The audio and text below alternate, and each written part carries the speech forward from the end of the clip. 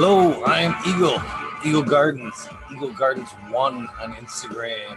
And this is Fucking Talking Shit with Eagle, episode 271.5. Rabbit hole. Hopefully you guys are having an amazing Friday, kicking off just a fantastic weekend.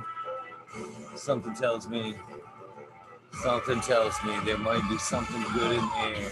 Just yet. See me talk a little bit in the background, get my chat going. A little brass against, doing a little rage cover. This chick's got some lungs. Had to come on and smoke one with you guys. We'll see where this rabbit hole goes. Hair in the grower, what's up? Stoked over here. Christmas Eve with you and Coop. It's gonna be pretty badass. Had to log on and see what was going on, hang out for at least a few. Try to get. Oh, there goes my music. See where it's supposed to go there. Hang out with you guys for a few and see if get the rabbit hole rolling. Get some people to take over a little bit. I don't know. Where'd my music go? What the hell happened there? Whole window and everything's gone. Oh, they're rocking out right there. Wrong place, though. Hold on, guys. I can't believe I just killed our music.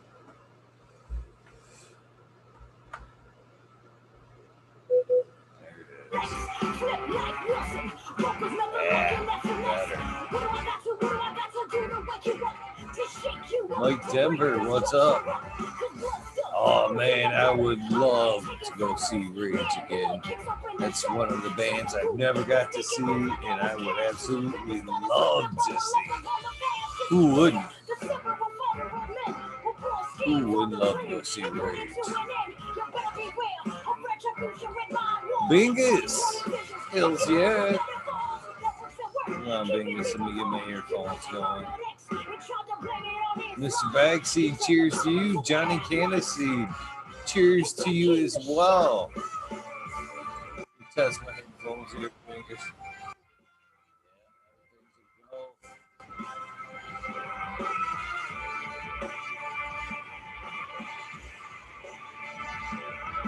That's wild. The thing asked me if I was playing music when I let you in. There we go. How you doing, good sir? Great. How you been? You've been rocking it. Cheers and welcome. Your shows have been really quite interesting of late. Just saying. I've been doing a lot of lurking while I trim. Great job. Great job. Appreciate that.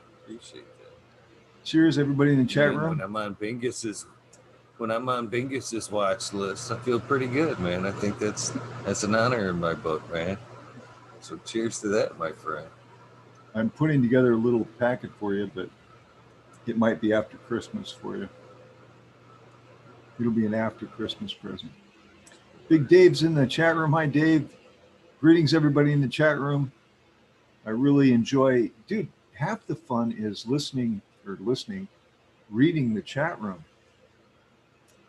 You know what I mean? A lot of great questions. I know. A lot of good jokes. I do. Just a lot of fun. It's awesome. But I'm not quite a night owl like you, bro. It just grows on me. I think it never used to be. It was just at one point, I think, some kind of switched, flipped. Yeah, I don't know. I get up early. I work. I stay busy all day long. And about midnight when my lights go out, I nod off. I'm kind of in sync with my plants because I basically live in my bedroom I'd say 75% of the time. You know, so kind of like your setting. I don't think that's a bad thing. No, I think it's more oxygen. Like where you're sitting, you have yours in the background. Well, mine's in front of me, right? And actually, your area is much larger. But my boy was telling me the other day, he goes, "Man, it's nice in here." I go, "Yeah, it is." And believe it or not, my cats come in here and they just like to hang out. They don't really, they know to stay away from the plants, but they'll find a little sunny spot and just hang out because they like it. I mean, it's, Johnny Caniseed, what's up, man? What's up, Angus? How you doing? Good, buddy. Right there. There you go. I like Froze. it. Things are freezing all the time. It's kind of fun. That was a good one.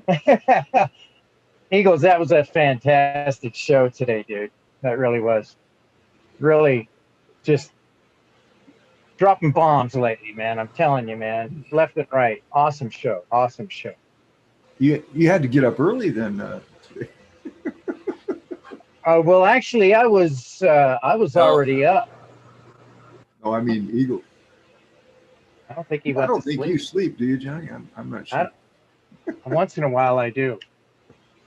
I don't think Eagle slept. No, that's what I thought too. That's what I was thinking. Cat naps. Yeah. Naps. I think at best 4-hour chunks if I can get them. Maybe a half hour here, half hour there throughout the day, but that's pretty average. 4 hours and then cat naps if I can sneak it in. Unfortunately.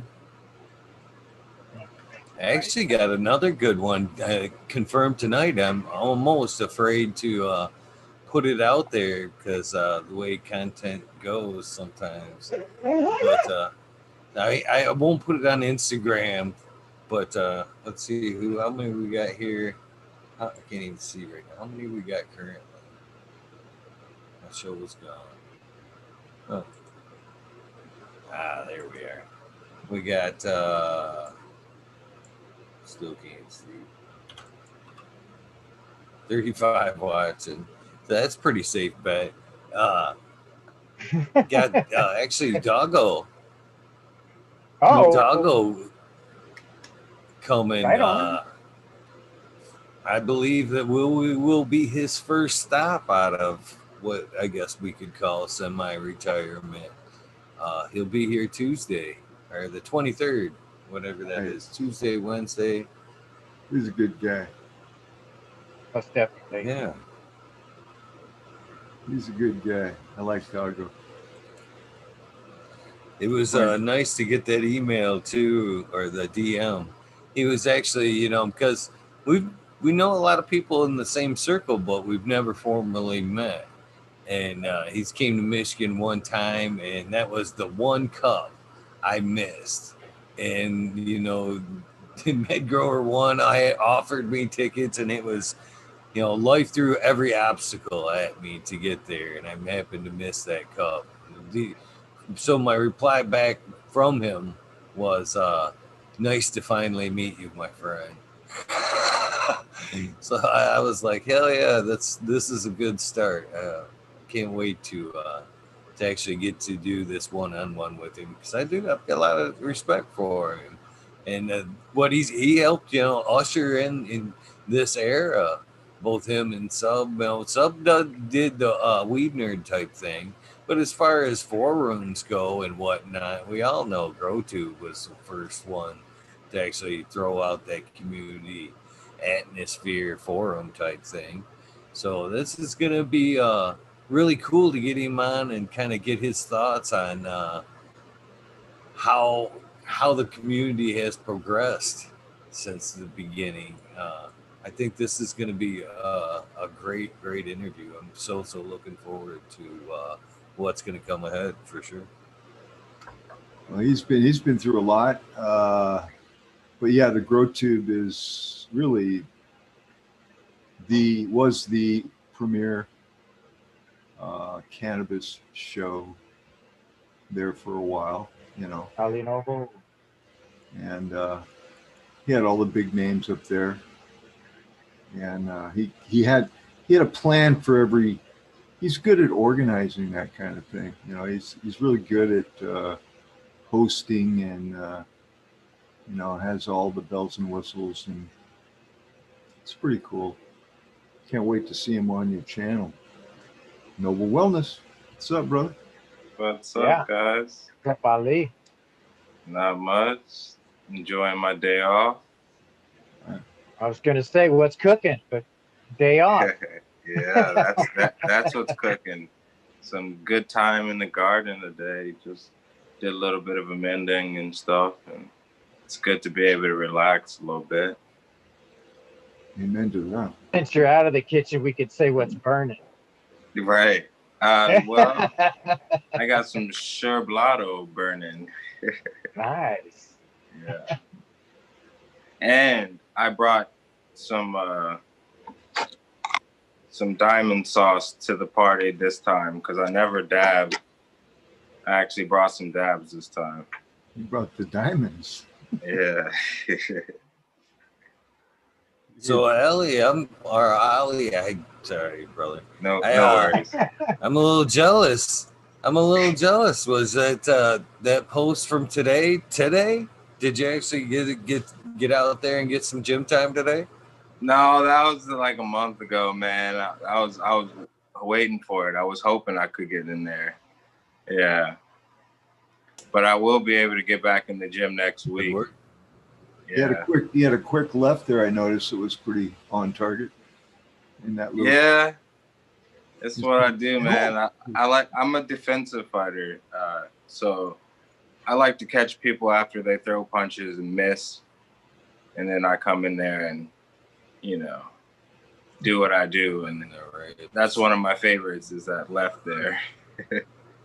Ali's a counter puncher. That's right. I mean, he was fully extended, and you were right there. It was like wham. Yeah. I thought to myself, it's over right there. It's done. Oh yeah. If we would have had lighter gloves, that would have been a different story for him. Yeah. Oh, it was right on the button too. I mean, you've definitely done it before. Yeah.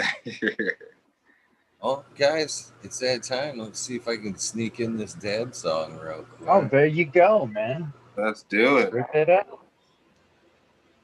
Heck, I wasn't even ready for this. I wasn't either, but I wasn't. I can make it happen. Oh, just ready and I wasn't ready. Holy loud! Hopefully, I'm not blasting your guys' ears. Going in on this Tommy Trichomes Dosey Sherb. Oh, some treats. Nice. Look how pretty that is. It's hard to see how, actually, yeah, you can get a nice shot of it there, how amber that is, how nice and, for a PHO, it's pretty. This is some diamond sauce. Nice looking stuff over. Yeah. Is that the Puckleberry over there, Johnny? No, that's my GM. That's my Ground Dog Mimosa. I'm drying up my Mimosa right now, as a matter of fact. And boy, I'll tell you what, that sucker is smelling my house up. I mean, mandarin orange with spice in it. It's just, whew. I like that sound of that. Really impressive. Yeah, it really smells good. Cheers to you guys. Cheers, Eagles.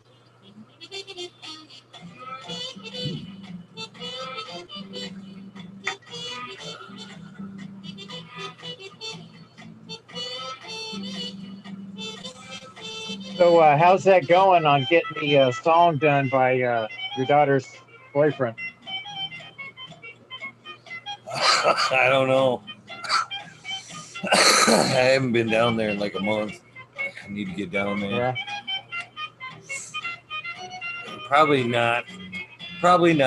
Really? Oh. We got to do something. We got to do something so it's our own kind of thing, you know. I seen Kazoo there nudging Nagayo there, a comedian. He was like, it would be cool if you played the dab song on an instrument on one of his posts when you come on the show. I was like, that's pretty funny right there. CJ Apple, what's going on? 2042 Spacewalker. Ooh, Sammy Sizzle. Jack, what are you doing, man? Get in here and tell us about that fucking Scott's. Yeah, Jack. Let's go, Jack. Join us. Have a copy of that book yet? Fucking Come on. lurker. Right on. Yeah. We need Jack. Modern. I know I want my autograph book. Me too. For sure. I want my autograph book. Dang it. Jack, get in here. Modern Genetics in the chat. He Hey, sent what's up, me a Modern? link today on some possible good guests today too. I'm gonna look into. You know, the community has made this thing a lot easier. You know, I do get tips here and there. You know what I mean? Little helps, little leads. Here's a good guest for you. You might want to look into this. Which definitely, I can't tell you how much that shit does help out keeping things going. That's for sure. So shout out to all you guys. All you guys. Right on, man. What you got going on in the garden, Eagle? I see some big plants behind Work. you. I don't even. They need to be in them tents behind me.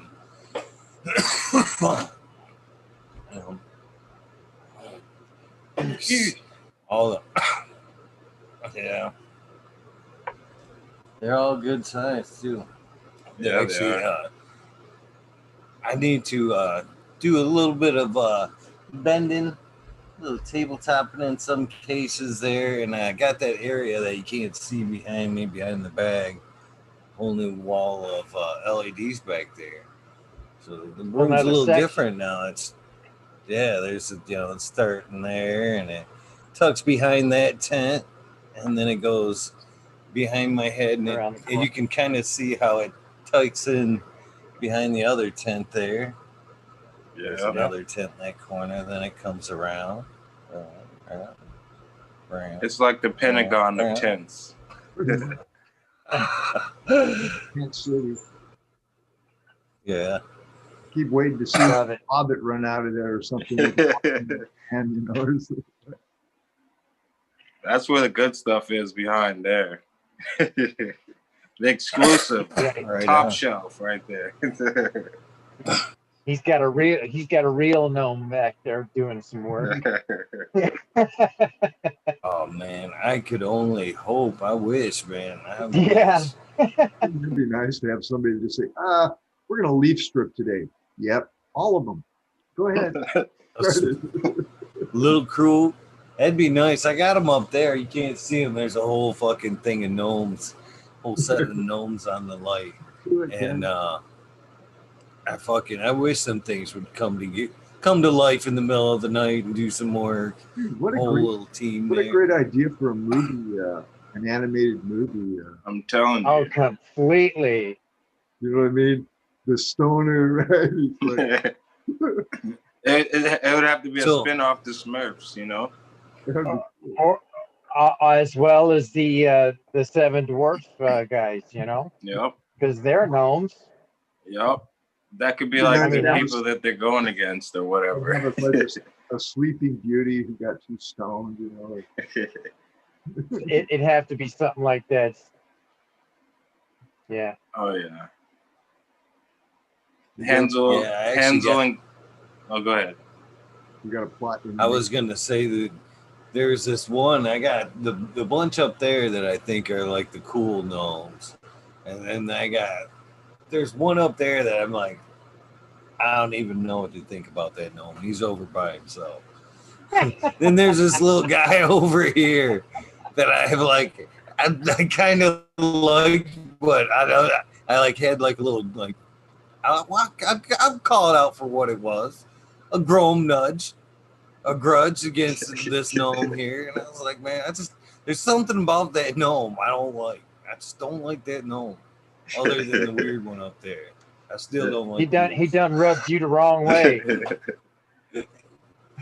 So I'm sitting here one night, and I had I'm talking to Smiley, and I had a little help from the psilocybin going on there. And I look over and I see this gnome, and I'm like, oh my gosh, that is fucking perfect. So I like kind of jump off camera as I'm talking to Smiley, and I start scribbling on this gnome. And now I like him, and Smiley likes him too. Yeah. Look, this is the new, and he was so easy to improve too. I think it was like the gesture, like because he's like holding up a bottle, kind of looks like he's drinking or something, you know. And I don't want no fucking drinking in my garden. You know what I mean? Right. This is not an alcohol garden, not an alcohol garden. But when I seen that and I had this idea in my head, it just Did you clicked. put So this is kombucha on it? Nope. Even better. Oh, here's camera over here. You see, there's the skull and crossbones there. Oh yeah. So this cat's Can't drinking see. the organic Kool-Aid. That's what he's drinking. This gnome's chugging the organic Kool-Aid. That's right. It actually says that on the bottle. If I flip it over right and get it right here. It says organic Kool-Aid and it has skull and crossbones on it. So it's like a one-wayer. You know what I mean? Once you drink the Kool-Aid, you're not going back and shit. So that's right. the organic Kool-Aid garden gnome right there. That's the rehab right there. That's how he made the That's switch. right. He drank that bottle and that was all she wrote. I see another plot too. I mean, Eagle just insulted the gnome, saying, "Hey, I don't like you drinking in my garden." And so the gnome waits till Eagle goes to sleep, and then he becomes animated and he gets over to Eagle's cup and he pours a little alcohol in there. Oh, And he waits for Eagle to Here's wake a little up. snip for you. Yeah, man. Gnome tinctures. Yeah. and he's the bad gnome. He comes to life, and the other gnomes could come after him, you know? With a left hook. Right? Yeah.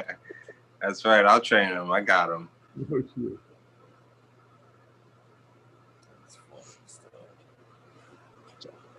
So what you guys got going this weekend? How's it started off for you guys? Well, I'm looking forward to the Great Conjunction coming up on the 21st. Go ahead. Oh, you don't even what? What was that? Oh, that's when Saturn and Jupiter come Oh together. yeah, okay. I did kind of hear something about that. Are they going to run into each Yeah, other? the Great Conjunction. I think that's going to be amazing. It's going to be a bright. You'll be able to see like a really bright star. It'll be cool. It's good to look up. For planets, not stars, planets. Nice. And coincidental, it all falls on the solstice. Exactly. Right? Winter solstice right there on it. Yeah. Cool. Yeah, That's true. That's movie Cat's Eye. It's a good one.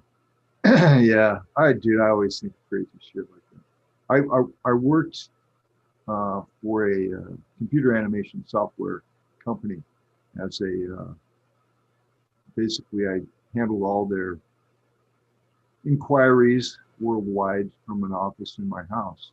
It's called Eon Software. They made basically the backdrops you see in a lot of the movies like Pirates of the Caribbean and stuff like that.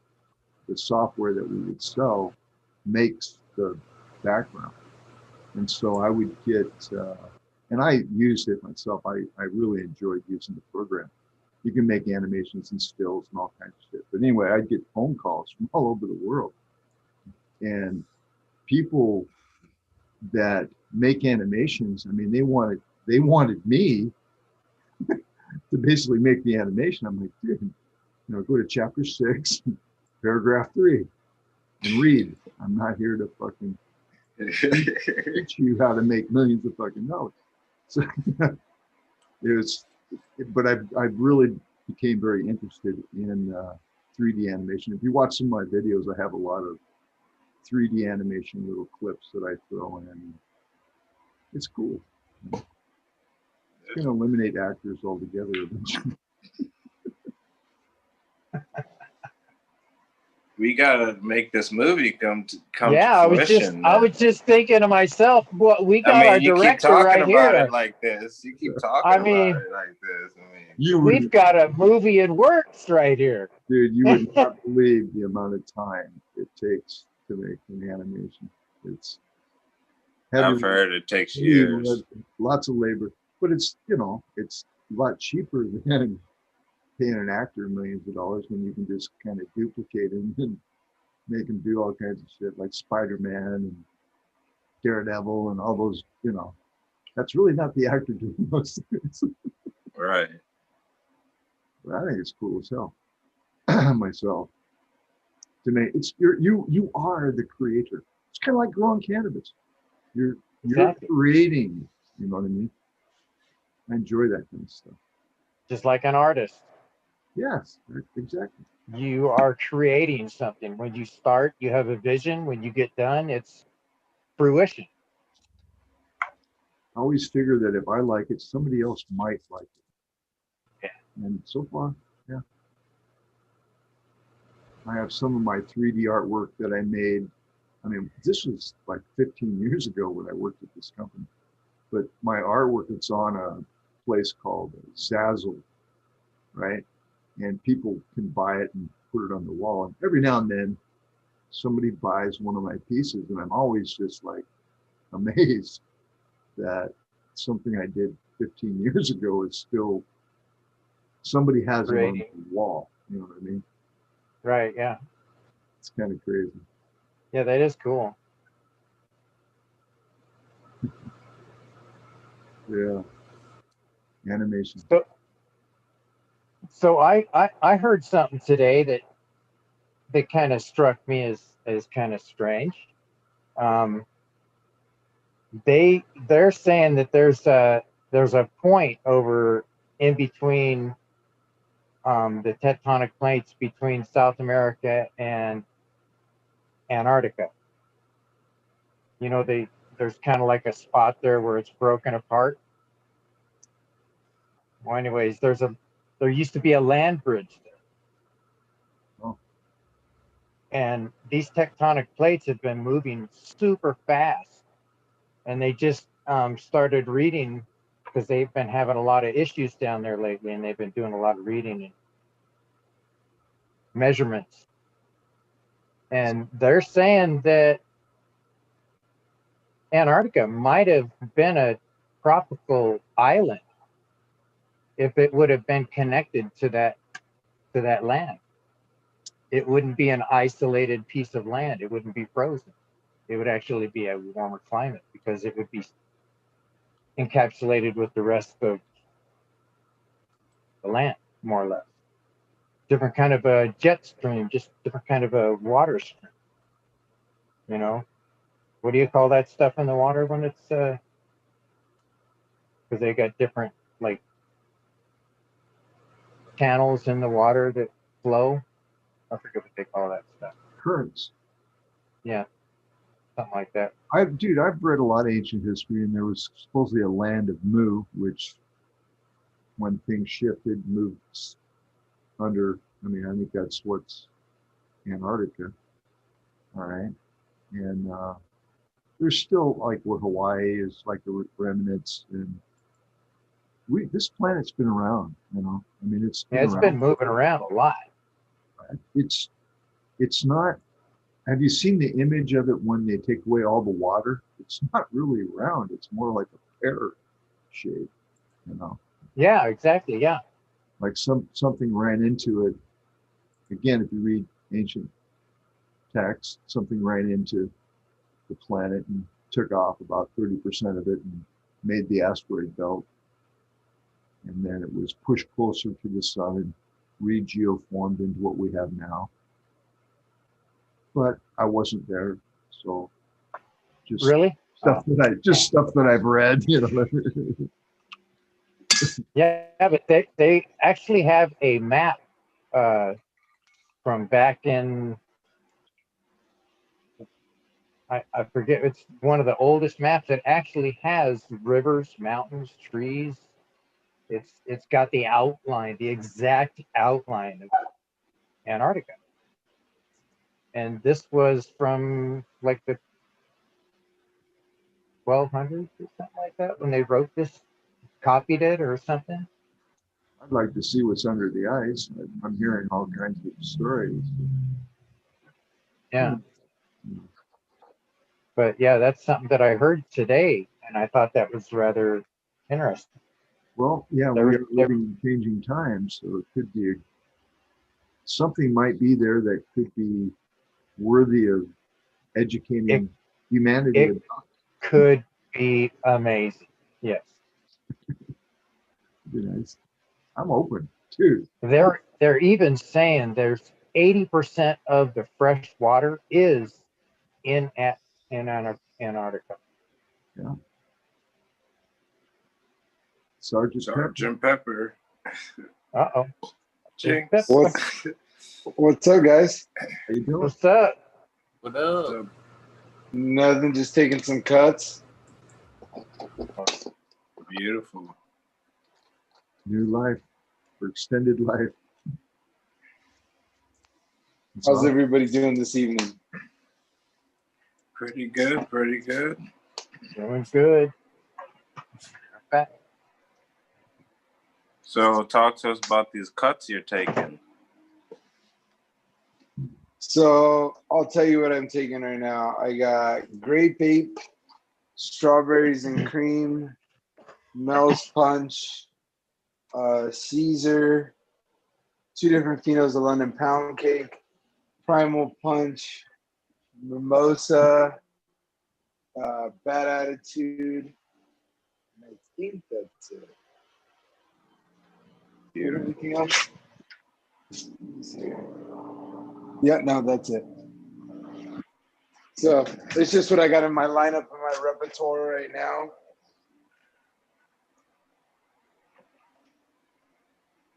Awesome. Why do I like the bad name Bad Attitude when it shouldn't? It seems like it just like counterproductive for a cannabis strain, but yeah, I like the name of it.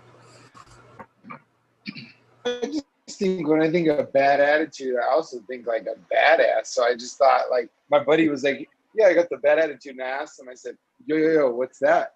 He said, "He's like, it's some funky shit." And I said, "It's funky." He goes, "Yeah, it's from Dojo Seed Company." And I went, "All right, let me get a couple of them." Let me get a couple of them. Yeah, I could use some attitude in my garden. Your buddies can do swappies. Right? Yeah. Exactly right. I could use some attitude. Well put. Right? Give me some attitude. Or it could be just that attitude adjustment you need. Right? Good for the bad attitude. You can look at it any perspective. Sit your butt down and smoke one. All right, you got a bad attitude? Here, hit this. Yeah. It's a bad attitude adjuster. Well, you know what? I always laugh at like that joke that Cat Williams says, where he says that, like, you know, you could have the fucking electricity get cut off on you because you didn't have enough money for the bill. And you're like, this is a fucking bullshit. They didn't cut off the power. Blah, blah, blah. You know what? It's all right. We'll just get some candles. Everything will be okay. Like, don't worry about it. Yeah. Like, that shit is gospel because, no lie, I could have some really bad road rage and be pissed off. And then I go home and I smoke. And then I'll be like, you know, maybe they were in a hurry. Maybe they had somewhere they had to be. It invokes empathy. Right, for sure, yeah. They were late to work. They were late to work. I've been there. Yeah. I used to have Yep. bad road rage, guys. I'll be honest.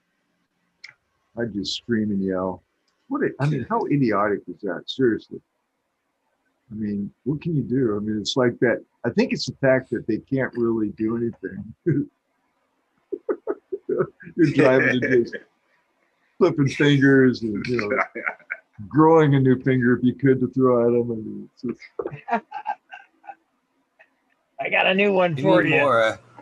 I used to get back at them a little bit, like almost eye for an eye with the anger thing. But then there's something that switched the last year where I just kind of took the approach, and I found it to be so much true.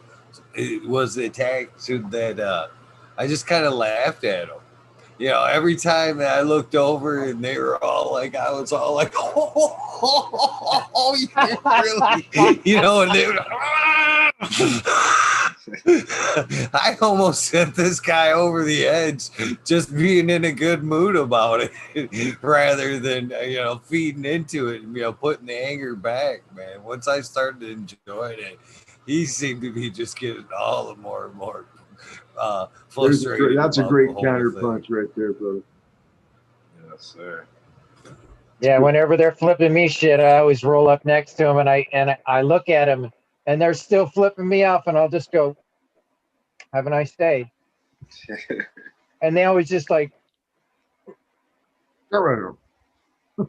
"That's not what I was looking for."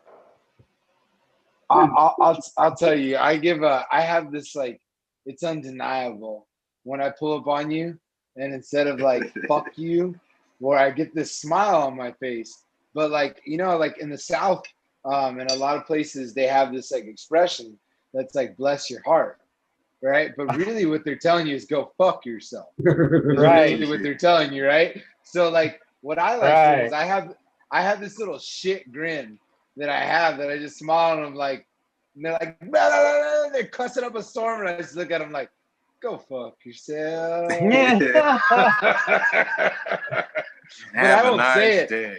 I just look at them and just, they know, they're like, fuck this guy. And I'm like, you're not going to ruin my day. Are you really going to get out of your car? I didn't think so. Right. It's fun watching some people, though. They look like they foam out of the mouth and shit. Oh, it's In funny. all due respect. I don't know. You can't say anything after all due respect. It's not like a pass. I happen to be like trapped right now with that all due respect and what comes next at the moment. It's just killing. You cannot just say whatever after bless your heart or all due respect. It isn't a buy. It isn't a buy. I'm sorry. It isn't. Oh, no. I mean, Eagle, they tell you bless your heart, but they don't say anything negative after that. They're just smiling too. They're smiling like they're being sarcastic. It's a sweet Southern smile, man. It's like, yeah, bless bro. your heart. Like they're not cussing at you. They're not insulting you. But if you don't realize that they're being sarcastic and telling you to go fuck yourself, you are definitely new.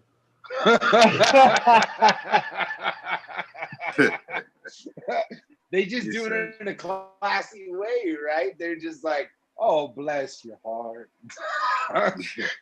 You're like, and then when they tell me that shit, I give them a dirty ass look like, you lying motherfucker. You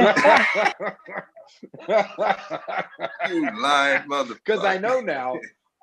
Yeah. I know now. I'm from Los Angeles, bro. I'm not from fucking the South. Yeah. But you catch up on that shit real quick. Right.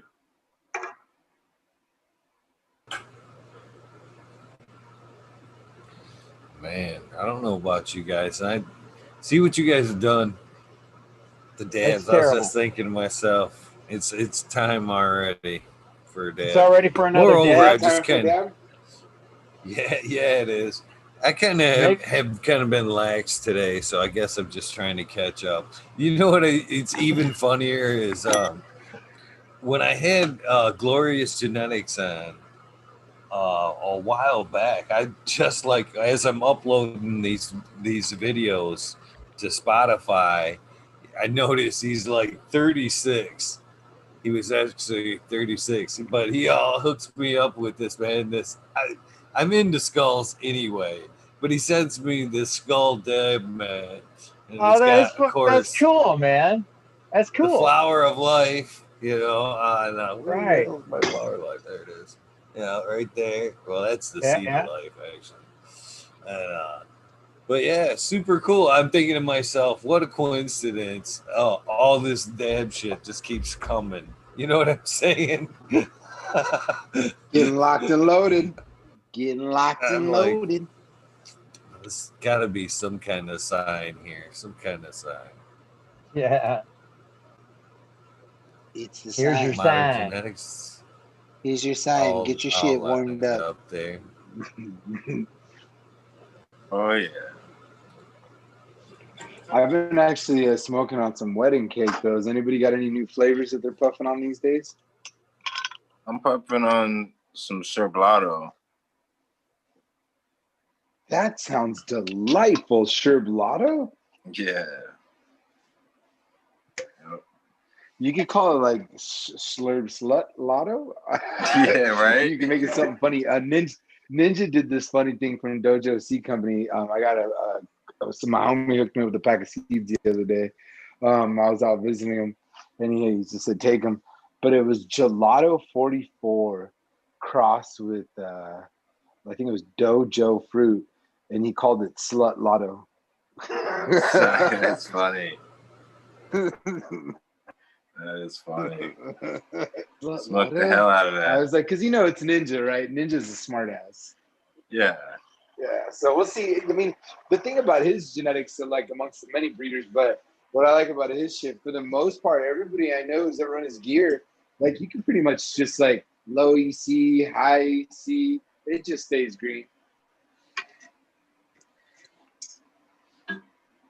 Right on, man. Yeah. What I'm super excited of right now is that Primal Punch. What are you guys running in your gardens right now? How about you, Eagle? What you running? I've got a fucking mess going on over here. That's what I got going, man. What isn't he running right now? I'm actually behind on dropping shit, to be honest with you. I've got the barbecue gorilla V2. I've got the Agent Orange Sangria and Jelly Bean. I've got the J1. I got the Candy Queen Menage Delight. And then I got the Twisted TK. I got the fucking Smash Cake. The Garlic Punch. The Primal 2. Beautiful Losers floating around here. And I know I'm forgetting some shit. The Orange Boss back over there. And Jack's Velvet Punch is in there. And damn. I don't write a lot of shit down unless it's a tester. It's just floating around. It's just floating around. But if it's a tester, it's in the book. And it's my system, I guess. Right on. What about you, Noble Wellness? Sorry. Yeah, no Cheers.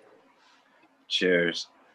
I got a whole bunch of testers going on from Fast Bloods and Chef Anna White Label. So I got Blackberry running. Ooh, Chef Anna. Nice. Yeah, these are. I got autos and a couple of photos as well. I just started, but right now I got Blackberry by Fast Buds, Gelato by Fast Buds.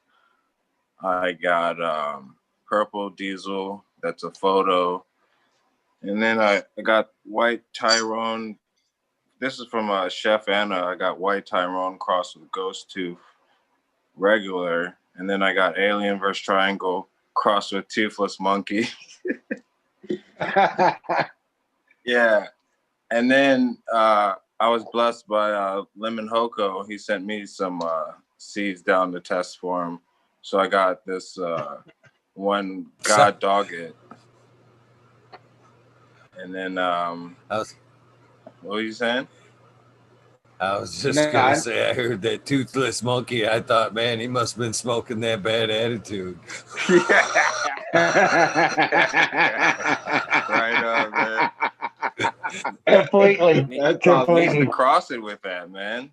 Get a cross going on. Yeah, there you Cross go. that shit. Two of those. Yeah, coordinate and cross that shit and coordinate. I think You know you'd what I'm have to saying? cross the bad attitude with the toothless monkey. I think that would have to equal shut It'd the be fuck up. Nice. That's fucking hilarious. Like monkey brawl. It'd be Oh, yeah, man. Yeah, dude, I hear good things about Chef Anna. Chef Anna, like I heard, like what was it? Greg from Science. He ran like a whole alpha tent, and he said he pulled fucking 4 packs out of some fucking autos that he got from Chef Anna that he ran. And I was like, you got to be fucking shitting me. Then he said, no, I'm serious. 4 fucking packs. And I was just blown away with that because it was like one 600-watt fixture and 4 fucking pounds in a tent. I was blown away by that. I was like, that's got to be some good fucking genetics right there. That's for sure. Yeah. You know what I mean? Man. Yeah. Yeah, so I heard good things about Chef Anna. That's for sure. It's made me think about, like, maybe I should fuck with some autos because I got an alpha tent now. What the fuck? It can't hurt, man. It definitely can't hurt. Like, I've definitely had great success with all of his runs that I've done for him. And yeah, you can definitely grow autos a lot bigger. You just got to have the right nutrients and the right schedules, and man, those things will take off now. That's what I hear. I hear the autos aren't the same as they used to be. I heard that, because back in the day, autos got it wrapped for, like, well, you can't clone it, you can't do much with it, blah, blah, blah. Not the same story I hear these days. I hear these days you find some gems. The only thing that is a little discouraging is that like you got to go hunt for that shit again. Where I'm lazy, man. I love that I can just take a fucking cut and just be like, yo, this shit's on lock right now. This ain't going nowhere. Yeah, that's true. That's the only thing. That's the only thing I like about the regs. But hey, like I said, I would love to try something in my extra tent because, like, you might find a gem and, maybe I'll make some rosin with it or something. I'm not really sure.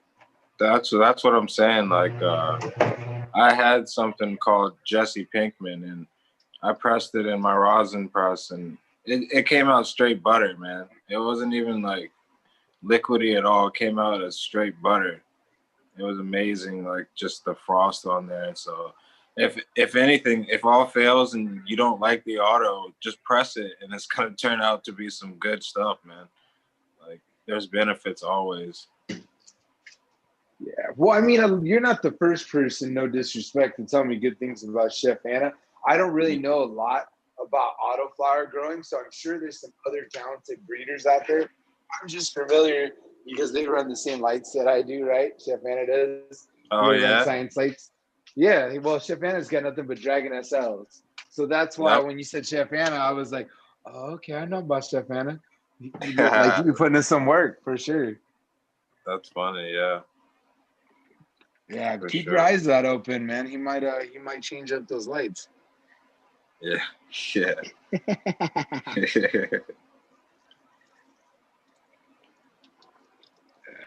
Anybody else run anything new in their garden? Well, I just started a strawberry cheese that is an auto. That is my very first strain that I grew. That's it. And yeah. Strawberry Oh, cheese. That sounds cool. Yeah, it's Sweet and pungent. There you are, right here. It's funny how kind of like That's her right there. Nice. She's got Definitely a little looks bit like of an structure auto. to her. Yeah. Yeah. Yeah, but I that say one there, man, what? it was really tasty. Is that the only auto you have? Actually, no. My Cindy 99 Blueberry is an auto, and that son of a gun there is one of the fertilest cloning machines I've ever come across. Yeah.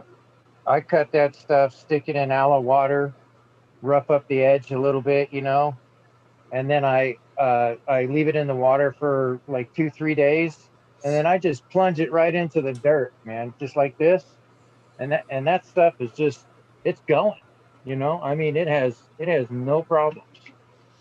It just gets right up and goes.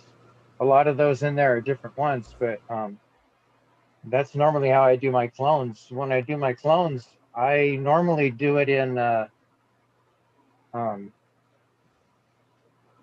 cocoa core. It seems to be easier to clone out in cocoa core than it is in just regular and into the soil that I mix up. The Okay. soil that I mix up is a little bit, I think it's a little bit too strong for it. So the cocoa Just core is realized just, I was top chat, man. Sorry. yeah, so the Sorry, cocoa Jen. core is just it's easier, it's easier on my on the clones, I believe, for it to root. Nice. Yeah, Medi Cropper used to do that actually. He used to just grab 72 cell sites trays and like literally just fill them up with cocoa, and he'd put all his cuts in there, and he said he had great success with it, and Yeah, he also saved quite a bit of money doing that. I've noticed that I get more close to like 89 to 90%. I mean, you know, I'm right up there close to 100% of my clones now with doing it cocoa core, and I don't have any issues with it. And I used I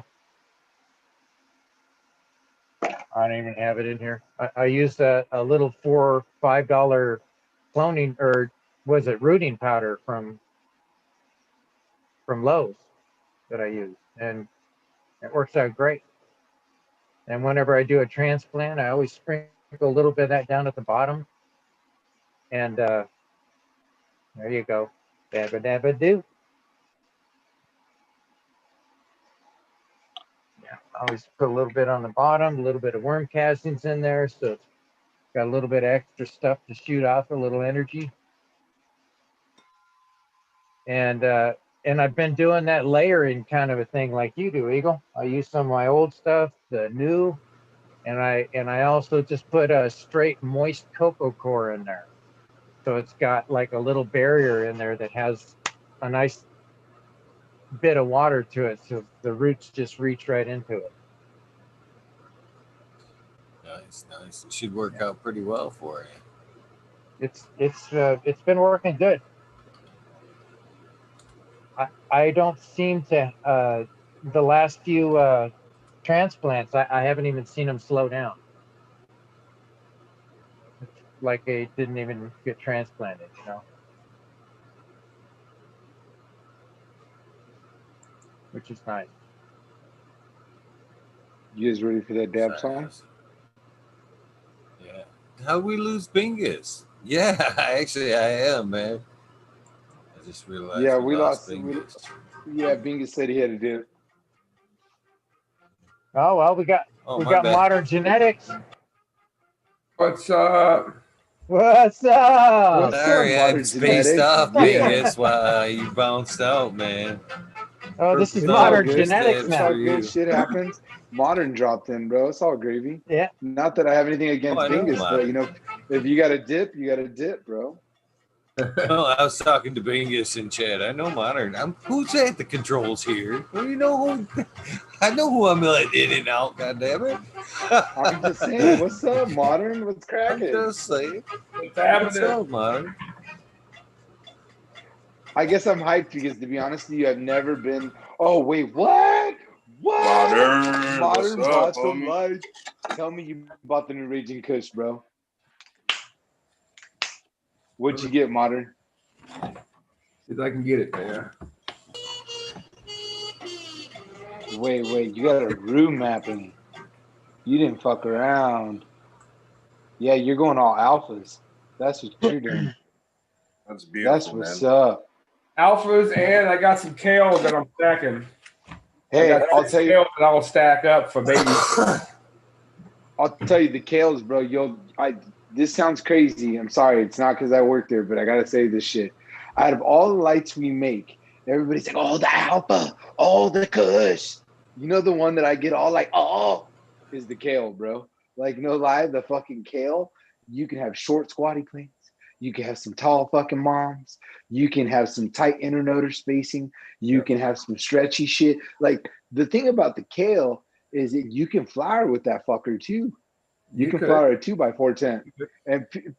And like, I don't know. I just think for the price point and what you get out of it, it's really fucking hard to beat that kale.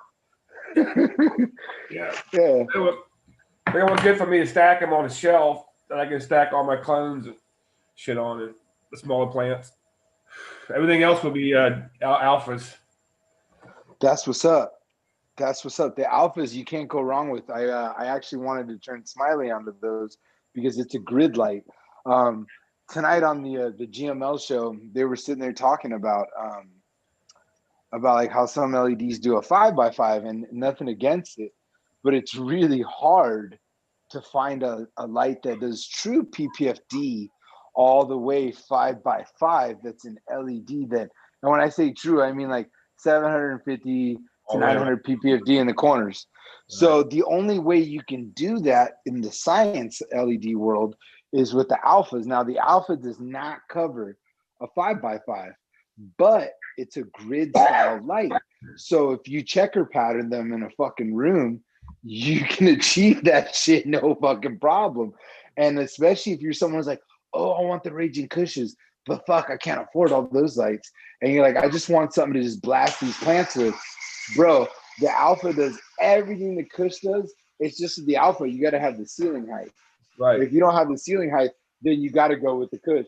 But I'm super pumped for you, bro. I can't wait to hear your feedback on those lights. I'm psyched.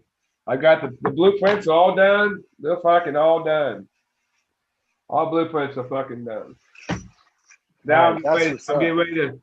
All I gotta do is apply to the city, and process to go through that, and then they'll give me the okay. Then I can get the rest of the building all done, everything done. Get operational. I'm excited. I finished it up today, so it was all. They had it done, but I had some corrections I needed to make on it, so we corrected that today, and I'm happy as puppy. Actually, it was yesterday. I think it was. Got all my days mixed up. That's awesome, though, man. I'm so excited for you. Like, wait till you try these lights, man. And it's not because I work there, because you guys all fucking know I've been a science fan like way before I worked at science.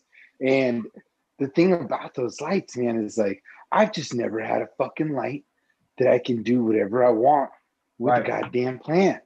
And like, no lie, like, especially if you have like limited space, like my veg is super fucking limited. I literally am allocating 2x8, but also I have 10-foot ceilings. So I'm able to achieve 3-tier racks, no problem. And I can do that to veg my entire flower room. So that's what I'm working on. I just got 4 kales myself. Hey, Eagle, I'll be right back, man. I gotta do something. Okay. All right, man. I'll be right back. Yeah, but you threw me off when I saw the science LED thing, man. I didn't even do my fucking dab. I got all excited and shit when I saw the little logo on your envelope. I know. I was like, what? Yeah. Cheers, guys. Yeah. Cheers, brother. Cheers. Yeah, hopefully, Eagle, you can have them on the trimming, father and son trimming tutorial. I think they had they had some old videos where they was just showing people how to trim, and I think that's how they got their name. But they carried on, but they're a fun bunch of the two, father and son. They're a lot of fun. What's up, Kazoo? What's happening, Modern? Congrats, brother, dude. I'm Yeah, thanks. for you, man. That's awesome. Right. Kazoo, he's been up here. He's seen the facility, so he knows what. Yeah, that's right. I did. Getting done now. You're getting there, brother. That's exciting, man. Congrats. Right. I'm excited. Heck yeah. Well, it's a long process, but right. Stay with it. Good for you, man. Good for you. Right. What's up, Kazoo? What's happening, Ollie? How are you? I'm good, brother. How you going? Real good. Real good. The garden's looking good. Thank you, my man. I always love your pictures. Yeah, man. Those are looking awesome. Oh, thanks, man. Been working on a new drawing. Fucking, you've been killing it with the artwork over there, buddy. Looking good. I've been working on one tonight, Eagle, for it's you and Smiley. Oh. Crazy.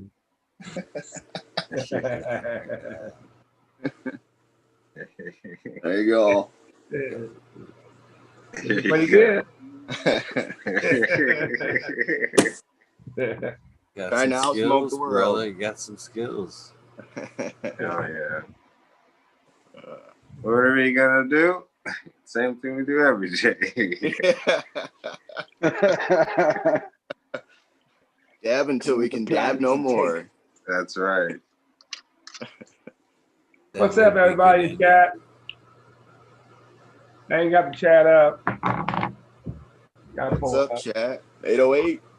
What up, brother? What's up, 808? How's DOA doing? Anybody know? He's got some beans on the way. I know that. I ain't seen him much of him. Last time, Johnny said he wasn't doing all so great the last time, a couple days ago when Johnny was talking about it. Sounded like he could use some good vibes sent his way. Yeah, last I heard too. Arts yeah. Shout outs to D. What's up, Chad? Cameron, what's up? Sungrown. Up, I go some. So many people say hi to you. I say hi to you, all you guys people. So don't say I don't. You guys want a sneak peek of a drawing I just wrapped up? Yeah.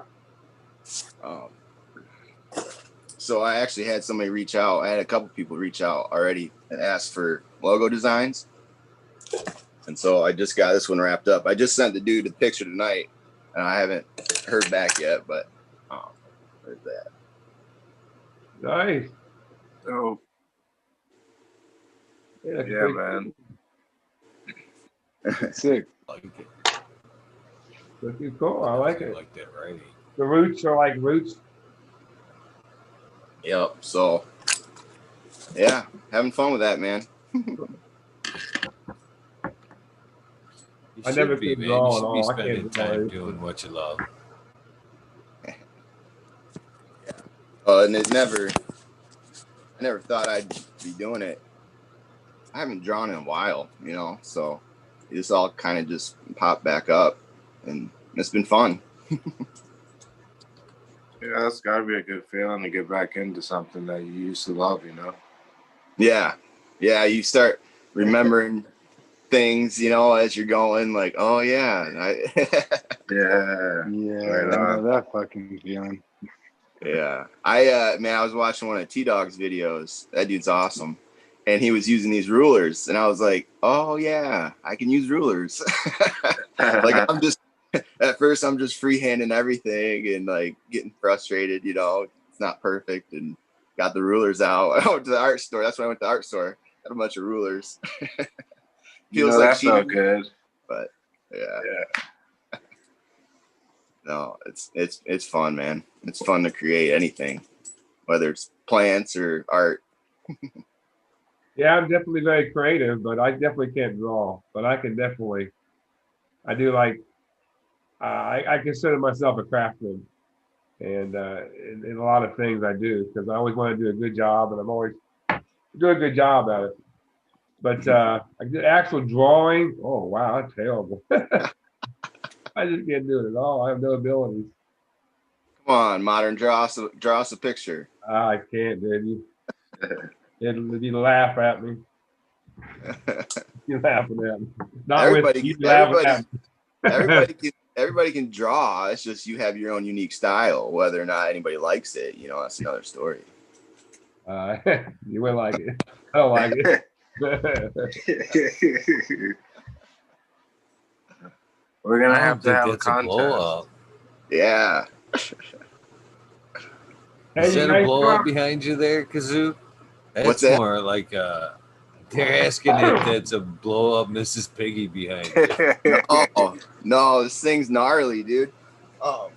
So my dad, like growing up, like I come from a long line of pickers, and so like all summer long we'd be riding around looking on the curbs to, you know, pick stuff to. I used to fix bikes as a kid, you know, so I'd look for bikes and take parts and, you know, look for stuff to sell and just hustle. So my dad still does it, you know, like it's just kind of like a recycling thing for him at this point, just like finding homes for things that still have value and purpose. So he, like, once in a while he'll bring over some random stuff, you know, anytime his truck pulls up, it's like, oh crap, what's he got this time? So he walks in the house with this pig thing, and I'm like, what in the heck? It's a mannequin.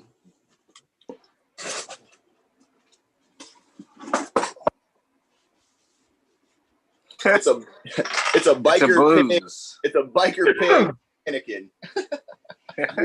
Do be hanging out of his mouth. Yeah, he needs one, right? Yeah. So that's my buddy. That's awesome. You got a name for him? You got a name for him? I don't. Maybe Chad can help me out with that. Your name. Have a contest going there. Name the pig. Right. Got a name on the truck. Have a name on that. Right. Have you drawn the pig yet? No. Yeah, man. You gotta get one of those in there. Yeah. And it's funny, I got a little note thing in my phone and I keep thinking of different ideas, you know? And so like the list just keeps getting longer, you know? And it's like I'm busy at my regular job, like super busy. So like I'm just staying up late drawing just for fun. So it's like I can't spend a ton of time doing it, but I really do enjoy it. So yeah. Oh yeah. That's got awesome. a name for the pig. That's good you've been busy. We want to hear it. Want to hear his name should be Pork Chiefin. Hey, Pork Chiefin. That's cool, man. I like it. I did like you know people. Pork Chiefin. Now we just gotta get What's a that, freaking Myra? blunt in his mouth. Right. Yeah, I did like you know. Oh, you do like the dome? There you go. That's perfect. Every garden should have a gnome or a pig. Yeah. Right? I got an alien in my garden. Yeah. A Dragon Ball Z alien. Nice. You remember Majin Buu? I never watched it. I never got into that. He was one of these one of those alien creatures. I got a big old alien costume suit.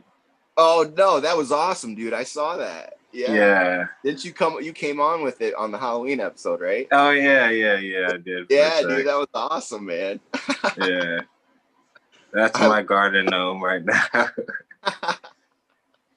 Dude, I love making costumes and dressing up. Like here at Bell's, the local brewery, once a year they have this thing called Eccentric Day.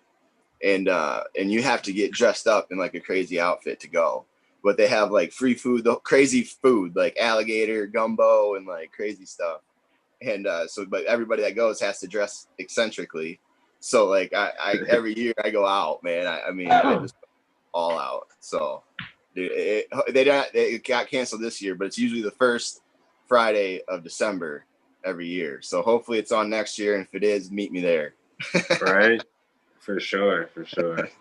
Sounds like a good time, man. Oh yeah. And you know, it's nobody that's gonna take themselves too seriously if they're dressed up, you know. Right? So, you get to be yourself underneath, man. right. Yeah, there's a freedom to that sometimes. Hell yeah. Keyword sometimes. Yeah. Exactly. Like one of my favorites, this is like kind of off left field, but if you know my train of thought, you'll understand. You always want to be yourself, but you know, there's always like that episode of Key and Peele where like they're sitting there talking and they sit there and they look at each other. I looked at her and I said, and they look around to make sure nobody's listening and looking. And they say, I said, bitch. And it's basically like, you know, as long as she don't know I act all tough, the moment she around. You talking about Key and Peele? Yeah, dude, that shit is hilarious. Does everybody act all tough? You said that to her? Looked at her. You said it to her face? I said,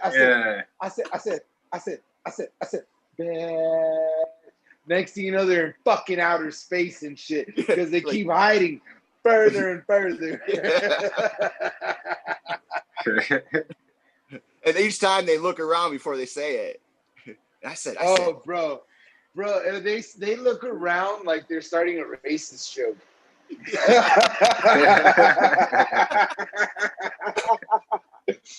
Coming from like a guy that's so dramatic to get about it. It's fucking hilarious. Right?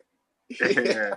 I love that. I have this joke that I love fucking with people where I go, all right, you want to know how all the best racist jokes start out? And they go, how? And they just look back left and right. And then they're like, all right, now what? And I'm like, that's the joke. That's how they all started out. Everybody looks around. Like, you know what I mean? Because it's a racist joke, so you got to watch what you say. Like, I don't know. That's the whole joke. But usually people go, oh, fuck you. Right after say that. That's a good one, man. Well, yeah, because you're expecting me to be super racist. So it's like the joke's on you, bro. Right. Exactly. Yeah.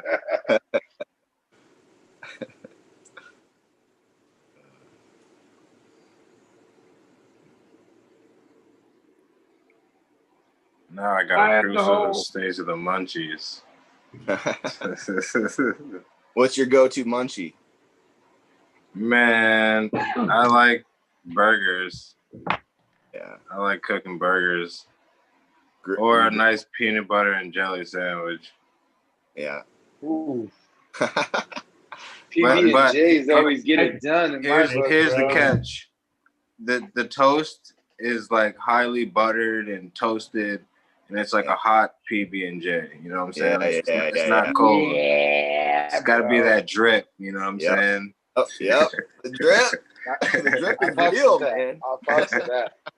Yeah, man. I'll get a little crazy and throw a banana on there sometime. Oh, yeah. You took the maybe words out of my mouth. maybe a drizzle of honey shit. if I'm getting real. You can put a little brown sugar sprinkle in there too. You know what I'm saying? A little cinnamon.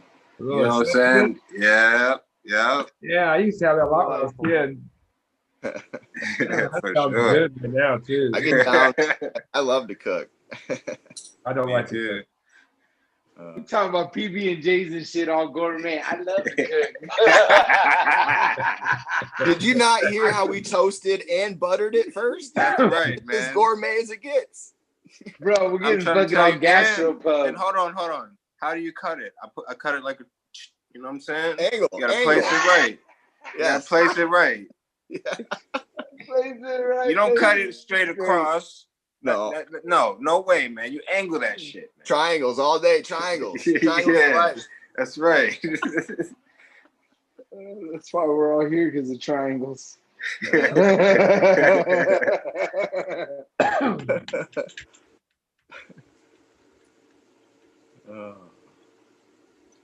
Oh, that's awesome. No, but like on the reels, I one of my favorite shows, and this is a stoner at heart of me. This is like one show, no matter what. It's kind of like mine and my wife's like Emergency Parachute when I ain't nothing else on TV. Well, there's a couple of them. There's always fucking Family Guy, but that wasn't what I was gonna say. It is actually a triple D, which is Diners, Drive-ins, and Dives. Ah. I thought you were gonna go with Trailer Park Boys. No, bro, Triple D. That's why I said the fat boy inside me.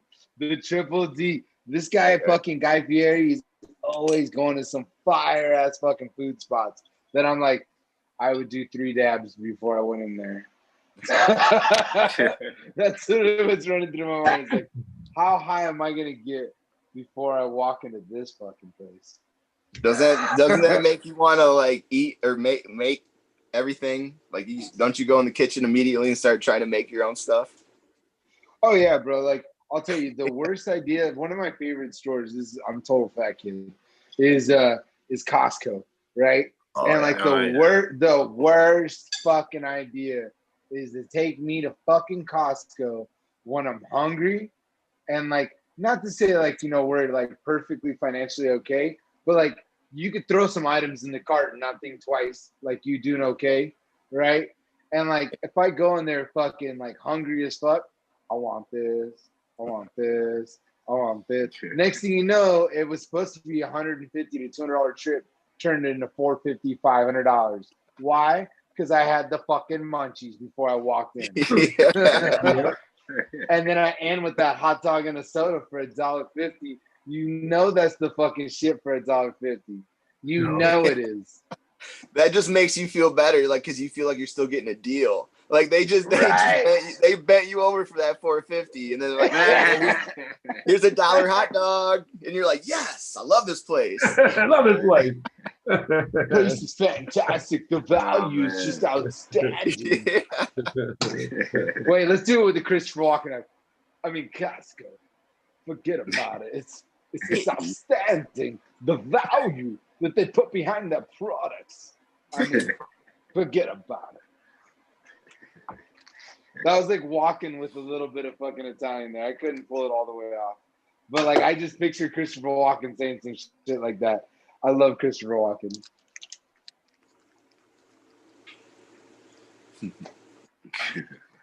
Chad, I'm surprised you've ever eaten a hot dog in your life.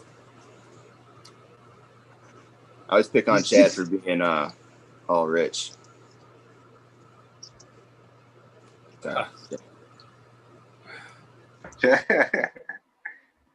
Man, okay.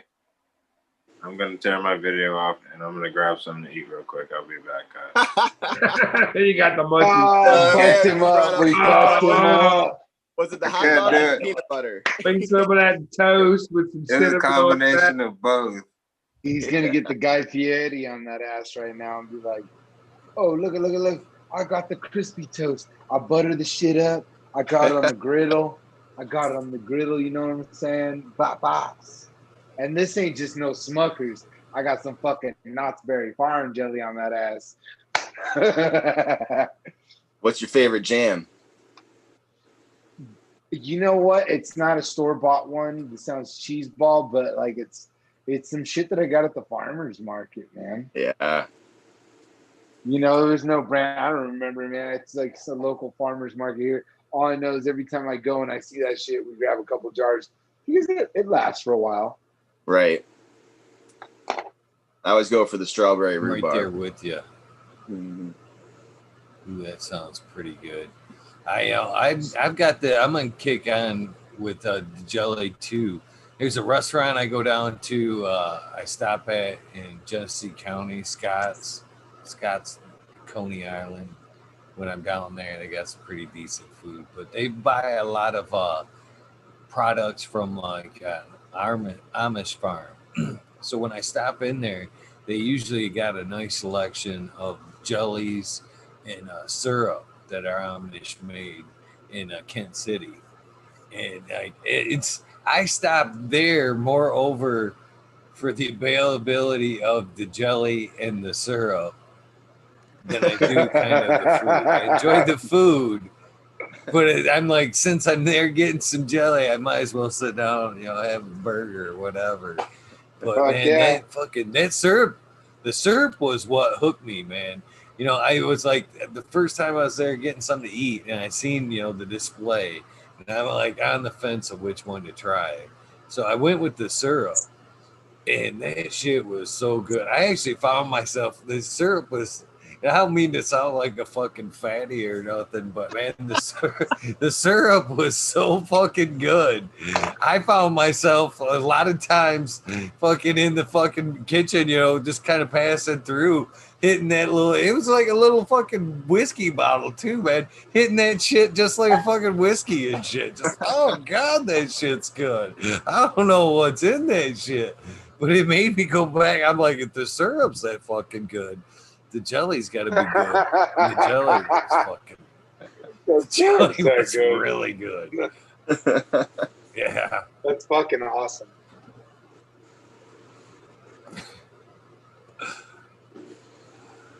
Definitely love that stuff. I like to support the local people anyway. You know what I mean? Your local businesses and people that are trying. For sure. Helps make the world go wild, for sure. Yeah, I got to go down and visit KZU Glass again here in a couple days. So I'll go down there and take a few pictures at the shop and post those. Maybe take a video or something. He's a cool dude, man. It's fun going down there and checking the shop out. Yeah, light a fire under him, because I did extend out. As you were saying that, I thought, fuck, I did extend out an invitation to him to come on the show. So while you're over there, why don't you? He's thinking about it. He's seriously thinking about it. I'm gonna talk him into it. There's a few guys I'm trying to talk into taking the plunge, but he could.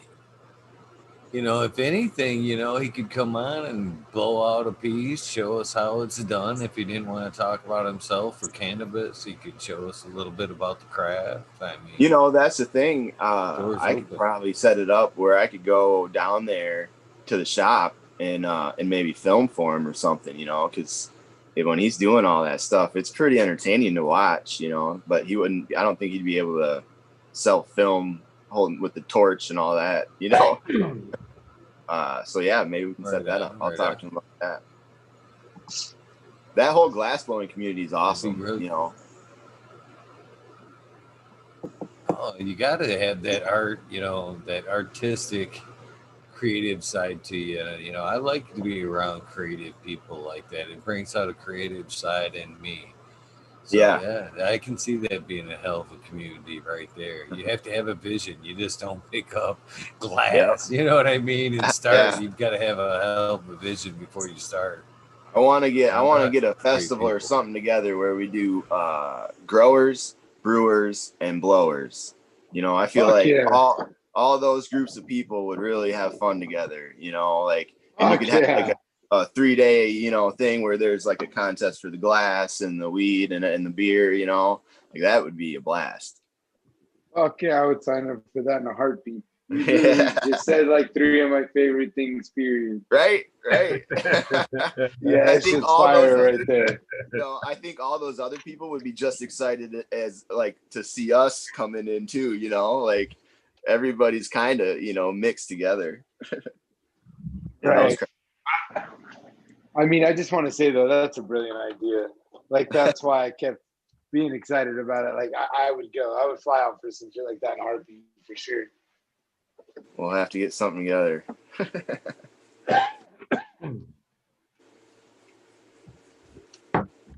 Cool. I'm just looking forward to any kind of event, to be honest. Yeah, right. Yeah, right. Fuck, at this point, you're not wrong, Eagle. You're not wrong. How cool was it, Kazoo, that Danny Danko fucking threw out of all the fucking places he could have threw out. He called out Vehicle City Social there. Yeah, it's like a cool place, innovative type place. I thought that was really cool. It is cool. Spot, maybe. Yeah. No, that was awesome, man. Great get, man. You've been killing it, dude.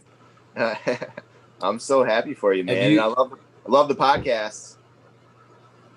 Do you like the podcasts? Yeah, I'm going back and listening to them all because honestly, like for me, it was like the work thing. Like I use my Bluetooth headphones, so I have to have my phone in my pocket. But to have YouTube on, I guess I could subscribe and maybe I could have the screen locked. But if the screen shuts off, then the stream goes off. So I have to like leave my phone set on countertops and stuff, and then I'm walking around, and then the signal's going out, and so having it on the podcast form, I can have it on Spotify, and my phone, I can have the screen off, so then I can just rock it, But then the only problem is I'm sitting there like I was listening to one the other day, and they're talking about the garden, and I go to like pull my phone out to check it out, and I was like, oh damn it, this one's on Spotify. but it is really handy, man, and like that's how I found like the Michigan Bro Grow shows is just searching on Spotify for grow information. So I do think that's going to be a big channel of people finding you and finding the show through that, just through podcasts. A lot of people just do podcasts now. So the YouTube, live YouTube is kind of a small community, really. I've never done the Spotify. I've never been on that. That's just a gap, basically. There's so much content on YouTube. Why venture somewhere else? Every day it seems like the Future Cannabis has another awesome like guest series going on. It's like 3 hours long, and it's like I can't go back. I want to go back and rewatch all this stuff, but it's like the hours that they're putting in, and like Eagle's show, like dude, you create so much content, it's impossible to catch up. Like which is awesome, it's awesome, but you got to kind of focus what you're watching sometimes. That's another thing too. You kind of pointed out, though. There's so much going so fast that a lot of great shit's getting, lost into the fucking past there. And that's what I've kind of enjoyed about the Spotify aspect of it. I started doing it. I need to fucking do it since I'm downloading it anyway, and I already have copies of it.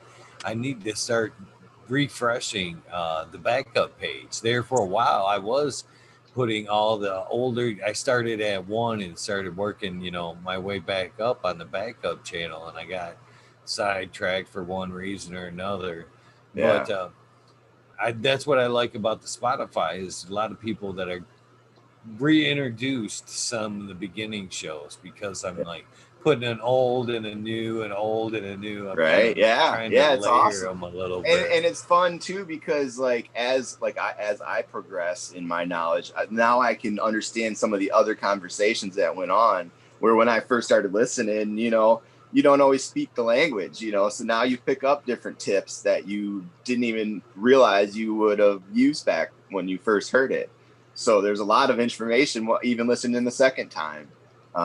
So yeah, dude, it's awesome, man. It's a good platform to be on, and especially when everything starts going, the more things go legal, the more people are going to be looking for this same sort of content, man. And you've got more. You're going to have more hours than anybody out there, and you should have that stuff out there so you can you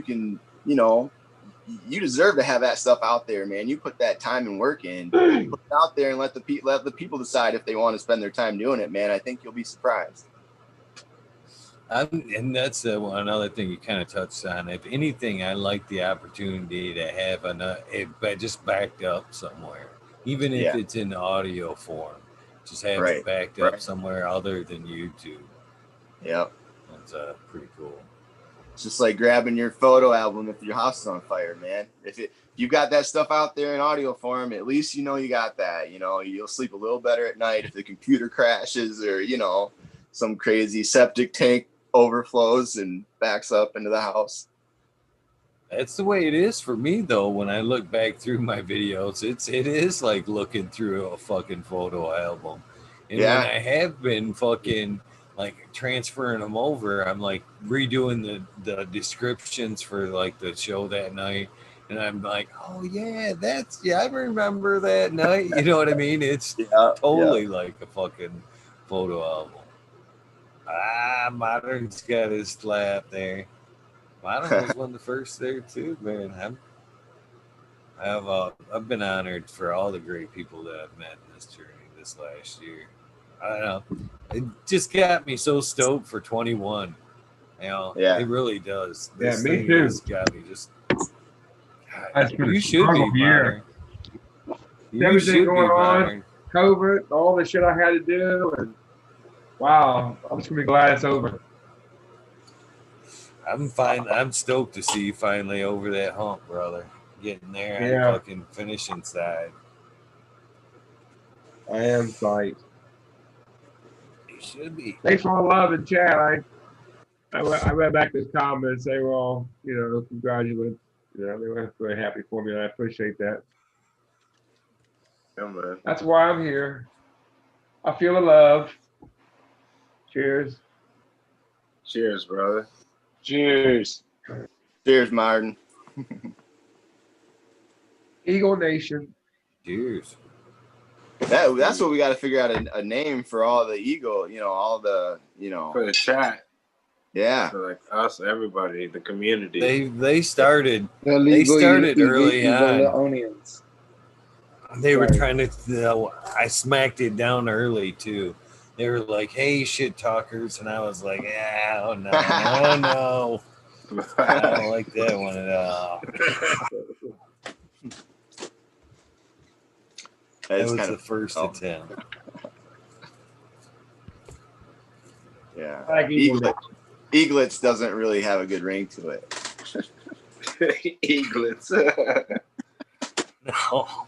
Sounds like an ugly duckling type thing. Get that eaglet out of here. Hey, maybe it's fitting then.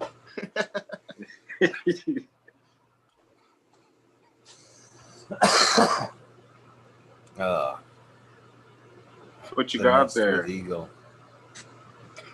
Hash. Oh man. Going in. You guys, I'm telling you, I am such the cheap fucker when it comes to this dabbing thing. I am not kidding you. I'm after every dab, I say you not, man. This little cap I use, I got my fucking paper right here. Like this will be my next joint. You can see it already. That was my last dab. You know what I mean? Every time I take that, because the oils are still hot on it. So every time I'm done with my dab, I just kind of swirl it around on my paper there. Yeah. Recatch that oil, get it for the next joint. And then when I see this this thing fucking getting to, you know what I mean? It's ready now. I'll hit that with a torch right there and fucking drop all that onto that paper as well, all that fucking oil, before it's ever got a chance to get into my rig, man. I'll just put a nice layer, one oily paper, and it's usually a pretty nice joint right there. But I ain't fucking wasting. That's right, I ain't wasting shit on this stuff. The flock, yeah, man. Boy. I do the same thing, man. I don't waste it. I'll either take a dab of it or I'll rub the tip of my tool on the paper and try to get that off of there. And it's always clean and nice. I don't understand why we don't use the oil pipes, to be honest with you. That was the way back in the day, kind of when earwax was king, if you will. Okay. The oil pipe's like a Gandalf. So it's there's camera. So it's on a nice little angle like that, and you're just kind of going at it with a glass rod. You kind of heating up the glass rod, but it's the same thing because of the angle there. Usually the oil will like drip back down into the bowl, so that same amount of oil there you could usually hit a few times. But yeah, that's the way we did it back in the day. It was fucking straight up oil pipe. Same thing, oil burns for a long time. A lot is being wasted in them dabs for a lot of things. I'm actually fucking looking at the rig going, how can I get that shit out of there? How can I get that out of there? Yeah. I know that might sound cheap, but true. Zero waste is the way to go, if you don't got it and you don't got it to waste, then it's always a good idea to try to get some of that out of there. I used to have the old-fashioned titanium buckets, and man, I would collect a ton of that reclaim in there. Be like a gram of reclaim claimed out of there. I tried doing that, you know what I mean? I got like little fucking things like this where I, started dropping all the reclaim in, but I find I never go back for it. I'm like, I ain't dabbing that. It's good for like joints, but I'm not going back and dabbing it. Maybe use it for some edibles or something too. Yeah. That's what's up, mama. It would be a good idea there too. Guess what I have, Eagle, for Christmas? Uh-oh. What you got, Roy? I got your hash that you gave me. I'm gonna burn it on Christmas. Nice. Still have it. See, I'll save it for a special occasion. I know you can't wait for a special occasion, but I can. So I get to enjoy it for Christmas. He said you gotta give him a little something for Christmas. I'll hop on and smoke it with you. I'm interested to see how much it's changed for you. You know what I mean? That cure, a nice cure for you. If it's good hash, which it is, it seems to age well. Ain't even that Mine's long. always gone before I can get that cure, though. I mean, mine's like a firecracker. Once I've set that hash fuse, man, it's going. Yow! I enjoy flower. I mean, I enjoy the. I mean, I like it changing it up, but I just prefer flower. Oh, I'd like flower too. It's Man. going to It's go completely away. different bugs. Yeah, I'm not too much into the edibles. Like I said, either I take too much or I don't get enough. I never get the right dosage of what I want. So I never stick with something, keep taking more of that, get the right, ratio. I just like, fuck it. Got too buzzed or or I didn't get that knob of it, so. But I do like the Kool-Aid. Man, that's some good stuff. Red Eye Rustler, he gave me some Kool-Aid that he made with Bruce Banner. Boy, that shit got me wired. You had some of that actually, didn't you, Eagle? Yeah, it's good stuff. Yeah. Good stuff. Yeah, that was some good stuff. That what he had up there in the forest there? Yeah. He gave me that night. I didn't sleep at all. I didn't sleep a wink, man. It was just, I wasn't tired. I didn't wake up tired. I'm like, damn, I didn't sleep at all, but I don't fucking feel tired at all. That made me feel good. I think that was the right dosage. I enjoy edibles myself. I haven't taken any real good mushrooms since I was young.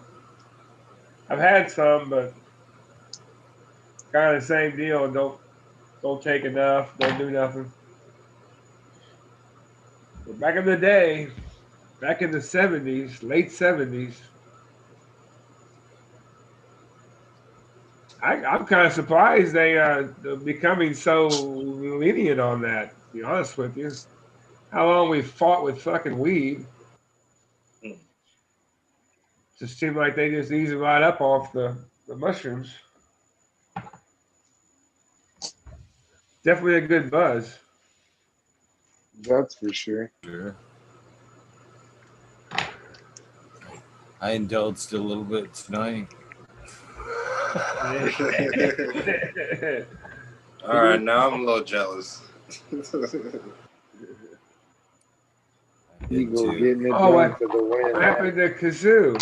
People just keep dropping out. I don't even notice.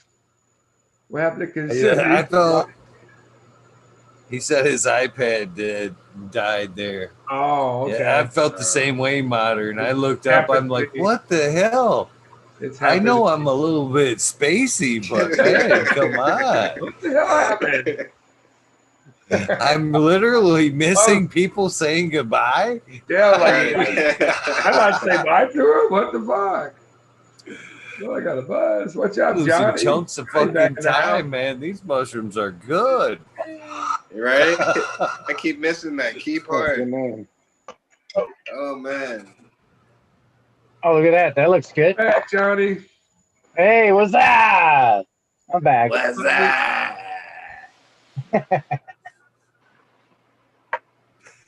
Johnny, Yeah, Sergeant, those look healthy in there.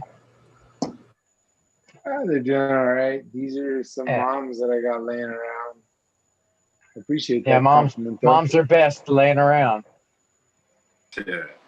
Yeah, well, I'm just slowly rebuilding, that's for sure, because everything was all fucked up for a while. So then, I got to a point where I built some moms, and everybody told me, like, why didn't you do half your room? And I said, because that's not what I would do. What I want to do is I want to get all my moms back. I want to get everything rolling again. And if it takes longer, fuck it. It takes longer. I already took this fucking long. What was a few extra weeks? I Hey, lost that's the what I whole say. fucking run. So it's like, fuck it. Just let's come back stronger and ready to roll and lesson learned. Sometimes it's worth it. Yeah, I won't do that stupid shit again.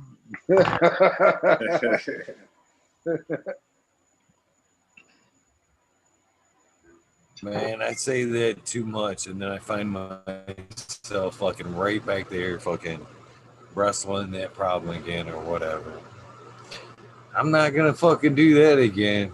Right back in there. Getting kicked one more time. One more for good luck, man. It's all right. Got to make sure we learn the hard way. All right. Oh, Smiley's in the Times house. for me, it's got to be brutal. Ooh, Smiley dropping in. It's like he's in chat. He's in chat, just teasing us in chat. Yeah. Okay. Where you at, Smiley? He wants to break. Oh, sorry, buddy. Fingers He's in his garden crushing. Yep, you know it. He's in the garden just I'm crushing. in my garden. I need to be crushing. Don't panic, it's organic Smiley at your service. Working on the logo for him. What do you got to do in the garden, Eagle? Just about everything. Same shit that I've been. Remember the list I gave you the other day? Yeah.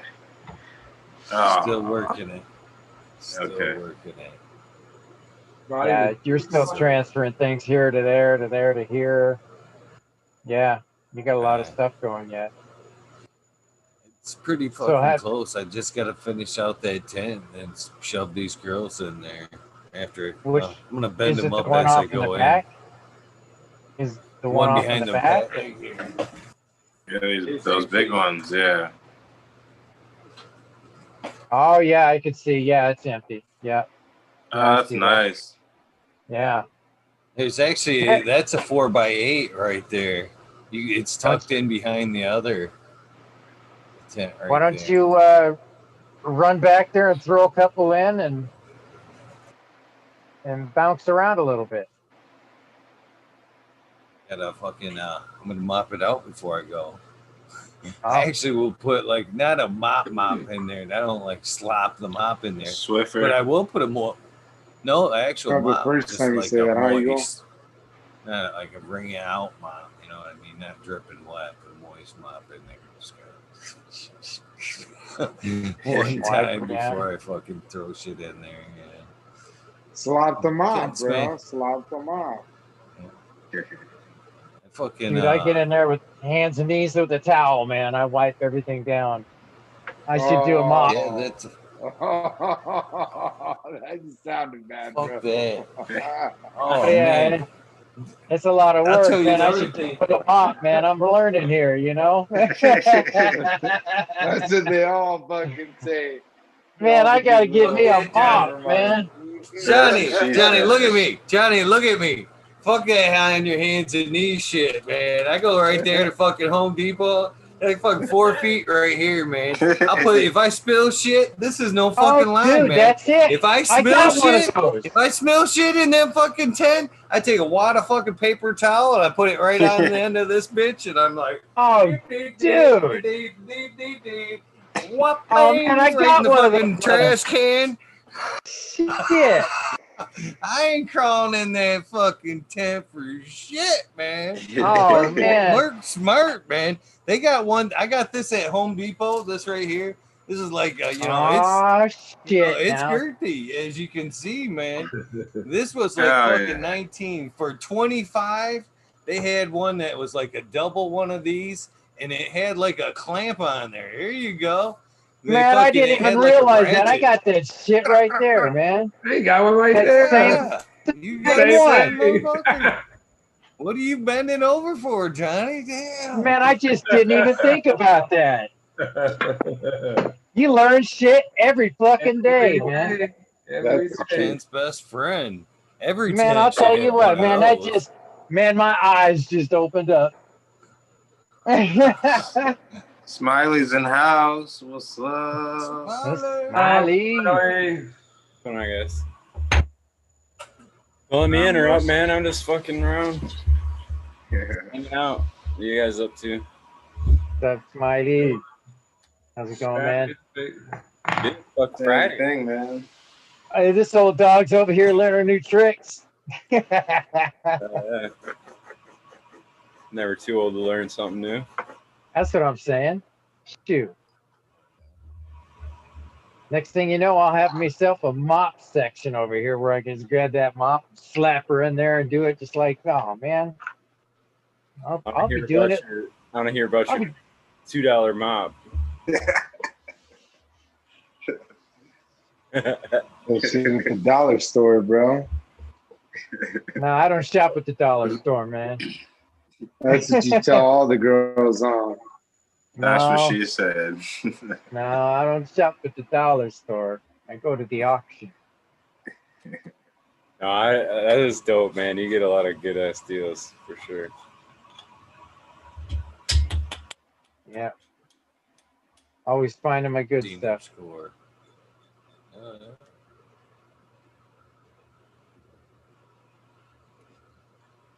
You guys ever use that res clear for your bong water?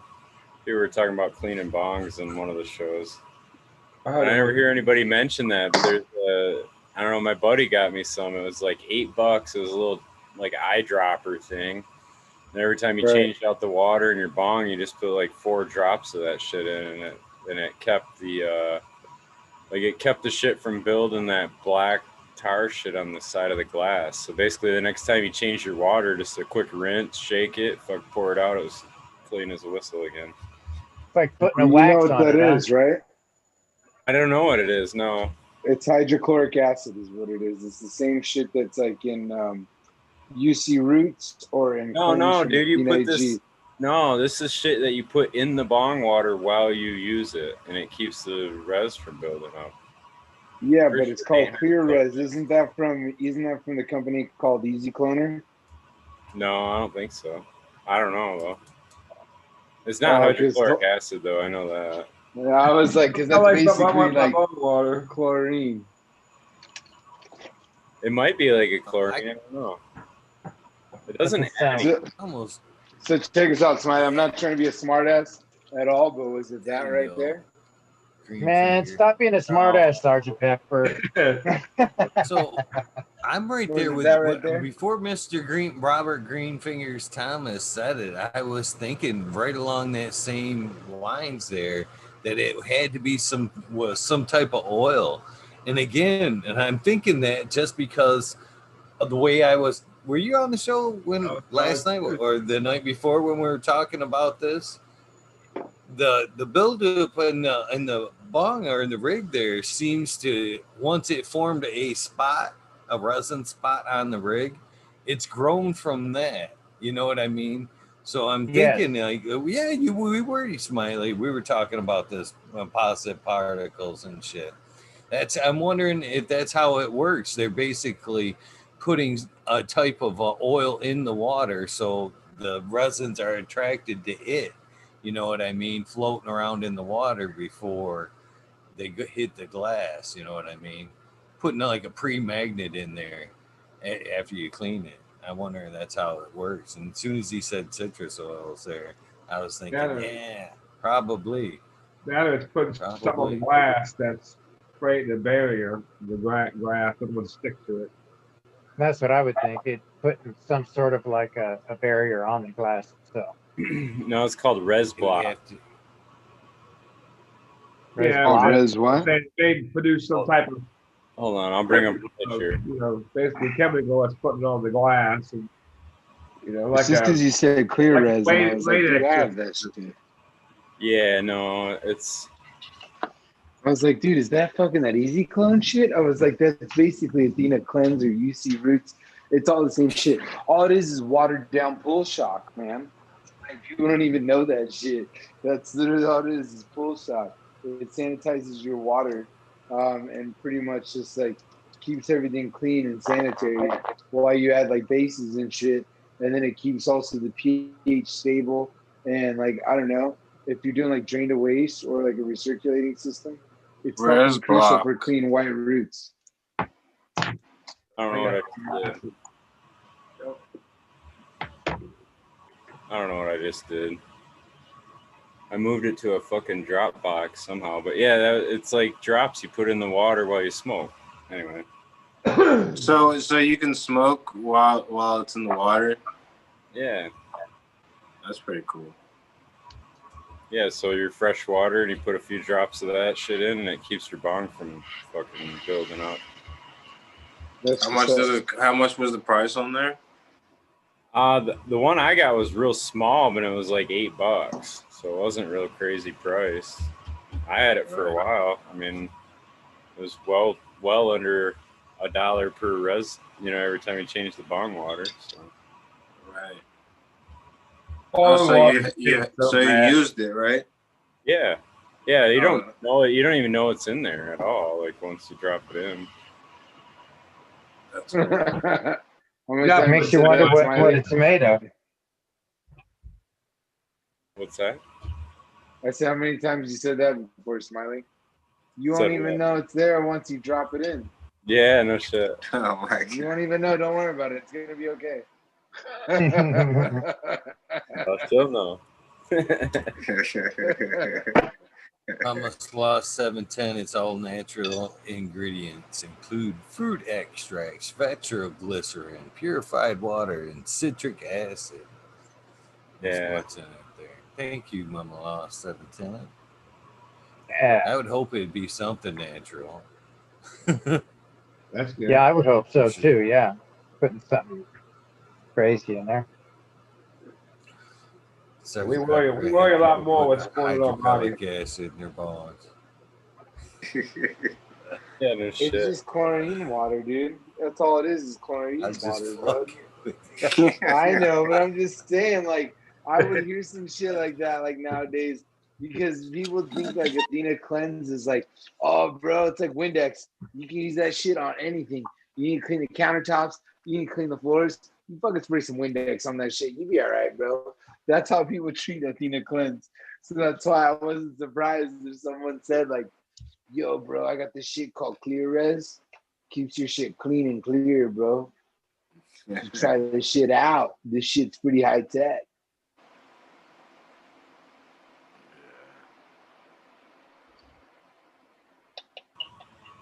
Must be it comes in a bottle, you know? Must be high tech.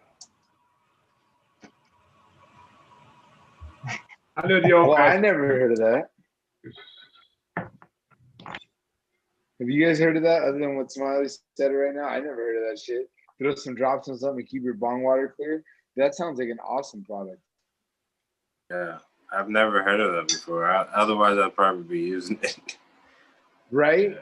I would imagine most head shops got it, or wherever you get your glass from. This is never something that I've thought to ask about. No, me neither. I've always thought about asking for cleaner, not asking for something to prevent it. Well, and they should have some good salespeople. Be like, you just bought this new bong, you want to keep it clean? I'm gonna upsell you this $7.99. Yeah. Watch out now. They did, but they Smiley's tried to fucking sell me glass. the cleaner for 20 some, and I was like, yeah, I can find something better. I'm that Eagle said, "Fuck that! Rubbing alcohol and kosher salt, kiss my ass." That's something. I was thinking more like what is it? The Purple Power. Purple Power. It's like another all natural like cleaner like that.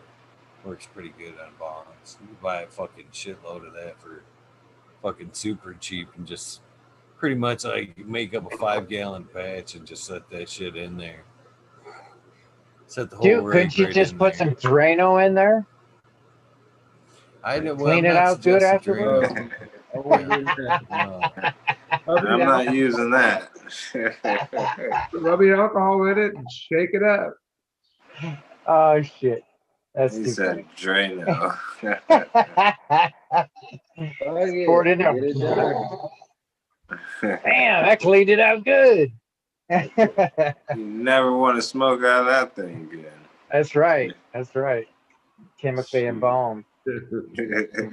Right, it's just dropping in the glass and smell. Oh, that's too much.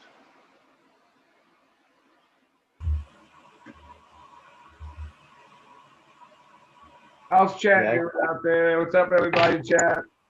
Yep. What's going on, guys? Yeah, mine's starting to get full. I gotta get it clean.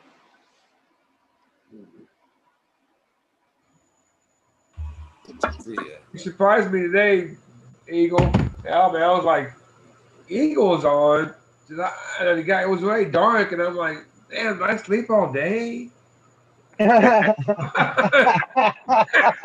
was like, what time is it? Look at the clock. What the fuck is this? I'm having a panic attack. Oh, I was like, man, that's pretty cool. I was really, definitely took me by surprise. Man, I had stuff to do today, too. I did, too. Oh, shit. That's right. Oh, that's too good. That's too good. That's classic. Yeah, you see, I actually gave him a little bit of business about that too, because I actually, every time I do have that early episode,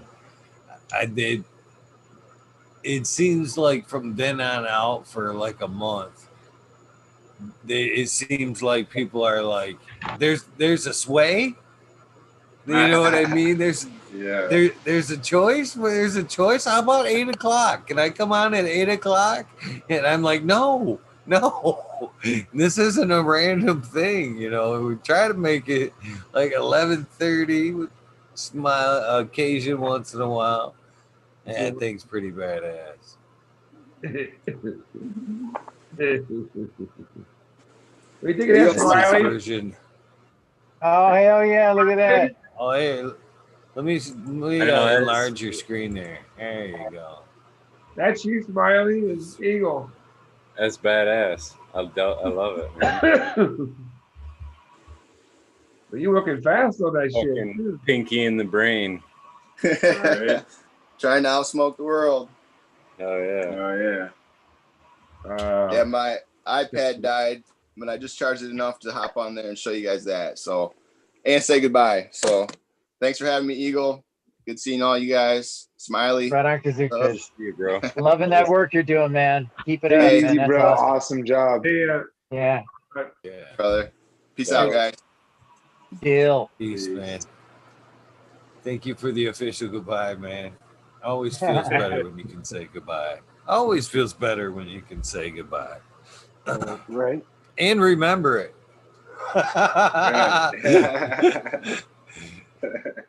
Makes me feel much better that I didn't just like space it off and shit. Yeah, that's a great picture.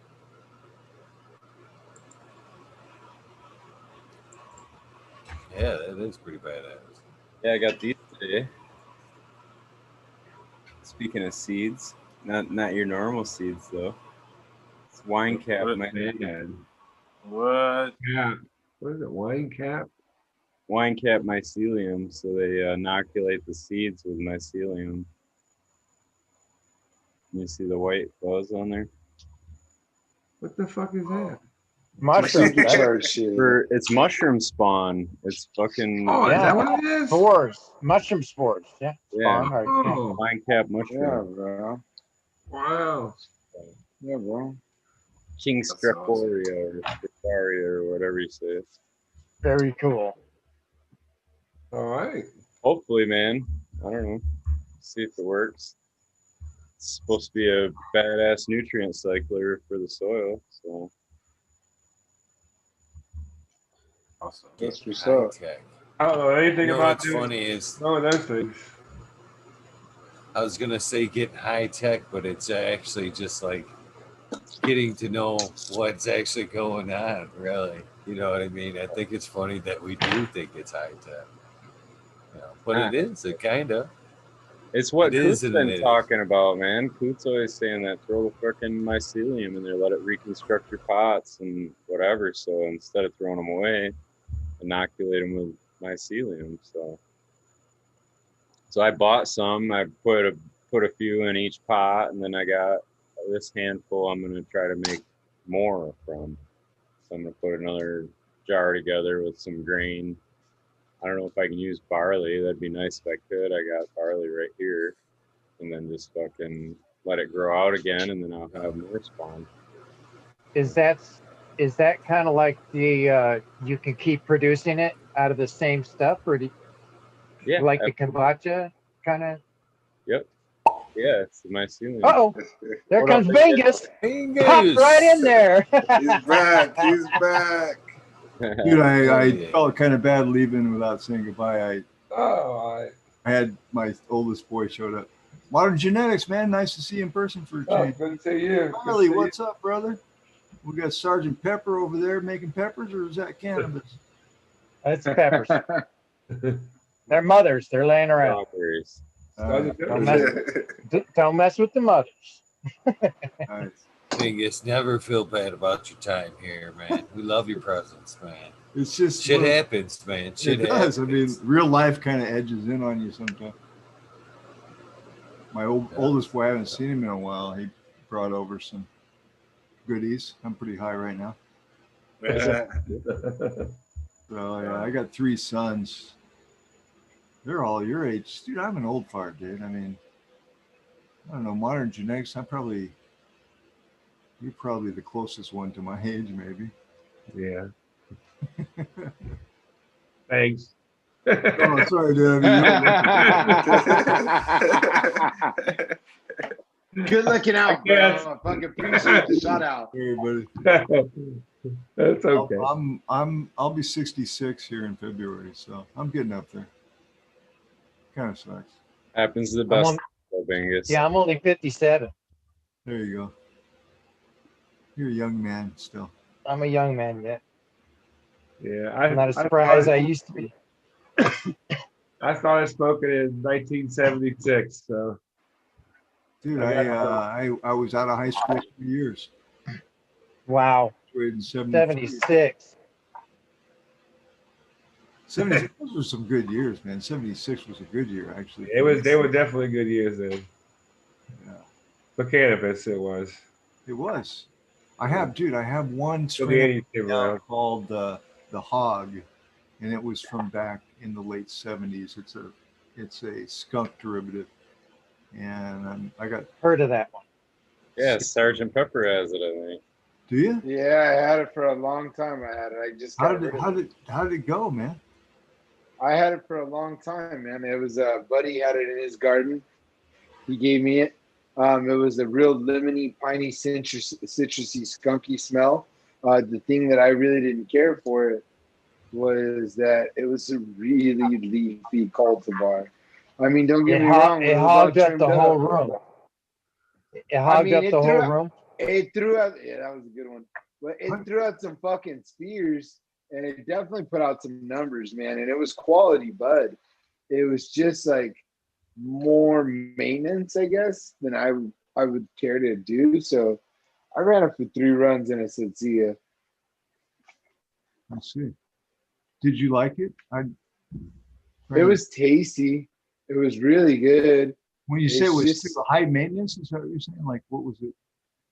Well, you constantly had to be leaf stripping that damn thing. Oh, yeah. If you didn't, yeah, it was just like, I mean, most people would say like you're complaining about good things because it's stacked too hard, but like, no, it like stacked beyond hard. It looked like it was flowering when it was veg.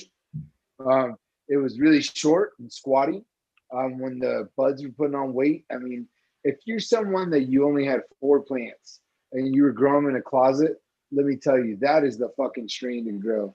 But when you're growing 72 plants in 1 run, like you don't want to fucking deal with 72 of those fuckers. You just don't.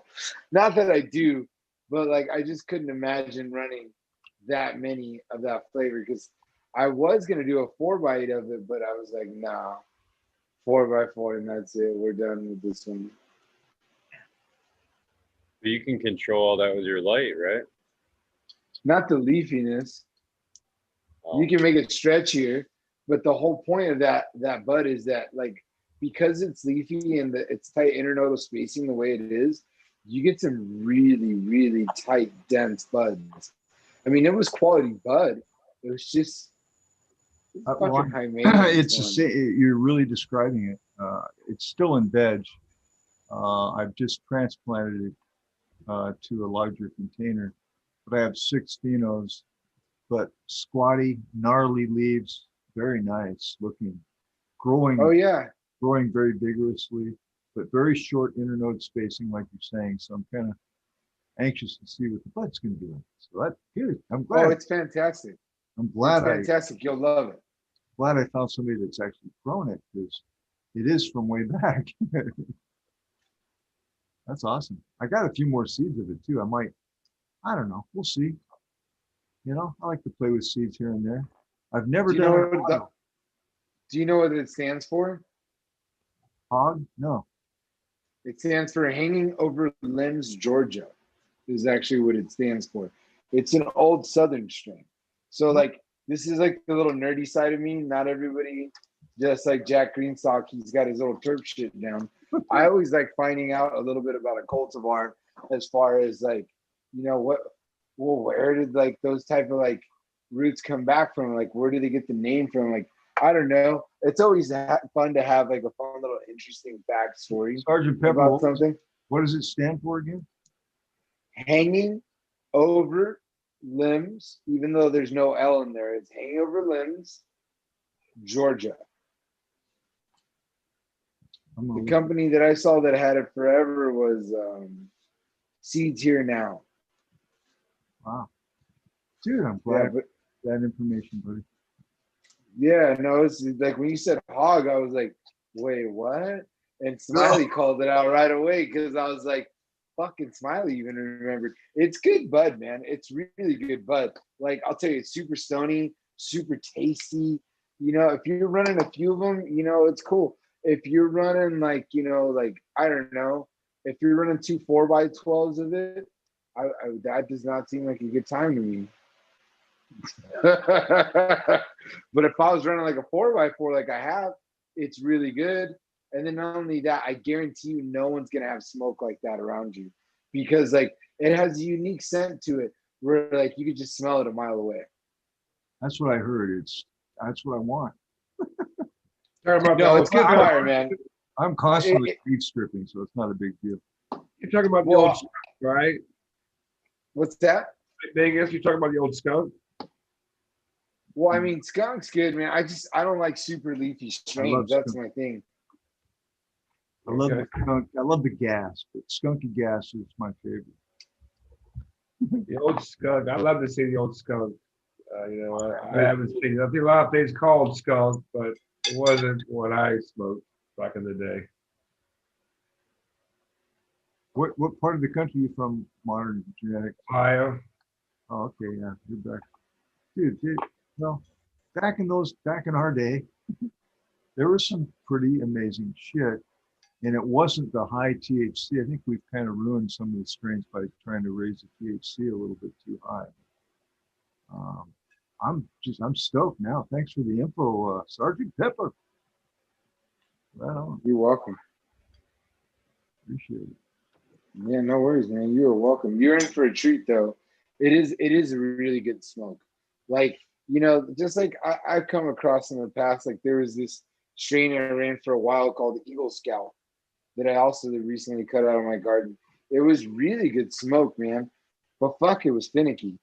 Like, you know, like if you hit it with, the thing where it was finicky was if you hit it with too much light too fast, you get lockouts real quick. It wasn't something that was really accustomed to like heavy like now, like my Caesar that I ran forever, you could just blast that cultivar and it would just be like, give me more, and it just would take it like a champ.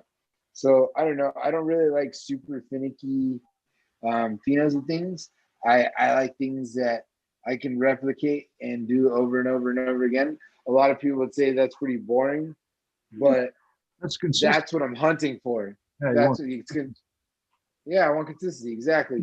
And that's why when like a lot of people compliment like my canopy, and I'm like, well, that's part of it. You know, I like taking cuts of the same thing, and then this way I can create an even canopy, so I can fill those little squares in my trellis. That's my goal, is to fill all those little squares. I have this blackberry that I discovered about 3 years ago, and I've been growing it. And talk about finicky, just beautiful, right? Excellent bud. Doesn't grow big enough to give you much, right? It was so finicky. And then what I did is my garden got really crowded, and the blackberry had to compete to get to the sun, and that was the ticket. I don't know. Have you ever had a plant that grows better when it has to compete? It's a racehorse. Dude, this thing now, and so what I've done now, I plant 3 of them in a pot instead of 1. And they compete with each other and they just go nuts. In the medium and up top, huh? It's crazy. I've never had a plant. I love this plant. I don't want to get rid of it, you know, but it's one of those ones where you're like, oh, you know, can't you give me a little more? I mean, it's excellent. So I have one right now that I'm watching it compete. And then I have another one that I'm keeping as a mother that's just sitting there going, you know, I'm just hanging out. I don't really need to compete with anybody. I'm pretty, you know. I'm thinking, fuck, man, you're a mother. I'm supposed to be taking clones off your ass. Give me some shit. Come on, you know. No, it has to compete. So I've never had that situation in my life occur in the some 40 years I've been doing this shit, where a plant actually has the brain, you know, it has to compete. It's that finicky. Have you guys ever experienced anything like that before? Well, I'll say like that Eagle Scout was super finicky, but it wasn't the same experience as yours, where it didn't produce like the Eagle Scout fucking produced. It was just one of those things where like I had all my lights in my room grouped a certain way for spectrum tuning. And, you know, the other fucking 3 cultivars had no issues, but that one did. I flushed them all the same way. I fed them all the same way. I bumped up the EC all the same way. But it was one of those things where I was like, you know what? Times like this, I wish I had a second controller so I can just group these ones differently, which I know that I can just do it within the app, but everybody knows that I'm a control freak. So I would love to just have another controller to make sure that if my lights flicker or something, my light cycle doesn't get fucked up. Because I already have bad PTSD about that with my last fuck up in veg. So needless to say, yeah, that's one of those things where like I wish I would have a different controller, because I would have dialed the intensity a little bit less for them. But I couldn't do it because the way everything was set up. I was like, well, you're just gonna have to take it. But it still performed. It did what it did. I still pulled over 2 off of a Kush. Anytime I pull over 2 off of a fixture, I'm very fucking happy. When you're when you have a variety and you're rotating, it's hard to get complete efficiency in every variety. But if you monocrop, Oh yeah. dude, you can. I've often thought, geez, if I can just like make 5 or 6 really good strains and then have 5 or 6 different rooms with all monocrops. Whoa, you know, that'd be awesome. But shit, I'm only one guy, so it's like, Well, I mean, you could still achieve that with different flavors, in my personal opinion. Like right now, you know, I'm running 2 cultivars on one. This is every time I run 2 cultivars on one side of the room, 2 cultivars on the other.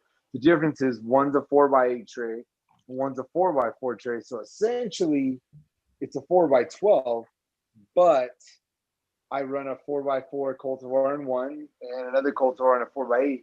But what I'll do is I purposely make sure if I have a tall, lanky genetic that I'm running, so is the other one right next to it, at least within the same height restrictions. right. And then this way you can keep your lights as close as possible and get that overlap and cross lighting that you can if you're rocking optics or if you got like a hood or anything like that. Then yeah, you really want that cross lighting because all those photons are jumping everywhere. But I do the same thing like right now in my room. Like the mimosas and the Mel's Punch are about the same height. But then on the other side, the Primal Punch and the Bad Attitude is about the same height. So I feel like running it that way is like, it's the closest you're going to get to the benefits and perks of a monocrop, which is more weight, right? Yeah. But at the same time, like, fuck, man, I don't want to just smoke on 2 flavors. That sucks. That fucking sucks. Well, that's why I'll give in. I mean, you know, I try to find strains that fit in my situation, but then I have some strains like I make them fit because they're so good. You know what I mean? So you spend a little more time with certain strains, and you know, as I'm watering every day, I hand water, so I keep an eye on what's going on. And there are times when I'll mix things up a little bit differently for certain plants, but I try not to because, fuck, man, you're just going to be doing that you're going to be the mad scientist all the time. And if you screw it up and he gets used to it. So it's sometimes plants don't make the cut. I mean, it's like, yeah, you're a beautiful girl and I like you, but I can't really make you work in my situation, right? I can't fucks with you. No, I can't fucks with you. I mean, it was fun, but you're not a regular. And then people go, fuck, what happened to that one? I'm like, well, that was good. She gone. Yeah. She gone. Got a new one now. It's awesome. That's awesome. That's what I'm doing right now too, Bingus. People are like, hey, where's that one? Oh, that's not in the lineup no more. Dude,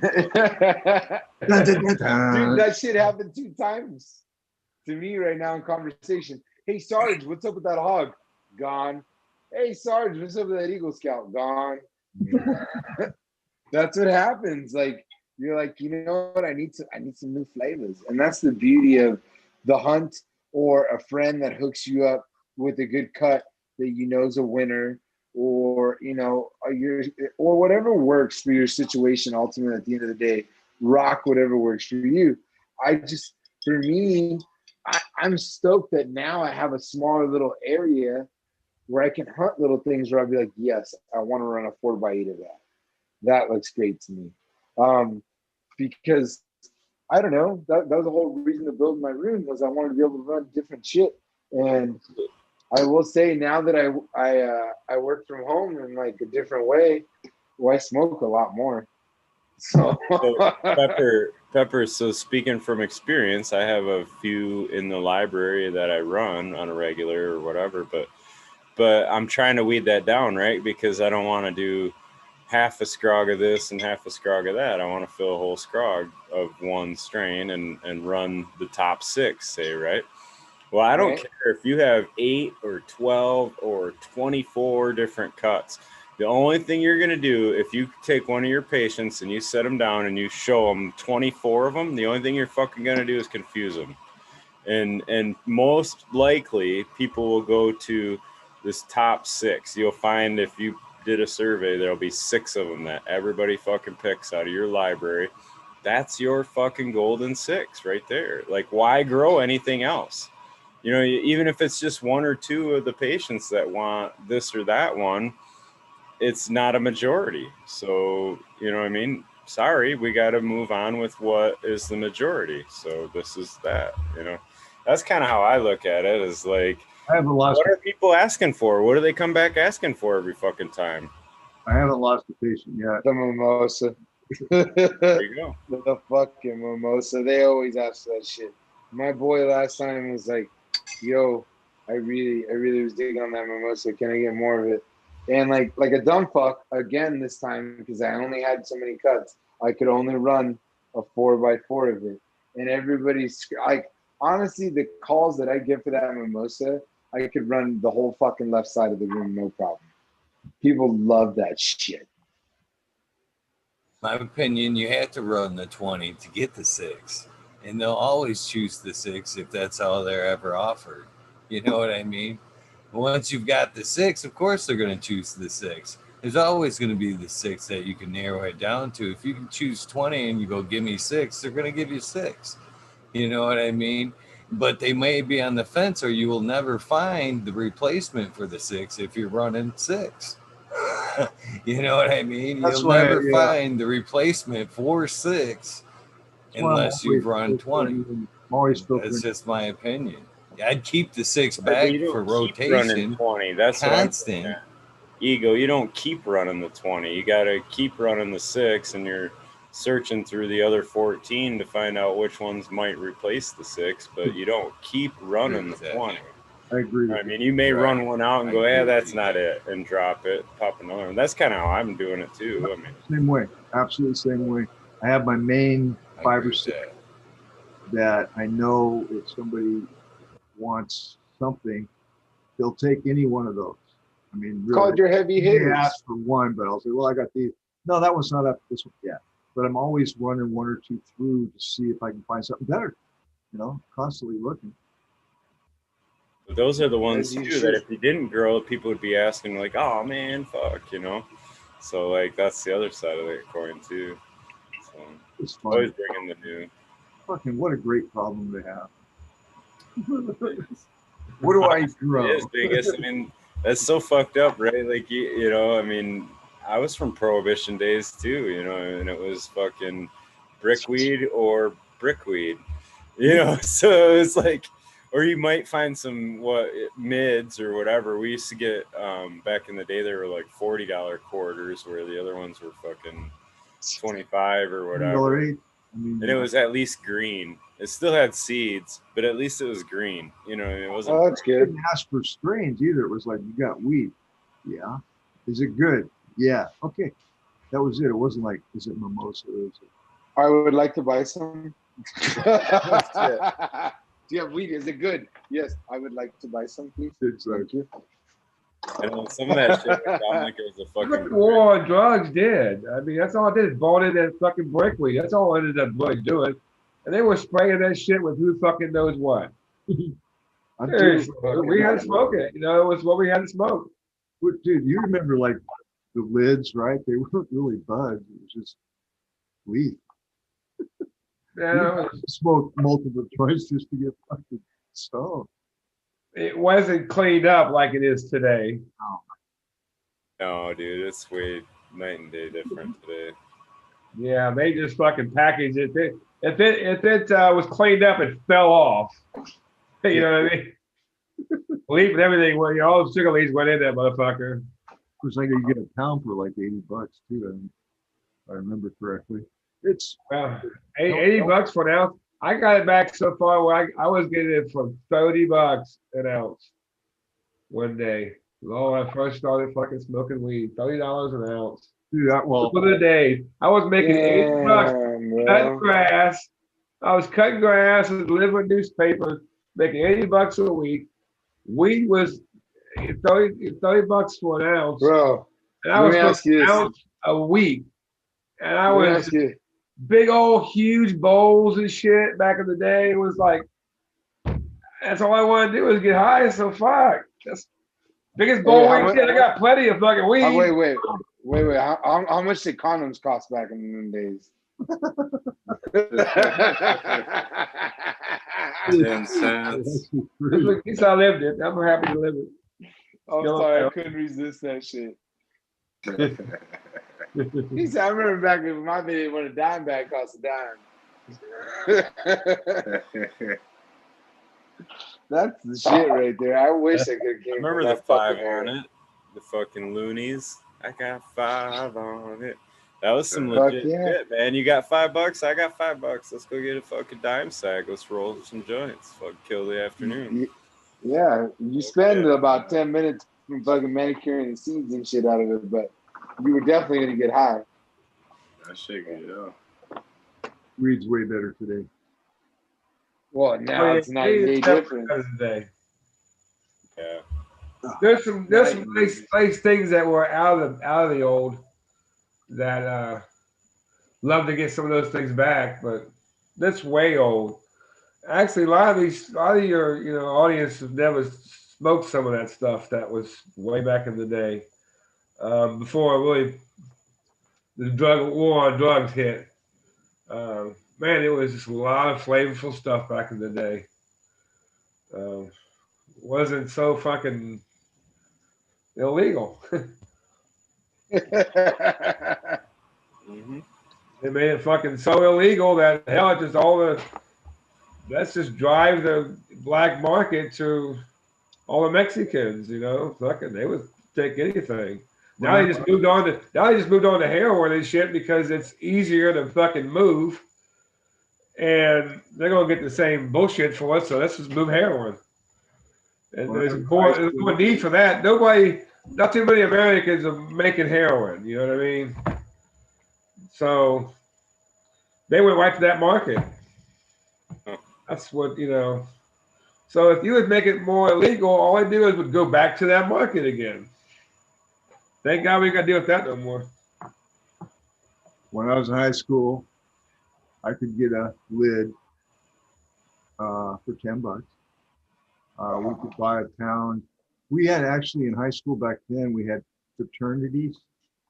Okay.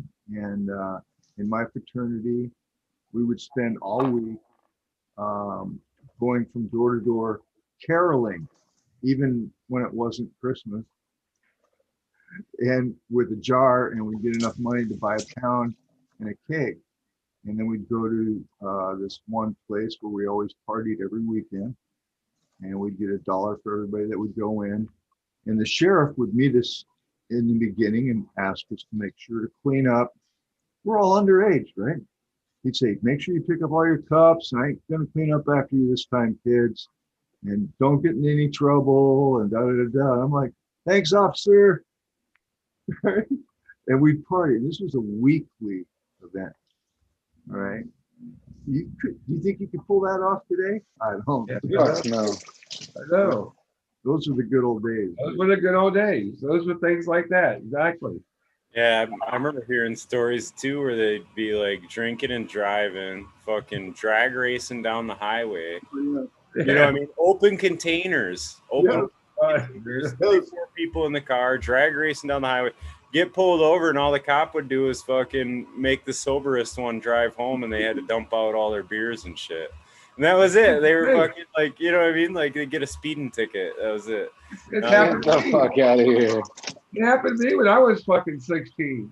I had to be 16, just driving. We went to fucking park, drinking. Yeah, cop would be like, boys, raising too much hell tonight. I mean, shut you down. I didn't give them no trouble. I didn't give them no problems. Okay, look at my car. Go ahead, whatever. I don't remember what I did, but they just took our beer, dumped it out. And again, I'm going to tell your mom. There was no test or anything. They just looked at us and said, you guys are drunk. Go on your way, but you ain't going to sit here and drink in the park. Yeah. They just didn't want to drink in the park. I'll be honest with you, it wasn't what we were doing. And yes, we were underage, and they knew it. They probably didn't want to do with the fucking report. I don't want to put no damn report for this shit. Get the fuck out of here, dudes. Now, boy, oh shit. They get in trouble for letting you go.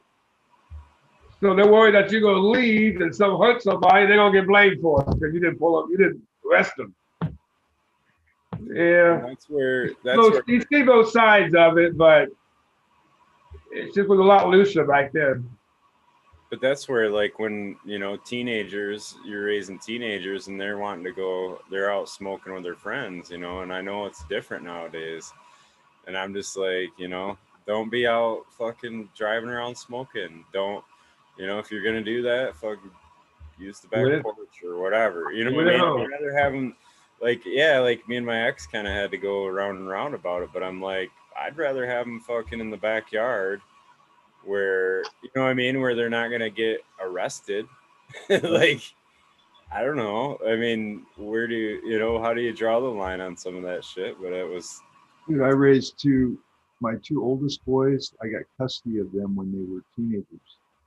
Okay, and so they came from their moms to live with me.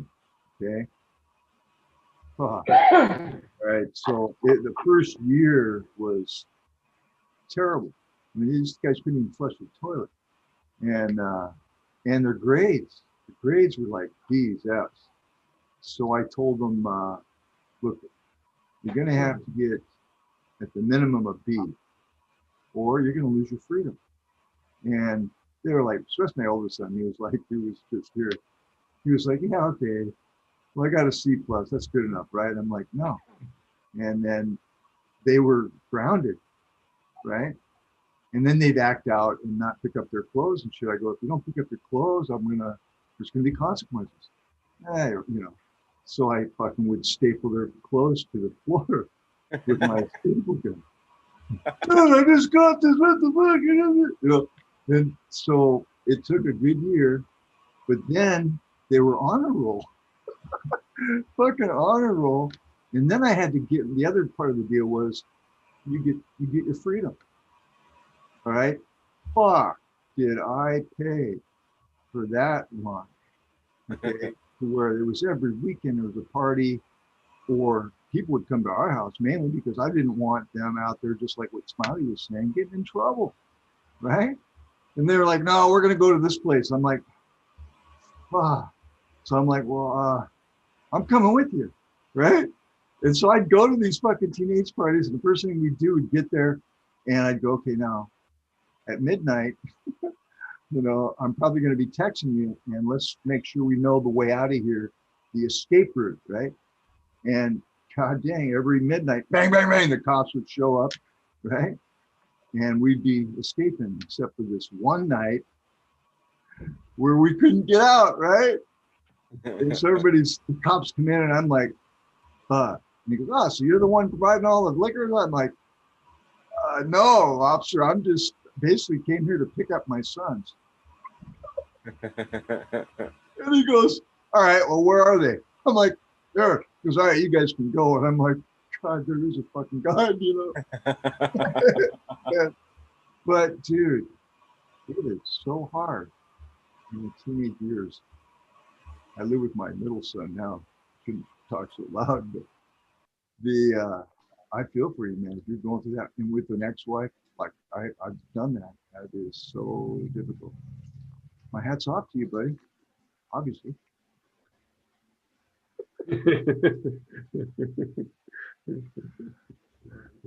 Oh, we get along now, man. It's not bad. Well, me too, but I mean, after a while, you get tired of tearing each other's eyes out. So you gotta. Yeah, exactly right. It's like, well, fuck, we gotta get along somehow. Hey, Johnny, you're muted. You don't know that. You're muted. What were you saying, John? I wasn't saying anything anyways. I was just laughing at you guys. Okay. They're all, like my oldest boy is 41. Wow. Oh, wow. My second boy is 38. Then I have another son. He's 25. It kind of happened later with another young lady. My oldest is coming up on 19. No, you're through the worst of it. Yeah. Yeah, my youngest, yeah, she's gonna be 18, so yeah. Getting there. Now it's like, fuck. Now they're like dating and weird shit. And, I mean, I got a grandson, but still, man, it's like grandson, really? fucking. I don't have one of those yet. No. No grandkids. No. Oh man. I don't have no grandkids either. I think my girl's about 25 or 26. I forget now. I have to calculate it.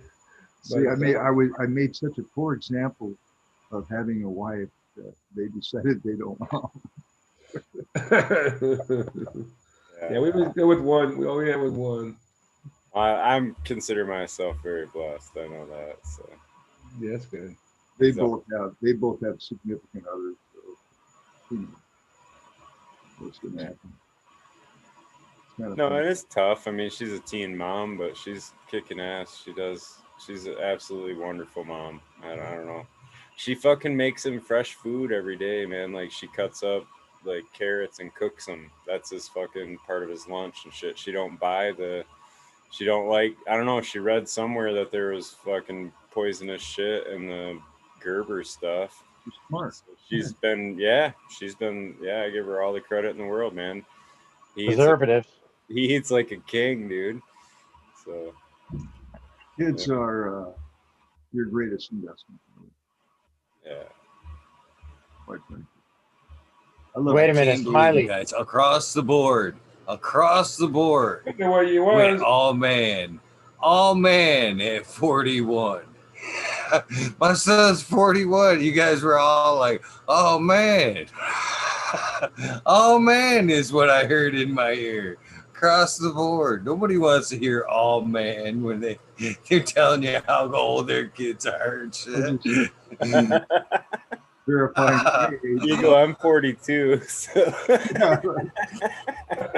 Smiley could be my son, basically. Right. You know what's funny about that, Bing, is fucking when you said you graduated in 73, I was like looking at bald man to bald man. I was thinking, Dad, you been running around Michigan? Did you run around Michigan them years, brother? I have 3 sons that I know of. It's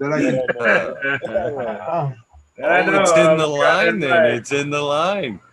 Hey, Eagle, there could be one flying around out there someplace, you know. I think there was a postman there for a while.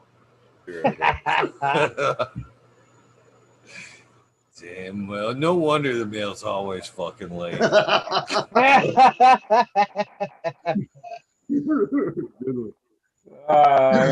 in the hole. Right on, all right, fire in the hole. Yeah, my light's about ready to go off. You guys really make me laugh. I appreciate it. Thank you. You make us laugh also. Good times. Sir, we enjoy your company for sure, Vegas. Yeah. Sure. Dude, see, my body is wearing out, but my mind is right up there as good as it's always just been. speeding up. And there's Sarge. What's up, Sarge? I'm here. You don't salute sergeants, but in this case, I will. Chilling. His buzz kicking in. We got Sarge S in the chat room too. We got sergeants everywhere. What's up, man? Going in for some purple punch myself since we're taking that hit.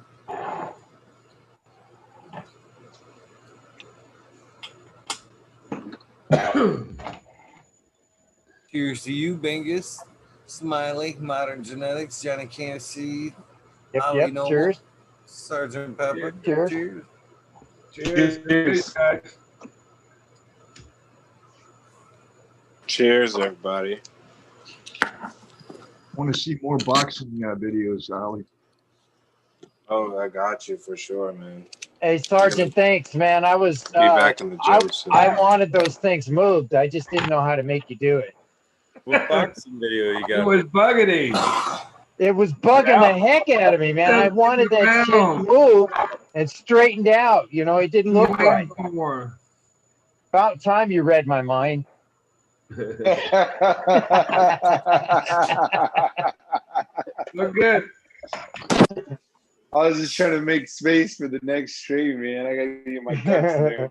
This is a small little head space that I got to work with for right now, but Soon to be changed. Soon to be changed. Yeah.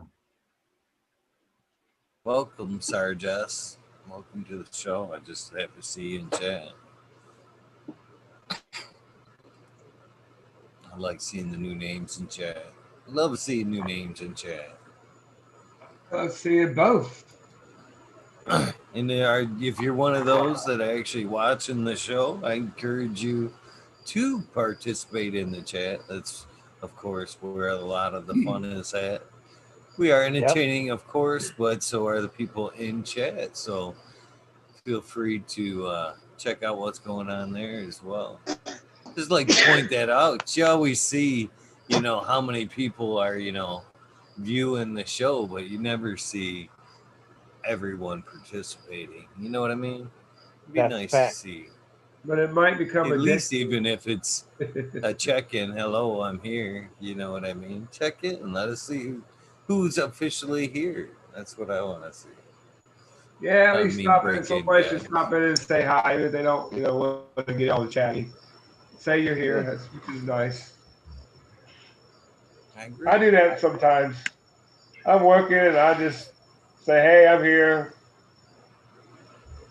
Go back to work. Sarge Hess gets to make the list just because he stopped in and said hello. Hello. You know what I mean? I never know whoever's watching. That list sure is long.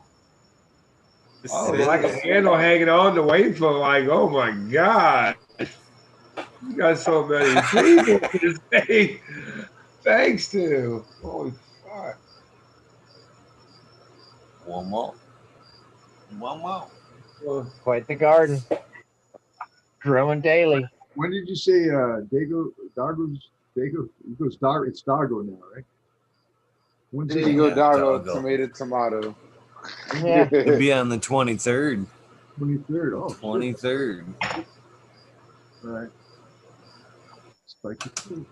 I really don't know how you can do that, Smiley. You can freaking have a conversation with us. We type it on the fucking answering questions, say hi to everybody.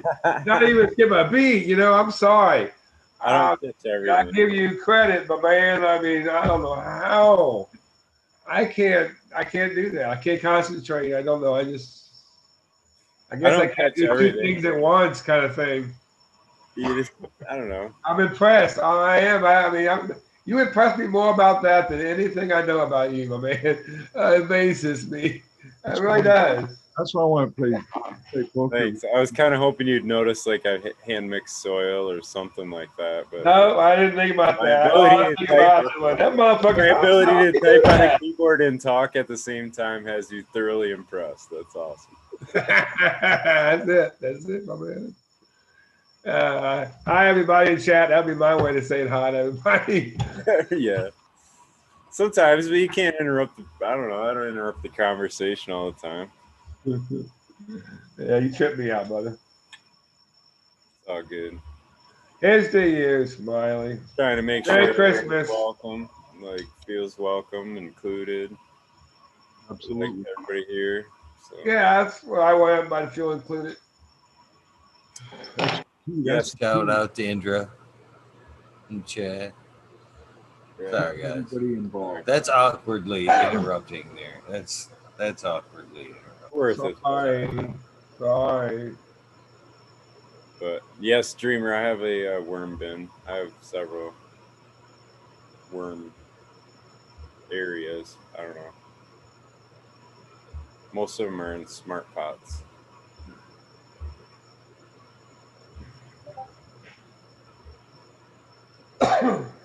I can dig through them if you want sometime, but I don't know. It's kind of weird just to show worms. Well, there's this awkward silence. It's just kind of meditative. Apparently, worms kind of got everybody thinking. Yeah, that's a shocking. It might be that fucking hit we just took settled in, and everybody's like, "Oh." I mean, let's be honest with you. I don't have no worm bibs or anything, but I definitely like the castings. There's there's a few things I could go on and on about concerning about making my own. And most of it concern of it is just bringing in something I don't want in that process. If you buy clean castings, you hope you're getting clean castings, but if you're getting clean castings, you're getting what you want in there and not getting stuff you don't want. I do think some things come in on castings. Oh, most definitely. Absolutely. Yep. So that's my only concern with it. I definitely see the value in it. It matters because, I mean, for the most part, what can you elaborate on that? Can you kind of elaborate on that part where the worm castings bring stuff in? What are you guys talking about? As in unwanted bacteria, unwanted microbes, unwanted bugs that made their way in there and they had a feast too. That's what concerns me about it. That's the only reason I don't mess with them. I definitely want the value of them. I want the castings. There's no question about it. You want castings. But so how would you make sure? How would you make sure that you're getting a clean casting? Well, it's just a stale environment, and I don't know. I mean, I don't know. That's my thing. That's why I'm not doing it, because I don't know how to give a good stale casting. I should say stale. That's not really the word, but clean casting. That's not going to give me things I don't want in a consistent product. They know more about getting me clean castings than I'm going to do. So why am I going to spend my time worried about that and messing with it? Because I'm like myself bringing something bad. That's my only opinion of it. But I definitely value the castings. That's why I personally just go with the reputable, somebody that I know I like, that I use, and I use their castings, and I don't know. It's just my opinion on it. Well, it's interesting. I just, wanted to know. So, Smiley, when you get your worm castings, where do you get yours? You get them locally sourced? Yeah, there's a place right in the area to me that does them. But see, I guess I had a different concern than what Modern was talking about when I was saying they can bring in things. It's all basically whatever the worms are being fed, whether it's cardboard, newspaper, or I don't know, fucking human shit. You know what I'm saying? Like, you don't know if they were getting fed sewage or what, you know what I mean? But whatever was going in is what most likely you're going to have coming out. And outside of that, it's a lot of maintaining the right moisture and temperature to right biology there. So that's all reasons why having your own worm bin is really the ideal way, because you can control the inputs and then you can control moisture and temperature all the way through the process. You know what I'm saying? So that's kind of the advantage of it. The reason I outsource is because I can't keep up with how much I was going through. So you have to be the one to do that. That's my deal is I don't want to deal with that. I'd rather source it and move on. Right, and you can source it from people that use clean inputs, and you can source it from people that don't check their inputs. Right. But like for what you're doing, you gotta test every one of your inputs for contaminants, because one of those could take you out, and you wouldn't know until it failed you on a test. You don't know which one did it either. Mm-hmm. So in that case, there, Modern, how do you go about yours? How are you going to go about it? I'm having a source. I'm buying it. Okay.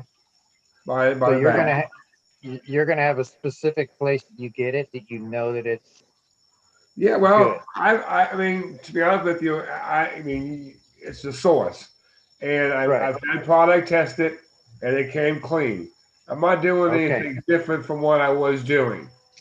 Because I did find no problem. So I only added one more ingredient than I've had before. I'm working with something, but I got stoned. I'm stoned. I lost my track of my mind. Oh, we're talking worms, man. We're talking worms. Testing. Oh, I did. Oh my! Come on. Fuck yeah, Oh, modern. but yeah, Good for you. I'm I'm jealous. sourcing. I'm just sourcing. I'm sourcing I'm my fucking stuff like jealous. that. I'm going to go through the motions too, bro. I guess it's time for another hit, huh? Yeah, I know. Let's fucking do that. Let's do it another dab. Modern, and you should have all those individual ingredients tested, and you go right I in agree with you. I got microbial test on them. I would almost try to find a consultant that could help you with some of that, somebody that's been through it or something. Yeah, I definitely would. Because in your situation, yeah, like Smiley's saying, one little thing ticks off. It could Yeah, well, I said, throw the whole luckily, load down. Like anything coming into the facility after that, modern, like even if you're gonna put straw down for a mulch, you gotta fucking make sure there's no pesticides that were sprayed on the straw. right. That's why you don't bring it in. You don't bring no straw in. Don't bring no straw in. No, that should come in on that. You know, my soil. Soil is one of my concerns of something coming in on, but I really like the soil.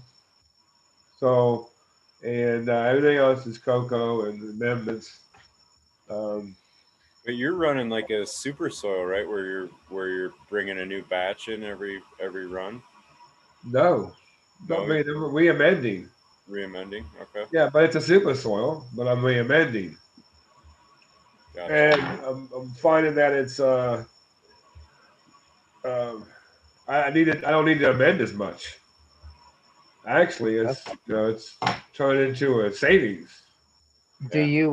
Because I'm realizing I don't need to. It's getting hot, and I add more.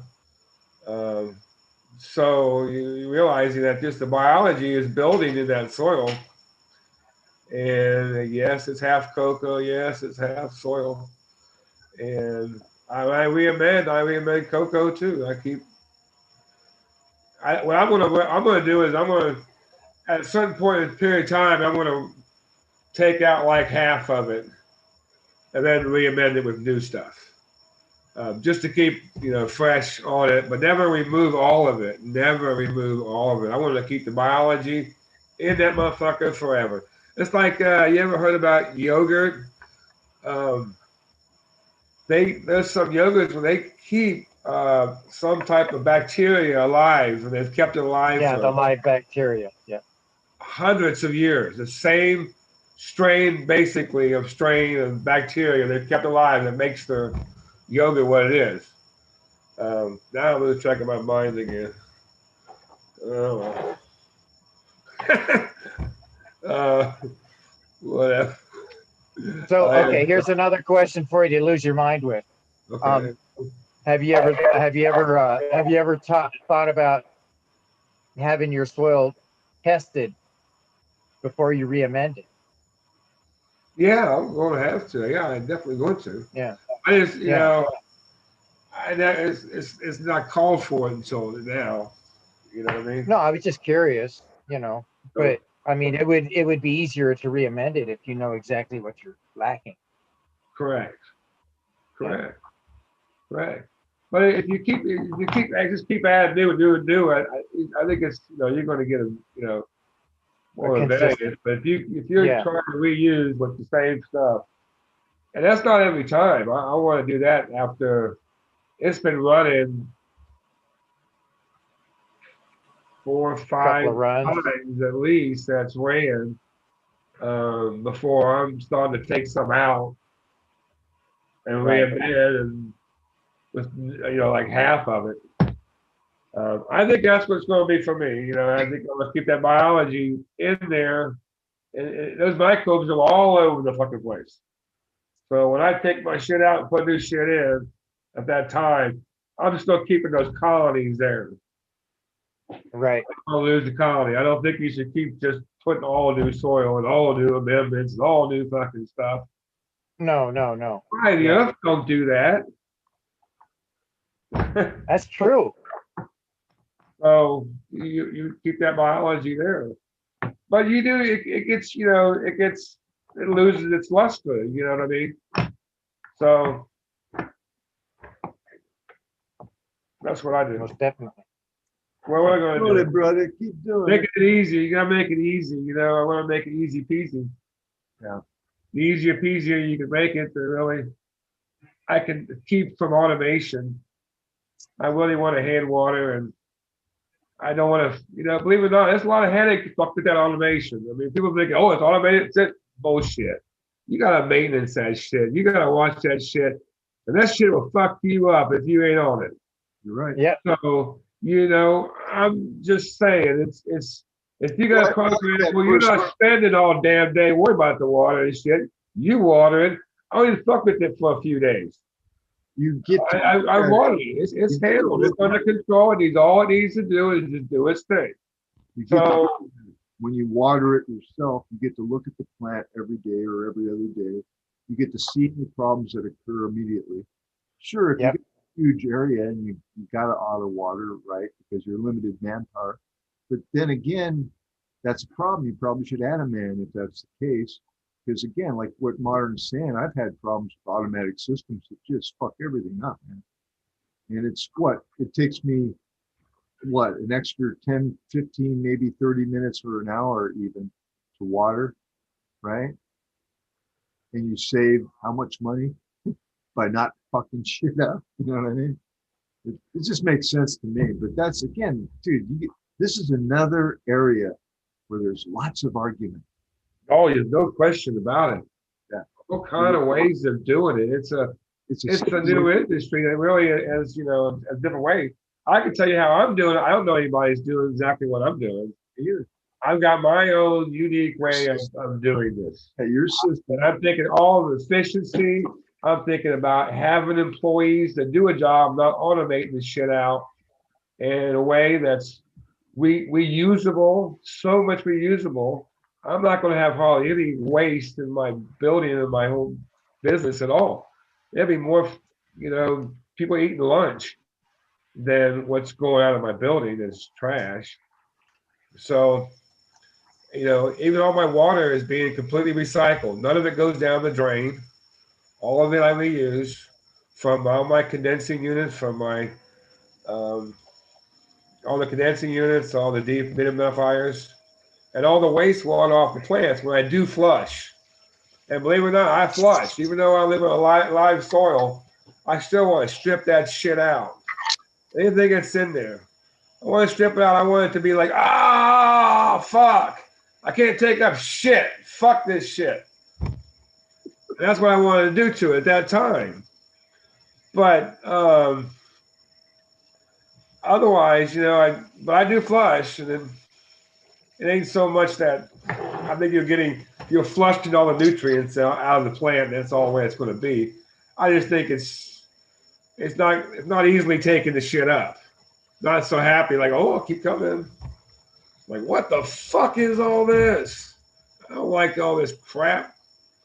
So that's what my views on fucking flushing. But I always flush, and you can do that with it. You know, people think they don't want it because you got living soil, you don't flush. Microbes ain't going nowhere. You're gonna lose some, but there's billions of them in there. So I use a little bit of. People want to say it's salts, and most of it, it's a little bit of it's salts.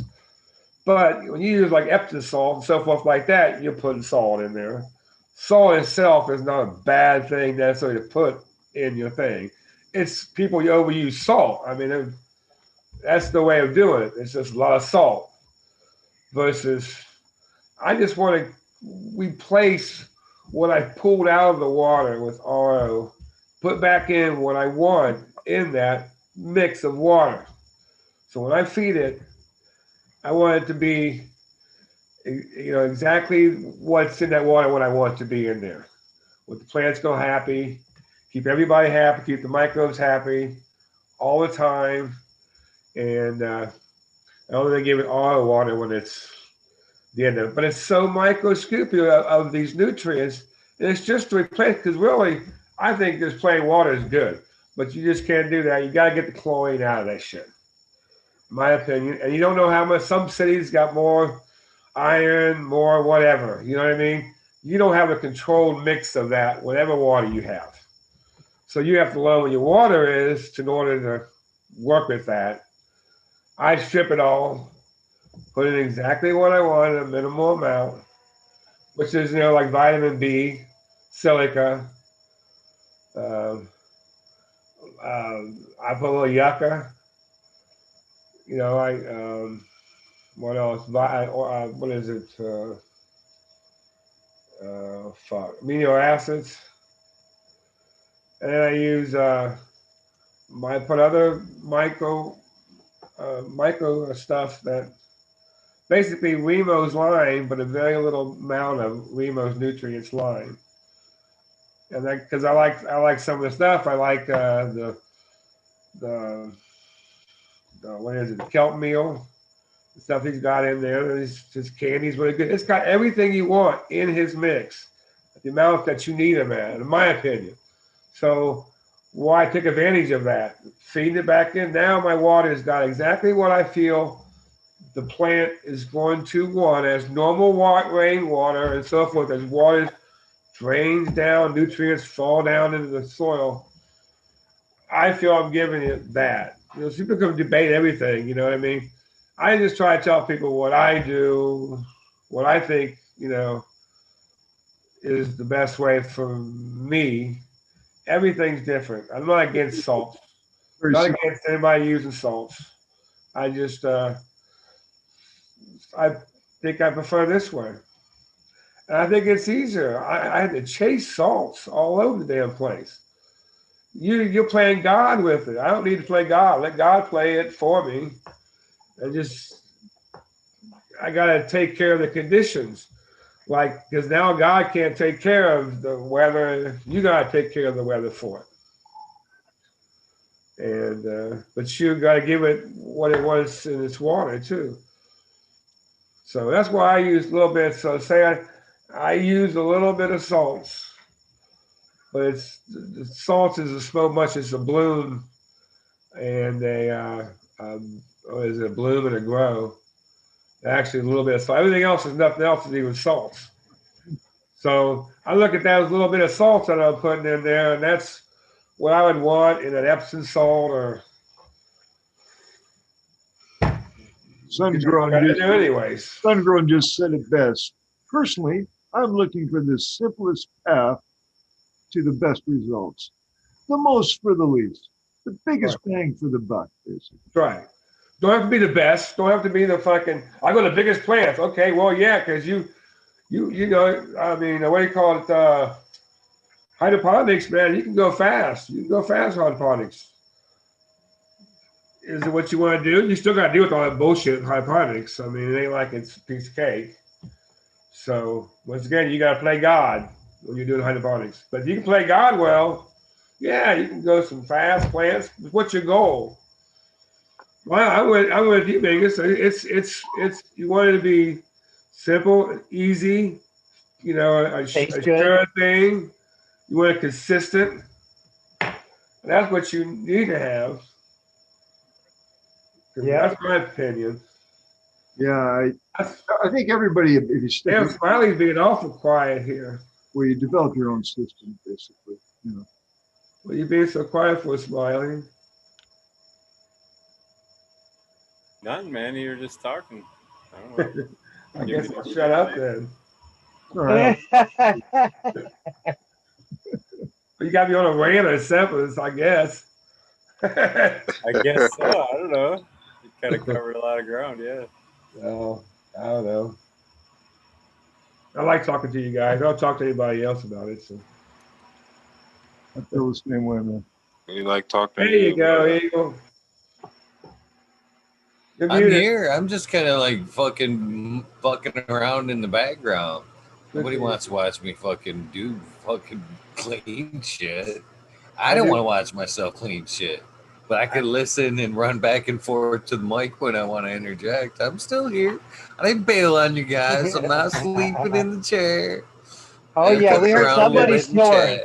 Who was snoring? Was that you, Sergeant? Yeah, I was gonna say Pepper's in the house. I mean, fuck, I do snore. I'm not gonna lie. We know, So I brother. can't- We know. Yeah, we know. Why? I guess I We just took love you, over or brother. something, huh? Yeah. I'm sorry. That's too good. I'm No, sorry. no, it's good. No, it's good. Oh, man, I guess. Don't be sorry. It's all good. Fuck. Oh, rain, I guess. So we even So, made Made Mr. my- Noble check Yeah. back in. We're like, we're all here. We're all Hey, here. what's up, Harley? I had the crucial munchies, and I just ate everything in sight for like a good half hour. Yeah, you Oh man. Oh, it's coming up on 3:20. Thought you were running your Kirby. You were just sucking down. Holy cow, it is coming up on another 20. Man, they Oh, seem like really? they come fast. Ready to hit Yeah, some they do. hot fire. I think we've been hitting it on every 10, I think. Pretty much. Seem For like real. Yeah, I mean, tonight. every good, 10 though. minutes we've been loading up and hitting. Oh, we had a bunch of people in Discord. Well, I guess that was tonight, I think. Fuck, all the days mixed Yeah. up. I know we had about, shoot, I think about 12. And we're 10 technically in the people. holidays. Huh? I said, Yeah, are we pretty technically in the holidays? We Can we use the holidays as an excuse to be dabbing every time? We're in the I Yeah. think, yeah. Dab the halls of Daza Kali, la la la la la la. On the bell. Yeah.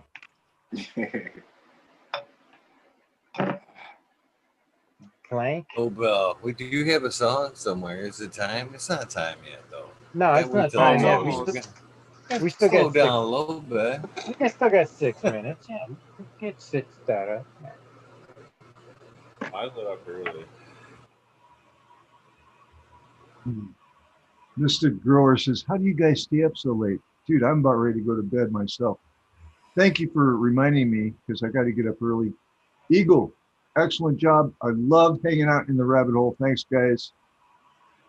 I was on round 2 here. Come That's hang how out. much I love it. Good to see you. Awesome, Bingus. Good to see Good you. to Vic. see you, Bingus. Always good to see you, brother. Glad you jumped back on. Bingus.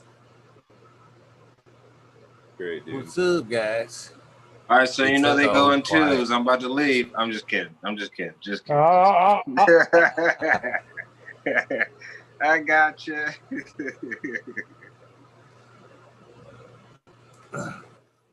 Almost that dab time. Almost that dab time. What's yeah, everybody I'm getting dabbing? mine loaded up. Well, I got me a mixture here. I got me a little bit of my Puckerberry Knockout mixed in with my Gone Dog Mimosa. And boy, what a hit that just gave me a second ago. That's the first mixture I've done of that one. Right on. Yeah. It feels good to have some dabs again. I haven't hit a dab in about a month. Just been smoking a lot of flower, but hopping on all these episodes and not coming equipped with my dabs, I've been feeling left out, so I definitely have to grab some today.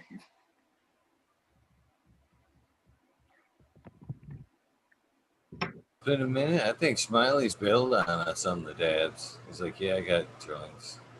Is that all right? No. I don't No, know, man. it's Perfectly not all right. acceptable. My torch Perfectly acceptable. My torch broke down, and I was told I was not allowed to buy another one until Christmas. So apparently, Oh man. apparently that's what I'm getting for Christmas. I don't know. It's like, so we're opening those early, right? Yeah, I think I need that now. Right? No shit. Christmas, that don't fucking help me now. What you got there, Sergeant Pepper? Man, that's a crazy looking bone there. Yeah, it is. But you got a way underneath that son bitch, or what is that? It's a mat. Okay. Fucking needs a mat, don't it? Jesus. Oh yeah, keep it nice and stable. You know you're muted, Sergeant. I didn't know I was muted. I was talking the Yeah. whole time. Oh, Yeah, I figured you didn't know when you were tapping at it, and I figured you were talking to us, Yeah, and we weren't no, paying it's just, attention. no, it's you were. You didn't skip a beat, bro. That's for sure. But no, just this is a little rig that I picked up a while back. I like it, man. It's just something good to take dabs with, that's for sure. And it's a smaller rig. I'm a fan more of the smaller rigs than I am the bigger rigs, personally. Straight to I the agree. point with the smaller rigs. It seems to be more of an intense buzz, I think. It's Just a good the knuckle-sized concentrate dab you got itself. going on there. Yeah, It is. I would agree with that in the intensity for sure. It just hits you quicker. I gotta get one of those e-nails, man, for sure. I would love to just dab on convenience whenever I'm ready. Not really, buddy. Not I still really. think I still hear Sun Grown with like a Mr. Burns laugh every time I take a dab, like just like he says, the plan worked out perfectly. He's gonna get me too, real soon, man, real soon. Be right there with you. In fact, that might be my Christmas gift to me. Man, I tell you what, it is actually I'm doing twice as many dabs, that's for sure, man. My flower fucking intake, I'm like down to like 4 or 5 joints a day. I think if that. I mean, I was smoking at least 20 a day. At least 20 a day. Easy. Oh yeah. And now that's down quite a bit, but I don't know if it's a good thing or not, man. I hit 3 in a row today, just sitting here fucking. I'm like, man, this is terrible. It should be a one and done, and I'm already just sitting here going, all right, one more, and I'll get back up and get to it. Maybe it's just the Which fades. I do. Yeah, I want to give a Hopefully. shout out. We'll give a shout out to Ready to hit this hot fire. What a good person. I talk to him every day. And just want to tell you how much of a good person he is. And I hear he's got a real big dick too.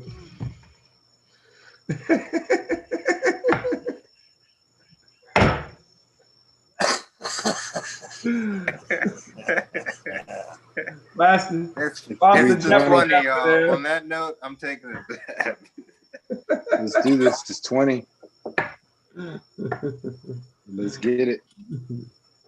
This one's for you, ready to hit hot fire. Yeah, hot fire. Here's you, my man. I don't know if that's the same thing you want to say before you actually put a ring to your lips. No. Oh. All right, I'm going to have to live with that one for tonight.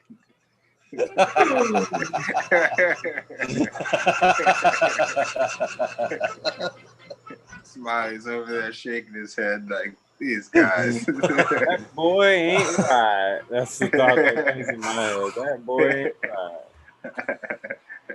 Hey, I guess I can't forget the Fresno nerds. I chat with them every day too. That's good people. Yeah, what up, Fresno nerds? I don't know if they're in the house or on their Discord. Claire I'm assuming Fresno. Claire is in chat. Fresno Claire, yeah. Yeah, she's a nice girl. Nice girl. Good people. Shout out to them too. Can't forget them too. I hang out with them as much. Cheers. Good Thanks people to in this Eagle. cannabis. Let me, come in to chat and start meeting people. And No, it was my pleasure, brother. It was my pleasure. Thank you for coming in, hanging out, introducing yourself to the community, and letting us know that what a great guy you were, man. You know, thanks is all. The honor is all over here, brother. That's for sure.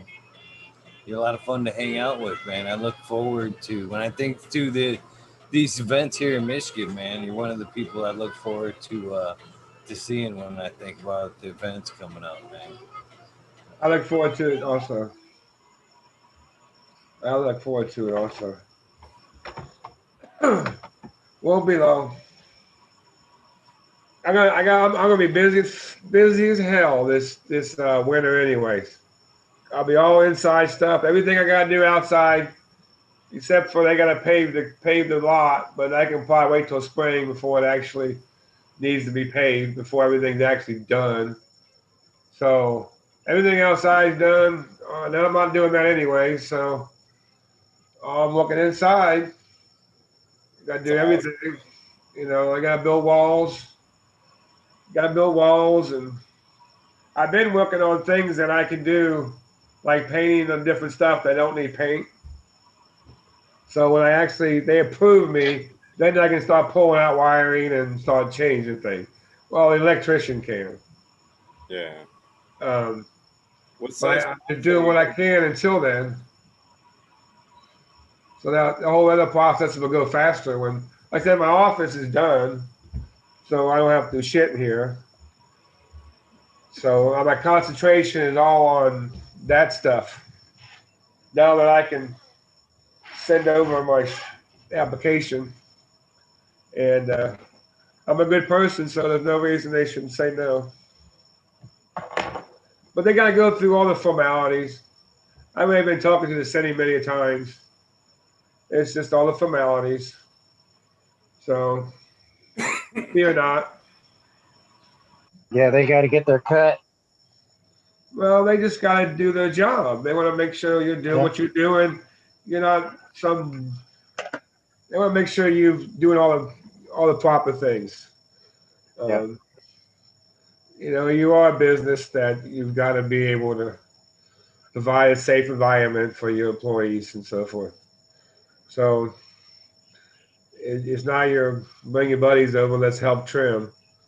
No, you can't do that. So you gotta do a lot of stuff. That's why you gotta go through all that. Always work with the attorneys and the architects and the engineers, and that's what they want to see, all that, so they know what you're putting in there, what you're doing. There's nothing wrong, and they got to make sure you're not doing anything wrong. So, I don't fault them for their job. They've been working very well with me. If you didn't know, I was having they wanted me to put a dumpster out I didn't want to put there. I thought it was very bad, and they worked with me, and now I was able to deal with the trash in the manner that was appropriate for them, that I didn't have to have it there. So that's good news. That's working with me. They just have to do their job. I don't fault them for that. It's a process, and I'm just following the process. I don't bitch about it. It is a business, and it's got to run as such. So the building I bought I knew I was going to have to do these things anyways. I knew I couldn't have got out of that. So, you're paid accordingly, and have to do the work. Luckily, I can do the work. I'm capable of doing the work. So I can save myself a ton knowing that I know how to read an architect plan, because this is a lot of stuff here. All this stuff, man. You don't believe all the pages. that you got to be able to identify, because there's a lot of stuff they're going to put in my building that I didn't need. No code says I got to have that. Why? Well, it's commonly, they tell me that it's commonly they put them in. I'm like, no code says I got to do that. I don't need that. Don't put that in. So you got to be able to read those damn blueprints. Or you got to have somebody that knows how to read them to be in your benefit. Because otherwise, you're going to end up paying for more dehumidification than you need. You're going to be paying for lights in places you don't need them. You're going to end up paying for equipment that you didn't need.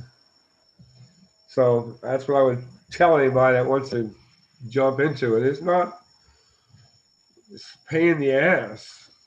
It ain't in for the money. Sounds like it. It's not money in for the money. I really ain't. I don't care about the money. I just got to be able to survive. I got to be able to pay the bills.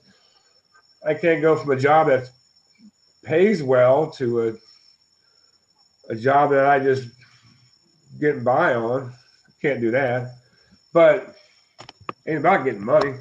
It's about growing people. People need jobs. People need a career. Grow people. Society wants to fucking use and abuse people so much. People can't get ahead. I feel for it. I feel for a lot of the damn homeless people. Oh. They don't want to be homeless. I'm telling you. Most of them, there's some that just, they want to get high. But they don't want to be homeless. They just want to get high. That's all they can fucking deal with. So that's why they're homeless. But not everyone is. Some people lose their job, car breaks down at the same time, they ain't been up on the bills, and all of a sudden you don't know what to do. And there's a lot of people like that. I really feel terrible for these people. So whatever I can do as a business owner to help these people, I want people that need a job. There you go. Not everybody can start a business, but they got to start somewhere. And I want the society to be more people trying to help people. Because Eagle says it every night, you know what I mean? Yeah. Am I drifting again? Am I talking too much again? Oh no way. What you're doing is awesome, man. What happened to Sergeant Pepper? Yeah. I want to hear about Sergeant Pepper's job. How's that going? I mean, it's going, man. I'm pretty happy with it. I feel like I was blessed with like a really good opportunity. I've been a big fanboy of that LED company for a while, just because, well, nobody else did that type of stuff. Like everybody had the same shit over and over: bars, quantum boards, quantum boards. And I was like, all right, was anybody going to do anything different? You know, and they were like the only company that did do something different.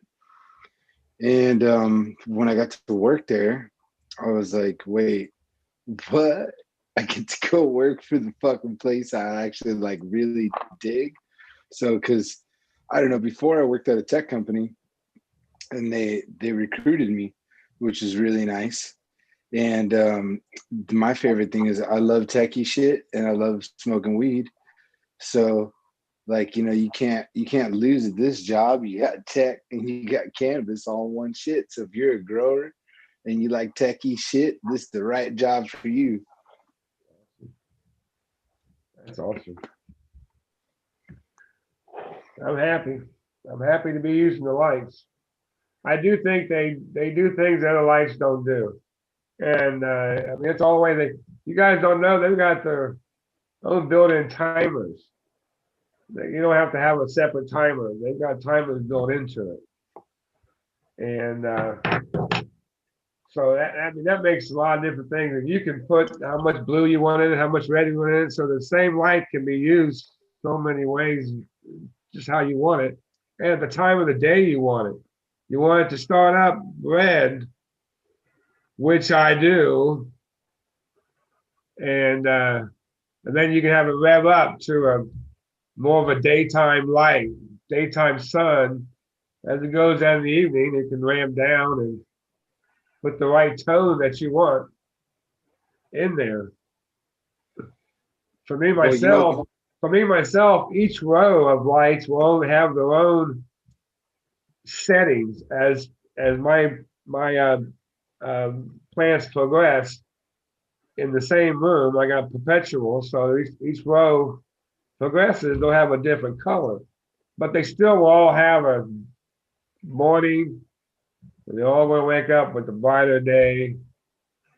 And my views is hit them harder during the day. Let them off at the night. Let them breathe a little bit. Keep light on them, but let them breathe. Beat them at fucking during the day. And a lot of lights you can't control that. You can't manually fuck with it. These lights you can do that. That's some other lights can do it too, but everything they do, I do like it. I'm not trying to boost the company up, but I did my own research. And I went through a lot of different manufacturers. I'm not saying that any bad with any other manufacturer. Just those were my choices. Why I wanted this specific lights, and I can have each row set it on its own programming. So, yeah, because when I go into early flower, I want a different spectrum. I give it that. I want a different light intensity. I give it. Yeah, that's a nice feature that you can actually dial it into what you're looking for. It's all with your phone. I can do it all on my phone. I can each row, everything I control on my phone. That's cool. So all the extra wiring, all the extra bullshit, I'm basically plugging in a fucking unit and it does this thing. I'm impressed with that. Yeah. Basically, I'm building, I think, Wi-Fi, and it picks up either Wi-Fi or sends the Wi-Fi signal. It picks it up, but it'll reset itself. If the lights go out, for some reason, the lights go out and power goes out, it'll reset itself to back to the time frame, so it don't lose track of where it was. It doesn't lose the memory. Timekeeper. It's basically a battery backup timekeeper. It's a separate unit you got to buy, but it'll keep track of your lights. So if the lights go out, and the power goes out, the lights have no power, then otherwise they go back to zero. Like it's a separate battery pack. Like a battery backup keeps the programming in the same setting. Right. Basically, it's a time clock. It's a universal clock for that'll always keep time to that clock. It's that right there. It's that right there. He's got it right there. Yeah. Yeah, that right there. He's got one that will control other units, goes to other units, but like what I'm using, just like a little USB thing. So that's all I need. I'm not being it's controlling everything. He's got that controlling other things also. Exactly. My dehumidifiers, they control the vapor pressure deficit. It's built into the machine. So whatever temperature is running, it'll adjust it to get the correct vapor pressure deficit. And I tell you, I like that more. I was sold on that. I ain't got to fuck with it. You ain't got to adjust it. It's going to adjust itself when you need it to adjust itself. Can't ask for more than that. I have a dehumidifier. Holy shit. That's pretty much why I like my Troll Masters, because they do that just there what you just said. It keeps everything dialed. It's worth it. I definitely not knocking anybody else, but I did my research and I think I'm pleased. They ain't the cheapest light. They are giving me a discount. Thank you very much. You're welcome. Yeah, they are giving me a discount, but they ain't the cheapest. But it's a lot of other things you get with it. I mean, I guess when I call them, I'm not talking to somebody from another country that doesn't know anything about their equipment. You know what I mean? And that is the case with a lot of stuff out there. That is a fact. Well, that is a big thing that they definitely strive in is customer service. Customer service is a big deal in that company. Oh, They've done well. They've had to change these plans 3 times, I think. These they made that for us. They lay the layout. Everything that's red shows the whole spread of all that's going to be even coverage. If you can see how it gets a little faded, that's where the light would actually start to fade off. And now it's an aisle away. There's no light sitting on it, so it's not hitting it. But their diagrams, That's the money they shot. supplied all this stuff for me. That's the money shot, Sergeant Pepper. The one They got 3D renderings of the shit. I mean, and they did all this for us. You don't get that with other companies. That's nice. And that par mapping was what I was talking about the other day, where it's like fucking even right across, dude. That whole footprint of that light is like even par all the way across. There's not anybody doing that, and that's not happening in the bars, even if I got 8 of them. Yeah. That's the thing though. You're right, Smiley. That's the thing about the lights. Like, I don't know, man. Like, I noticed that right away, and that's why I remember when I did that little PowerPoint presentation and shit. Yeah, I remember that. That was great. Yeah, that shit, that little PowerPoint, bro. That was a badass PowerPoint, man. Thanks, man. I appreciate that. But no lie, that PowerPoint, like, that's why I saved like the Raging Kush for last. Because I was like, waiting for it tonight. Well, he was showing you on the lighting on those alphas. That's where those lights shine. They shine in like big facilities and stuff. So that's when people are like, a 5x3.5. What the fuck is that? And I'm like, well, it's hard to explain. Like, I got to show you like mapping and show you how this light shines, and that's how that light works. So it is a light that's designed to replace double-ended fixtures. It's just a grid light. It's fucking something different. It's really cool. Like, honestly, it's complete overkill for my tent. I'm not gonna turn that light all the way up. It'll probably burn my plants if I do. Yeah, I think Austin. I know. You don't have this shit all the way up. I want to get a printout now. I want to have some 3D papers to hold up and shit. Bro, you tell us what you want. You give us the layout of your room, and we'll do a whole map out for you, bro. They will help you. Like, seriously, we want you. We want you to succeed. That's the difference. That's why they got cultivation support as well as they got tech support. Like, I don't really know too many of the LED companies that do that shit, bro. Yeah, no, that's dope as fuck, man. That's what I mean. You can set it where you want it at different times. One light. And I could take something out of my flower room because it say it's flowering too long, motherfucker, get the hell out of here. I can throw it in my veg place, change my life for that, and just let it go right there. You guys heard something about letting your plants go longer cycle, like 18.6 at the end of flower? I don't, but I talk about it, but I don't know. Boston Jeff was talking about that one day. I happened to be in there about taking it instead of giving it bud swell. I kind of understand that. It's starting to revert itself to veg. I would imagine it would give it more like a foxtail, like you'd see those like hairs starting to try to pop out again, and like new bracts or whatever you call them. Well, it's only a few days. It's only a few days. It's not like a week or nothing. I don't think. Right, but you would still initiate the transition, I would think. So you'd start to get it into almost like a re-veg. It chemically change, right? Yeah. Why? It's going to start re-vegging. It's going to start picking a re-veg cycle. Yeah, I would start working on that within a few days of the light changing, I think. Yeah, he's talking about making med swell. I think he was Boone was in there talking about it, and he was. It was a conversation all that was in. I wasn't directly in it, but I was listening.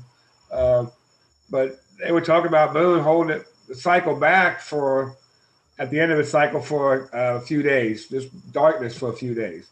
Okay, I've done that too. But I've never taken it and basically re-vegged it for a few days before I hug it. So I'm curious, honestly, how much anybody else have heard anything about that? Because I really haven't heard anything ever said about that before. Jeff said something about that. I think the bud swell is gonna come no matter what. I think with you flipping it over to 24 like that, you're just kind of rushing it along what's necessarily coming.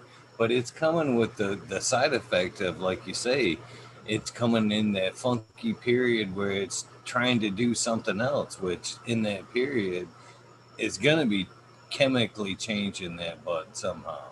If that's good or bad will be determined. You know what I mean? Is it gonna, negatively affect that bud, or is it positively gonna affect that bud? Usually I let my buds go the extra time. I like to harvest a little bit on the amber side anyway, just because I know my buds are gonna swell. Now, would I be that impatient to try to rush that swell along by flipping a 24-hour cycle? I don't know if I would go there, if I'd encourage that or not. Teach I don't know. I'm not saying I'm going to do anything. I'm just saying anybody else has heard that. Because he's the first one I ever heard say that. And Boone was saying, he goes this way. And then Ralston said, no, do the opposite. Put it back in veg for a couple of days instead of kill the lights for 2 days. So it's obviously one of these things where somebody's done something different. They've obviously loved everybody saying. That's the beauty thing about it is modern, and hearing the many different ways of going about it. I guess there's always somebody trying to trick it out to, oh, this is what I'm doing that makes my garden better than anybody else. I've took the reds out. I've done this. I've done that. Power SI. There's always going to be something. I won't say nothing. Fucking power SI. Fucking Eagle. You're not wrong there. Oh, shit. Choice is yours. That's what makes it funny. I fucking paid off my second Corolla. I moved out of my fucking parents' basement. I'm on the big things, bro. Choice is yours. Power SI. You just need somebody to just Incredible Hulk that shit, right? Tattooed chest and shit right across. Power SI, just Power SI across the chest and shit. The only thing in my garden that makes it work. Power SI. I am a believer of silica, but not necessarily that brand. It is the way to go. Making my cheeks hurt, man. It's funny. I wouldn't want to pay that price for that. The stuff I use, silica I use, is the same thing. It's in a powder, and I trust it very much. It ain't even close to the price of that stuff. I trust in the power SI.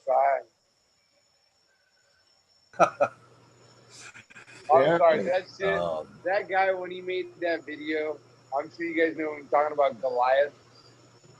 If you haven't gotten a chance to check it out, Goliath's this really dope glass artist that he's like a people person. He's really good at what he does on social media.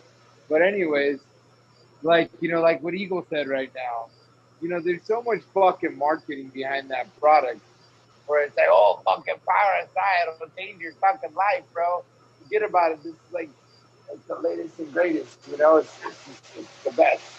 And as it turns out, it's a really good silica. But it's not going to change your life, bro. I mean, they got to get that money back from all that advertising. That costs money to do that, and they got to sell a product for that to get that. Now, I'm talking bad about the product. It's just, as economics, these people have got to sell it because they spend so much money in advertising. And they do. So that's what you're paying for, is them being able to put their name out there. And I'd say they probably got to find product. I wouldn't talk bad about the product at all. I mean, that's just me. But I mean, what I've been doing before they ever existed. Why would I need to produce a different silica? That's my other regiments have got what they got in there anyway, so it's double dosing what I've got doing anyway. So why do that? Right. Well, hey, man, it's whatever works for whatever gardener, you know. But at the same time, it's one of those things too, where there's a lot of marketing, right? There's a lot of marketing, and like I don't know, it's up to you to realize that shit that it's marketing. I'm fading hard, guys. I'm out. Baked. It's out, He's Johnny. baked. Later. Totally wasted Johnny. it. Good to see you, brother. You know, Yeah, basically what I was getting Martin to looks with nice that in there. monitoring is it's nice to, you know, listen to these methods being, you know, talked about in a lot of these chats, but I don't necessarily wouldn't go incorporate a lot of this stuff into your gardens until you've kind of waited it out and seen some results, you know. Less is more in the To beginning, back it that's for up. sure. You know, and I just, you know, I wouldn't jump on something like that just because I seen it in the forum. I'd like to see, you know, some results behind a little bit of that science before I went and, you know, fucked up a whole crop or, you know, a portion of my meds, you know, trying to flip it over and, you know, for me in a perpetual sneaking, trying a little experiment like that and one banana floating around like that could mean beans for everybody. Beans for all the patients. Pass them along. Johnny can't see them bitches. That's all you can say at that point. You want some extras? So, you know, I don't know, especially in a larger facility like that. I don't know if it seems like it would just take one bad element to something like that. Besides the flip of 24 hour, just one more stress and then fucking nanners all over that room. It seems like you're begging for it anyway, just the flip. But, you know, like I said, one other stress, nanners. And then you've I got, don't intend on it, but I was definitely saying, you know, I love people trying new things. Hey, that's how everything's found out. Is you try this new thing that may work for you, may not work for you. But if you keep doing the same thing, you keep getting the same results. You're very happy with results. That's where you worry about changing, but you know, until you found the results you want, keep searching. There you go, back Sergeant Pepper. I was enjoying looking at your videos. Oh, thanks, man. I was just changing my CO2 levels in here. All right, guys, I'm gonna have to head out too. Get ready for work tomorrow. Have a good one, man. Thanks for popping in, man. Good to see you, brother. Absolutely. Modern, Smiley, Eagle, Sergeant Pepper. Thank you, guys. Thank you, man. Thank you, my friend. All right, y'all. Good to See you tomorrow. If I could shout out to chat, I've kind of ignored chat. I'm sorry, I don't mean to ignore anybody. Like I said, it's hard to have a conversation with you and look at chat. That's why I said Smiley amazes me that he is so good at it. It's like somebody that can play a good guitar, you know what I mean? That can just play it, you know. I hear you can walk and chew gum as well. Right? No shit.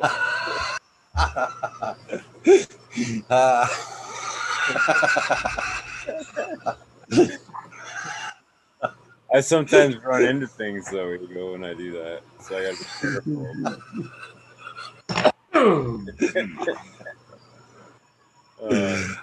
You got a little more experience with myself.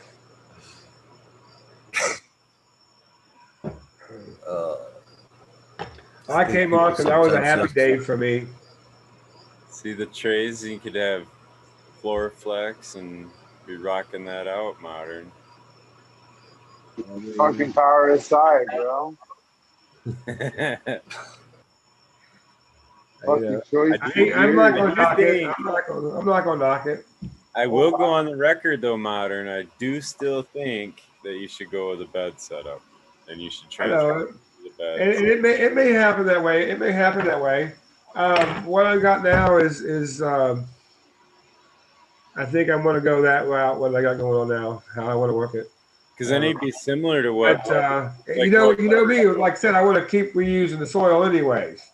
Right, and you would then, and you'd have. I am giving it more. It's a lot of it is having a tote. You know, I kind of don't want it. It can't just leak on the floor. You know what I mean? It has to be contained. Right. And there's just barriers to deal with on that. Well, they build them on the beds. It's almost exactly like how they do these the beds, like what Pepper's showing there. But you build your bed goes on top of that. So there's 18 inches of the bed that sits on top of that. And you can even get them the rolling style, all that, man. There's plenty of guys doing them right now. They're dope. I mean, it's whatever. I know it's all extra fun. Like I said, I agree with you. I wouldn't disagree with you at all. But I think honestly, man, if you're reusing the soil and on a commercial level like that, I would think trying to do that some form of a bed is what guys are successful with now, I guess. I am growing in a pretty big pot. Yeah. They are in a pretty big pot. But a lot of it's economics too. That's the other side. It is I can move these around and put them in pots when I want them in there. The beds would take up different space that I would have to be able to move them around because I would want them in the beds earlier before they go into flower. Now you got to put them in the veg room. It makes it harder to move this bed into the flower room. But you'd be running similar to what like Pepper had his plants right there just flipped to flower. So he's had them sitting in there with the lights, you know what I mean? And then you just change the light schedule. So you'd have multiple flower rooms. You would be able to harvest, clean the room, plant into it new cuttings, veg them, and then flip, and just control that. It may be in a perfect world. But I have to have a veg room, and I got one veg room, and I got one flower room. Oh, I deal with it as it is. It's some of it's economics. I have space to grow into more space, but I don't need to pay for a bunch of things that I don't need to use right now. I've got a lot of building I have to do with I have right now is the strains and so those things. The development of plants coming together and having a perpetual harvest started and having things running. Because it takes time to get plants growing and those. I don't need to have a paid for this facility that I don't need right now. Yeah, no doubt. So I can grow into that part of it later. I want to this is a new thing for me to grow that many plants. So I'm not scared of it, but I respect it. Definitely respect it. You can't have no failures. That's why a lot of these IPMs just, I don't know. I was so against an IPM, really putting anything on my plants. I'm more into not getting anything in there. Not ever having them happen. But it scares me not to use it. So you better have a plan for something.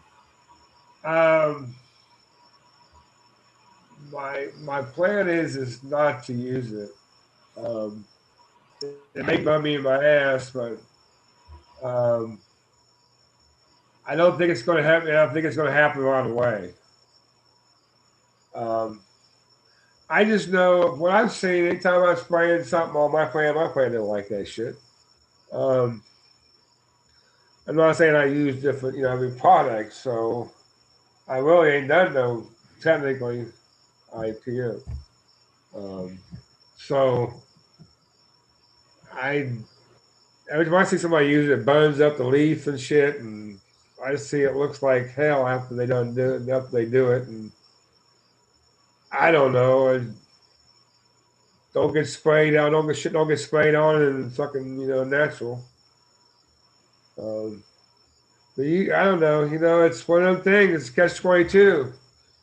Damn if you do, damn if you don't. No, you're not damned if you do, actually, but you should. You need to figure something out. You got to do that. You got to have a plan, man. I don't know. Dude, I never had no bugs. Now you've been planning all kinds of other stuff too. So. Never had any bugs.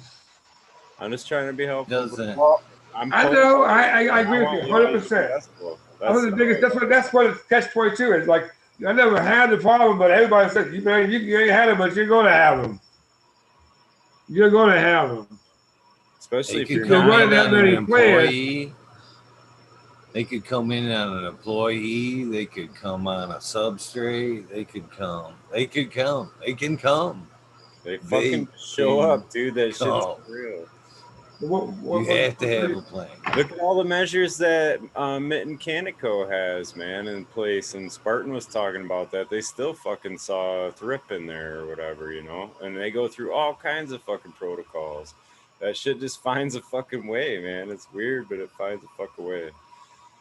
Yeah. There was somebody coming on the other day that talked about and I seen it. Fuck, where did I see it? They were utilizing the same thing. It was like a antibacteria, like breeze that you walk through. I thought it was like an ion that they were talking about, but it wasn't. It was some kind of like blast of air that you walk through as you walk through the facility that pretty much knocked down, 90-95% of what was on you. But still, how good is that for you? And for one, to be walking back and forth through that all fucking day and fucking, that can't be your only, defense as well. You just can't put that at the door and go, I've got it. There's got to be a plan, I would think, like Smiley's saying. You got to be prepared, especially at your level. You know what I mean? Okay. You're not like... Prepare me, because I'm not prepared, I guess. Well, I'll tell you now, if you need any help, I was going to say, sorry, I didn't mean to cut anybody off, but Greg's actually got a degree in that shit, man. And he's like an IPM specialist, powdery mildew or anything like that. And he doesn't really spray shit. He uses bugs to help create an IPM regimen. It's pretty cool. I don't know if you guys are like opposed to like organically like keeping an IPM regimen, but I can't really speak on what he said because he used a lot of big words that I wasn't familiar with, to be totally transparent. But yeah, that I thought it was really cool because it's better than spraying any shit on your plants. Yeah, I mean I'm for that, but I just don't know. There's so much out there. Fuck. Well, I never had a problem with it. So it's like, okay, you don't have no experience with it because you never had a problem with it. So you never used it. Okay, I agree. I go into a facility, need to have something, but I'm worried about whatever I spray on it. Not something I want to do at all. So, but nobody wants to.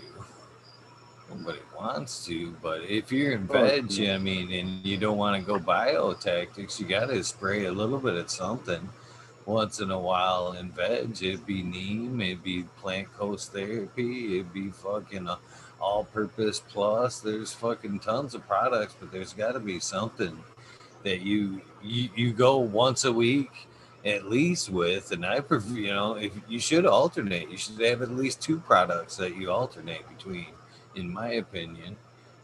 But that's just my opinion. And if you're worried, I definitely moreover, sorry, Smile, I didn't mean to cut you off, but I would check firstly, because you're on a major, you're not just on a a gardening level. You a bad shitty crop for you could be bad. You know what I'm saying? Right. So I would find out first and foremost what is accepted. What are some of the accepted methods that you're allowed to use, and then look into the effectiveness of each of them, and how you feel about using whatever. And but definitely get some type of regimen going in there before it's too late. That's for sure. I know. You don't. There are ones that are approved too, and that's what I was just gonna say, teeing off from Eagle there. But the like Marone Biological makes ones that are approved, and they're organic, and they're not systemic, but they do like trigger response mechanisms in the plant, so you get a healthy response from a healthy plant using them. So it's not a negative in any way. And you know what I mean, something like that would be something you'd have to plan out. They have like 3 different things that you can rotate between or whatever, but I would definitely try to figure one out. Even adding bugs, like what interval, how often are you going to introduce them? What are you going to introduce? Those kind of things. I know, man. I'm not trying to overwhelm you, dude. I know you guys. It's okay. It's okay. I've had to deal with so many things too. I've got to get this building up and running. Yeah, do that first. I mean, these things. No, I got to do everything now. I got to do everything in a period of time, because I got to have a data, what they call material data sheet, and it says every product that's in my building, and basically anything that you got to do if something happens, either somebody gets too much exposure to it. I got to have all that. I got to have what product you're going to be putting in your building, the sheet on it. So I got to know what I'm going to do. Well, there's got to be. I don't think data sheet on bugs, but you can't be. Well, this is my suggestion to you again there. Even though you may not be implementing them right now, okay, because you're not necessarily up and running, you can't be necessarily locked into 100% that. There has to be some system that you can go to them and go, I'm no longer using this. You know what I mean? This is my current SOP. But, just find out what they want to hear to put on a piece of paper to get the form rolling. You know what I mean? That's my advice. And then that buys you room to, do a little bit of research. And then when time comes, update your SOP. This is what I'm currently using. But, to get the paperwork rolling. Yeah. It's kind of my advice. Yeah, but if I'm going to use something, I got to have that fucking information. I have to do that homework. And it's just not to be honest with you, it's a very boring fucking subject. It's not, it's just. It is. It's just one of the hoops, brother. It's just one of the hoops, man. Once you get through it, it's just like, you're done with it, man. It sucks now, but once you get to the other side, it's fucking, it's just one of them notches in your belt, man. You live through it. You're wiser. You know what I'm saying? What's up, Randy? Ready to hit that hot fire. Been in here all night. What's up, everybody else in chat? I'll say it now because I don't give the love that Smiley's sitting there giving out all day long. What? Yeah, keep the bud porn going on, Sergeant Pepper. We're enjoying it. They do put a smile on your face, man. Happy plants are just like. Oh, yeah. Love looking at the garden. I'm just smiling because it's so good to have veg plants in my place again. Like, I'm so happy, Smiley. You have no idea, bro. All the fucking re-veg bullshit. I know you heard me bitch about it, but I'm gonna keep bitching about it. Like, I'm so happy.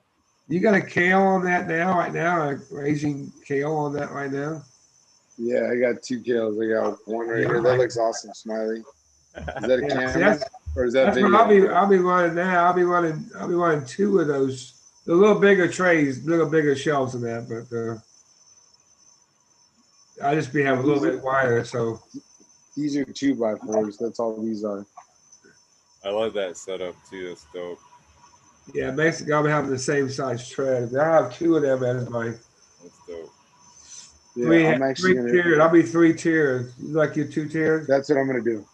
I'm gonna do 3 tiers. I actually am ordering 2 shelves already that are coming that are a little bit taller because they got really tall ceilings.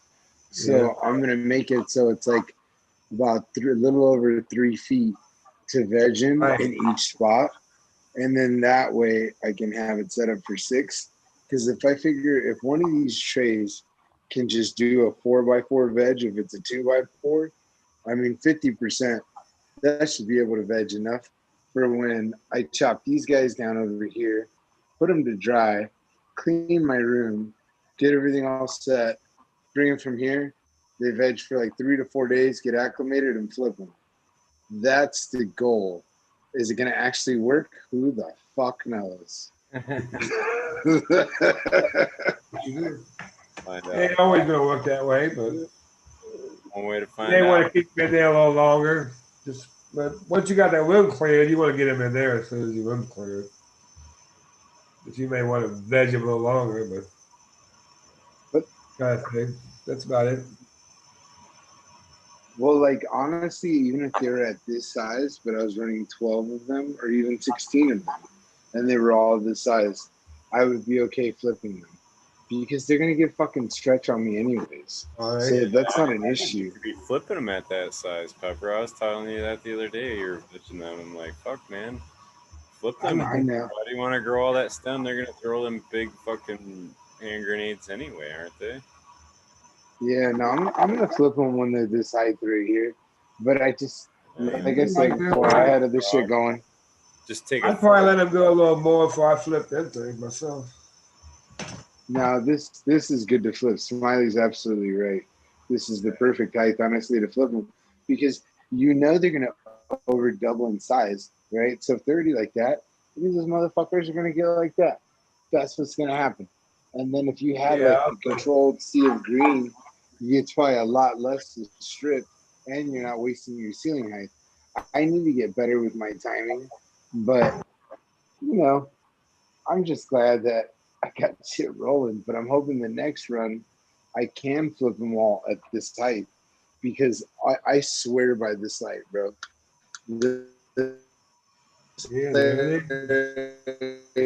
Oh shit! Is like what game? Because just so shorter, man.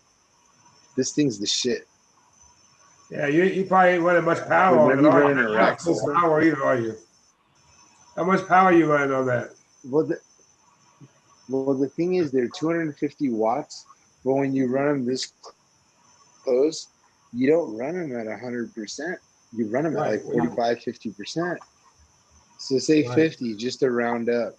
That's 125 watts. Sweet. Yeah. It's good for the light. Yeah, that's overdrive it.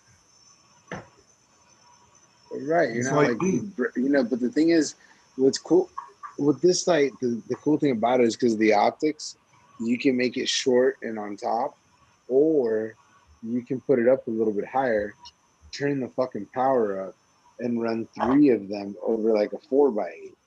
Because that's where this shit would really shine.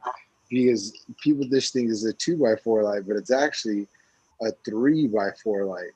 But it's only a 3x4 light when you got it full fucking powered up, you got it raised up the right height, and then you got the cross lighting, like the Raging Kush does. If you do it like that, then you can run 3 of these lights for a 4x8. But since I'm not running them like that, 2x4, here we come, underpowered. I consider those to run all in the veg, but how many fixtures I would need, and they have to run electric to all them fixtures, created too much of a cost. For about running them like big this? commercial grow, I can't do that. I'm It's not your allowed, I'm list not of allowed to do plug. that. I'm not allowed to do that. I It's have a to plug it UL straight into a receptacle. No, That's from Hydro Farm. That That sucks. should be all right. But you got a It's UL. fine. it's Nothing wrong with it. They just won't like code. I can't plug in my lights like that. I have to plug it straight I into can. a fucking solid fixture. What I like is I can run like three raging kills on this, and I can just run it to one of my light controllers right here, and still have a few more potentially if I really wanted to. I could run 12 raging kills with that thing, but I got one Dragon Alpha, and then I'm gonna have a total of 6 raging kills to it connected soon. So that'll be a total of 3 outlets. Then I'll still have 1 left. So, because that's supposed to be able to do 4,000 watts. It's a 30 amp to 240. Nice. But yeah, but this I'm never gonna run these things that hard, man. You just don't run these lights like that. Like not when you're running them in a rack. If you ran them in a rack like full blast, you would burn the shit out of your plants. You just can't run them that hard. They don't really need it because of the optics. It just like disperses the light, and you can see what I'm talking about when you look over here on the wall. You know what I mean? Like there's a straight up fucking line right here where you can see where the light goes. So that's how you know they're legit. But you don't need to run them full blast. Just because this is what I'm frustrated with people like with the LEDs. The whole point it's supposed to be efficient, right? So if it's efficient, why do you got to run them full blast all the time? You don't have to run them full blast all the time. Keep them tuned down. Smiley, didn't you say with your HLGs you run them like half power most of the time? Yeah. Yeah, I don't. If Yeah, and I don't even get them to full power yet. there's no point. There's no point. So that's why I'm like, why buy like a fucking 600 when really all you need is the more diodes with the underpowered, right? But if you had optics on your diodes, well then you could be a lot more efficient with them. And that's what I'm sold about these lights, like these little optics, man. I like because it just spreads them, and then it also disperses the hot spots. Where when you have like a raw diode, there's some heat that comes right across it. But with these, it's like it like disperses the heat. I don't really know how to explain it. And then the heat No, sinks that are pretty works. deep. It's not like a Yeah, that works. I'm going to be expressive. We know what you're talking about. Enough with the light. I don't know. I know. I shut up about the light. Sorry. I just You were like, I don't know this how is, else like, to my describe favorite it. I was one, like, though. no, that worked. We got you. It's almost 420, I think. Coming up on her. What is it there? 15 or 15. What's up, Chad? Almost 420. I could see that being the next commercial, Sergeant. You just going.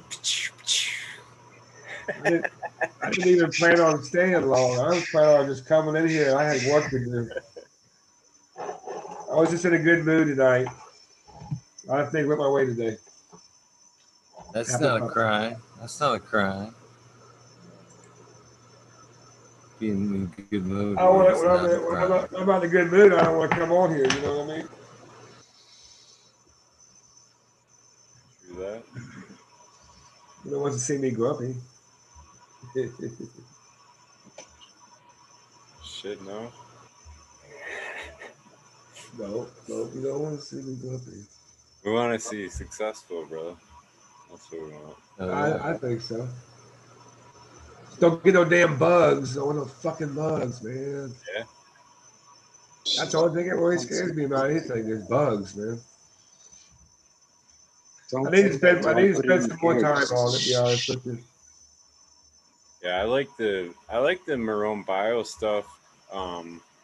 But the problem is, like, if you're gonna try predators, then anything you spray kills your predators. So, like, I'm really all for like the idea of like treating in veg foliarly, then as you transition into flower, you would have, you know, hang sachets or whatever predator mites you're gonna have for flower. Then you're never spraying in flower, but you would, you know what I mean, you would have treated all the way through veg. So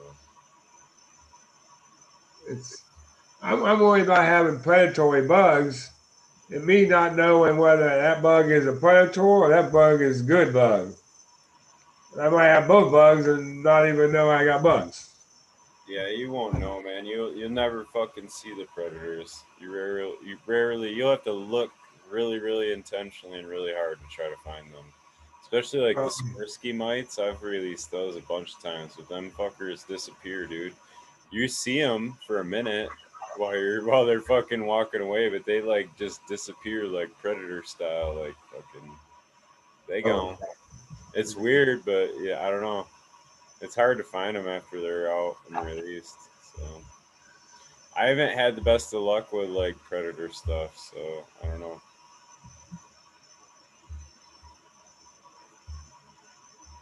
But I do like the canna control. That works really well. I think I put a list of some of my strains I want to start with and put on Instagram and see what kind of people give me comments on what I should start running. I got a lot of stuff. Something that's popular. You know, GG4 is not bringing no money. No, that's not the one. I'm not all about the money, but I was getting it's a business. You don't want to run what nobody wants. GG4 doesn't bring in any money though, really? Everybody's got it, Pepper. They ain't making no money. It's saturated with it everywhere. Everybody's fucking growing. Some of it ain't even GG4. Right, but still, it's the fucking name. A lot of it gets renamed. It's fucking whatever. Oh, this is outdoor or whatever, but still. Yeah. I don't know. And a lot of that, there's just not a ton of value in just having a name, though. That's the thing. Like, I mean, certain genetics, yeah, but I don't know. By the time it hits the bag, it's like, what? Because I've got to have what they want when you walk in the store. And for me, I got to be able to sell them something that they're going to want to put on their shelf and it's going to sell. If it sits on the shelf, they don't want to buy my shit. Or they say, oh, well, this shit's out on the shelf. So here, we're only going to give you this much on it because we think your shit's going to sell on the shelf. Well, what's your top 10 that you want to? Oh, dude, oh my gosh, I can't even. I really couldn't. I got so many. Yeah. I mean, I really couldn't even. I would miss. Well, whittle it into half. Start with that, and then. I tell you what I really think is going to be. I got some sacred cuts that I think are really going to be nice. There's some Fruity Pebbles crosses, and I got some 420 Booth genetics that I think are really going to be good. Shamrock cake. I think it's really going to be good. Are these seeds you got to pop yet and pheno hunt? Yeah. Yeah. But so I gotta put something out there right away. You gotta have something you can put in the garden, harvest, and sell right away. I know. Find some kind of a cut. Well, it will sell. That's not the problem. Anything will sell. Everything will sell. I'll not sell the product. They physically want me to sell them cheaper stuff. So I ain't worried about that. You know what I mean? They want it. Because they want something cheaper to put on the product on the shelf. Because as many people want to go in there and just buy the cheapest shit. So oh no. Not like I don't want to be that name. But I don't want that, right? I mean, but I'd want two LLCs for that. I'd want Mid Shelf LLC, and then I'd want my Top Shelf LLC. Something I'd sell just to get by, and something I'm known for, right there. You know what I mean? I wouldn't want the two intermixed. Right now, they're going to take my shit and put it in a jar, and they're going to sell it that way. Nobody's going to know what it is anyways. So But no, I gotta, you know, I'm growing a lot of stuff from seed. That's just fine. You know what I mean? I'd buy all day long. So I ain't scared that it's may not find the best pheno of it, but that's what it can. I can't find the best pheno of this shamrock cake, so I move on. But I did find nice amnesia. For some reason, people, oh, I recognize that name. I want to try some amnesia. You know, I mean, damn. So there you go. I wasn't ready. Wasn't ready to hit that hot fire. Damn. What are you smoking on over there, Smiling? Platinum cake. It's the diamonds, Pheno. She's a badass. She's a badass. I got a picture of her actually, but she's growing. I'll bring it up.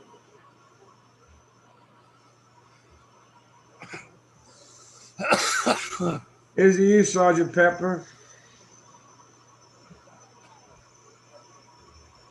Easy you, bro.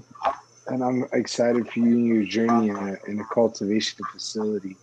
That's my absolute dream, is to have a facility. Fuck, I don't. My dream is to be happy in Michigan. That's what's up, bro. I wish you nothing but the best, brother. I really do. I wish you nothing but success. You're definitely buying the right gear, that's for sure. Yeah, I mean, they have definitely been a good company to work with. Like I said, they've definitely, you know, they didn't just show me a light. They got everything. You talking about? They say how many BTU this fucking got, how much it's going to use, what you're going to need for cooling, and my engineers need that stuff. Bro, not only that, if you reach out to them and say, hey, like, I need some help, I got some IPM issues, no lie, fucking Greg will take care of you, man. You talk to him and he'll fucking, and it's not even something like, you know, usually something like that would cost some money. I don't know what he would charge or anything like that, but all I know is that, like, we give a certain level of support that's included for free with our products. Yeah, you know, most people are like, oh, you can't figure it out? Well, that sucks to be you. Go get fucked.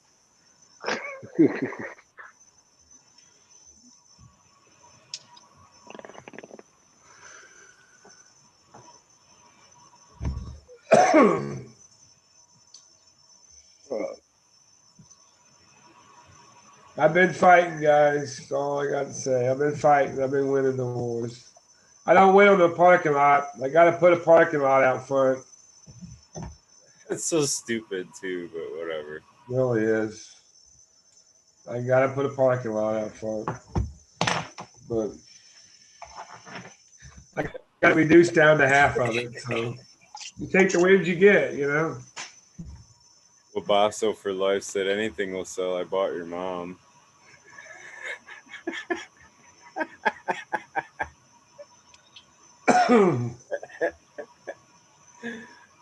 Chat cracked me the fuck up, man.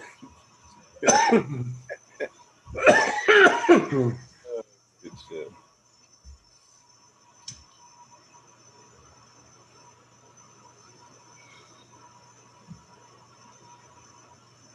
Seed runs are good, man. I don't know. Just for where you're at, the position you're going into, there's just got to be a little different mindset, I think, for you. That's all.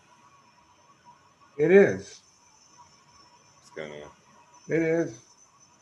I mean, like pheno hunting and trying to do that. That's like you need to have money coming in. You know what I'm saying? Like, and that's not that it's not gonna be, but there's a lot more risk that it could be some kind of a herm issue, or you know what I mean? Like you're still trying to figure out if the fucker's gonna herm or what pheno's gonna express which way, and you know what I mean?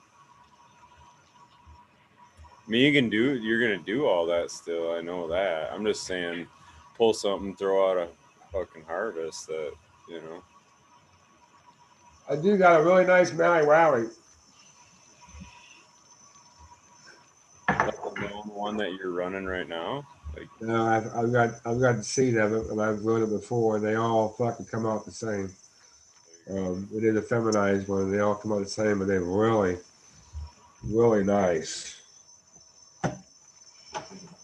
People might like that, you know. Wowie. that'd be what I'd be considering is what you can kind of. If you know it's something, I know something that's is really nice. Less risk. Yeah, it's one of them things. I always say it's all in the pheno.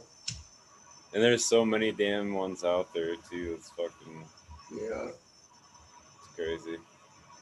At least I am lucky that I can sell my product as long as it's clean. I can sell it. That's an advantage. So at least I could be in a worse market where you walked into that market and you better have the fucking fire. There's nothing you're gonna. Realistic, like say Colorado. If you're not coming out there and got something nice to sell, you ain't selling it. They just ain't gonna fuck with it. They got enough of the other shit coming in. They don't need to fuck with you. So that'll go away, but at least they start now. I'm lucky on that aspect. Nothing I'm gonna sell is crap, but at least I ain't found what I want yet.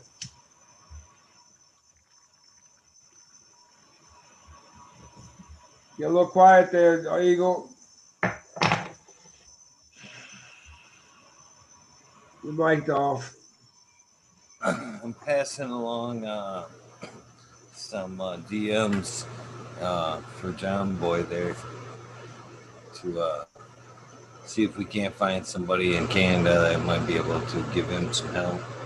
Get him some help with some RSO and whatnot to help getting through what he's doing. So that's what I'm doing. Trying to do what I do. Trying to do what I do. But I need to be together. You guys will straighten me out. Once I get plants in the ground, everything, I'll come on and show you my garden. Fuck yeah. So I can't You wait, get man. one of these modern. Me too. You gotta get one of these. par meter? Yeah, the apogee meters. I don't have the apogee, but I've got one. Well, the thing with I the have a problem apogee is with they measure your PPFD. Right, I've got one. I just don't have apogee. Which one do you have? With the hydrofarm. Okay, It works. I don't see the problem with that's it. It may, that's what's up. I think it's just any type of meter. As long as that meter runs consistent, it's still metering. So What is I it? know what What my does it number. measure I know out? what my numbers are on that meter. Yeah, that's what I use right there. I got no problem with it. But I think you got to turn that thing. You know, Yeah, see you what's turn it. reading all different places. And like, oh, when I'm on that grid, you'll be able to see it's even though you turn it, it's still pulling out power. But if you got just a straight overhead one light there, as soon as you turn it away, it like loses it. Yep, that's right. That's right. I think, by my opinion, the meter is pretty much a meter. It's as long as you know the readings on that you prefer. But they definitely show some nice meters. I'm just a cheapie. I mean, I hear you, man. They're all expensive. Any meter, it doesn't matter. Like even my Blue Lab combo meter was super expensive. Yeah, I mean, to be honest with you, I've always used a fucking cheap meter. Just keep it calibrated.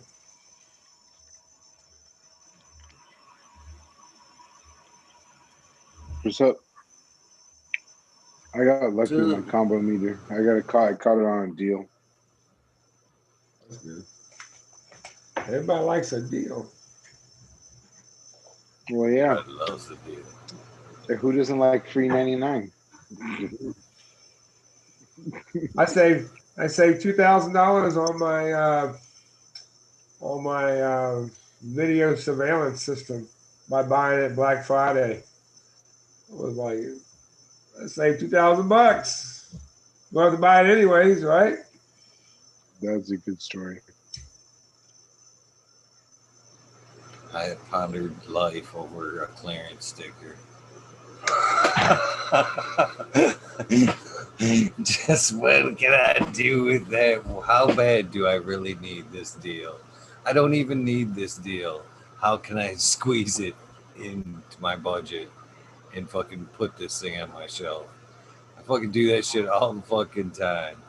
Fucking, I hate the clearance aisle. I can't even walk by it. It's like my nemesis, but I still travel down the clearance aisle each and every time I'm in the store. I can't even walk by. I swear, clearance stickers. They might as well be a fucking traffic patrol cop. Somebody that just fucking you gotta stop right here. I'd dead my tracks, man. I'm like, I don't even care what it is. There's a deal there, huh? Hi guys, I don't want to leave, but I know it's like I don't want to be the one holding Eagle up out of his juice. I was probably the guy Walmart actually tested out the yellow dots on. Look at him go. He just goes from one right to the other. Shit he don't even need.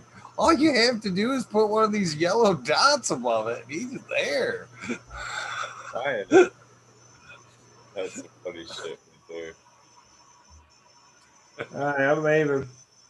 Peace out, Modern. 1:30. Everything, man. Dipping out too, guys. Good to see everybody. Everybody in chat. There's a bunch everybody of out, chat. Peace. Make one in there now. I see all these in there, Mystic Grower. I'm going to say hi to everybody in chat, but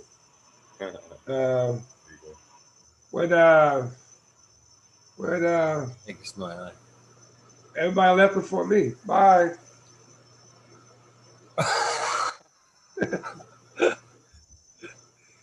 See you guys.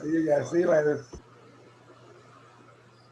Well, that does it for me as well. I was only hanging out as long as everybody else hung out, and then I was shutting her down. Yeah, anywho. But I thank everybody for hanging out. It is time for me to get to work. I have tons of work behind me, and it is about time that I get my shit on point. Fall show. So with that being said, let's get to fucking work. Let's get these shout outs in and out of the way. Where are my lists here? Yeah. Well, I guess this is a rabbit hole, so I can pretty much play what I want, right? That's what I'm going with. Cheers. Good night, John Boy. I'll see what I can do about getting you some help up there in Canada. And if you guys are in Canada and would like to help somebody out that's going through a shitty point in their life, please let me know.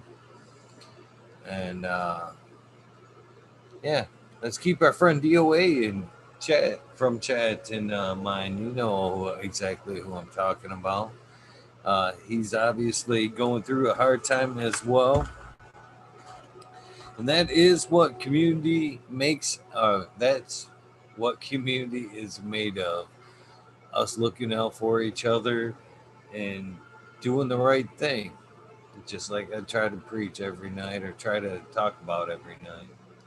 Many times that people helped me throughout my life when I didn't even ask for it, but greatly needed it. And to this day, I have more respect for those few than the vast majority of people, for sure. And them people randomly reaching out has earned some of the greatest respect in my life. A lot of times I have never even said it, but I have great admiration for a a lot of people that were there and are there now. That being said, look, crazy music. I don't know what the fuck I just did in my shit. I obviously just paused it. 311 mix up.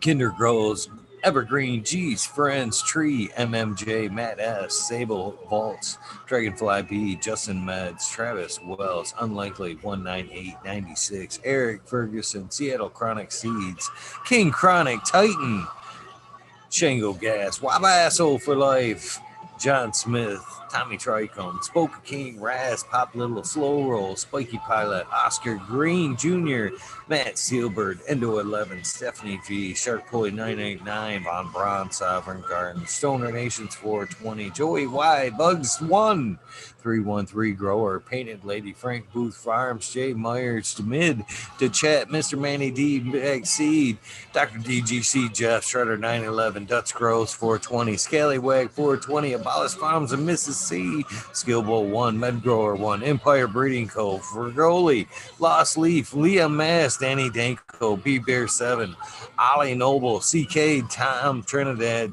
Looney Jester, Smoking in a Small Town, Tim S., Mr. Lazy, Raptor Grows, Rob, Automation is Freedom, Robert Hazelton, Dora Michigan Quarry, Double Tap, Mr. Green Thumb 420, 808 Rooting Prospects, Canna Bus Drivers, Hating Life, Kenny 710, Operation Grow, T Ben, Rude Nut 619, Dr. Scrambles, VB Moonrocks, GHFJJ, sorry, Bio Green, Stealth Grower 56, Hanky Stanky 420 OG KD, Ganja Nana Yo Mama, Georgia Joe, Roy Rodriguez, Bee Growing, Nature's Best Nugs, Killer Bee Grows, Ganja Wizard, Husky Gardens, Nut Tree 420, Dr. Ooh, Solo Life 420, Bully for Life 420, Jeffro, the Jeffro 420, Beavis 698, Dr. Franklin Booty, Goddamn I'm Baked, the Rippin' Fat Boy,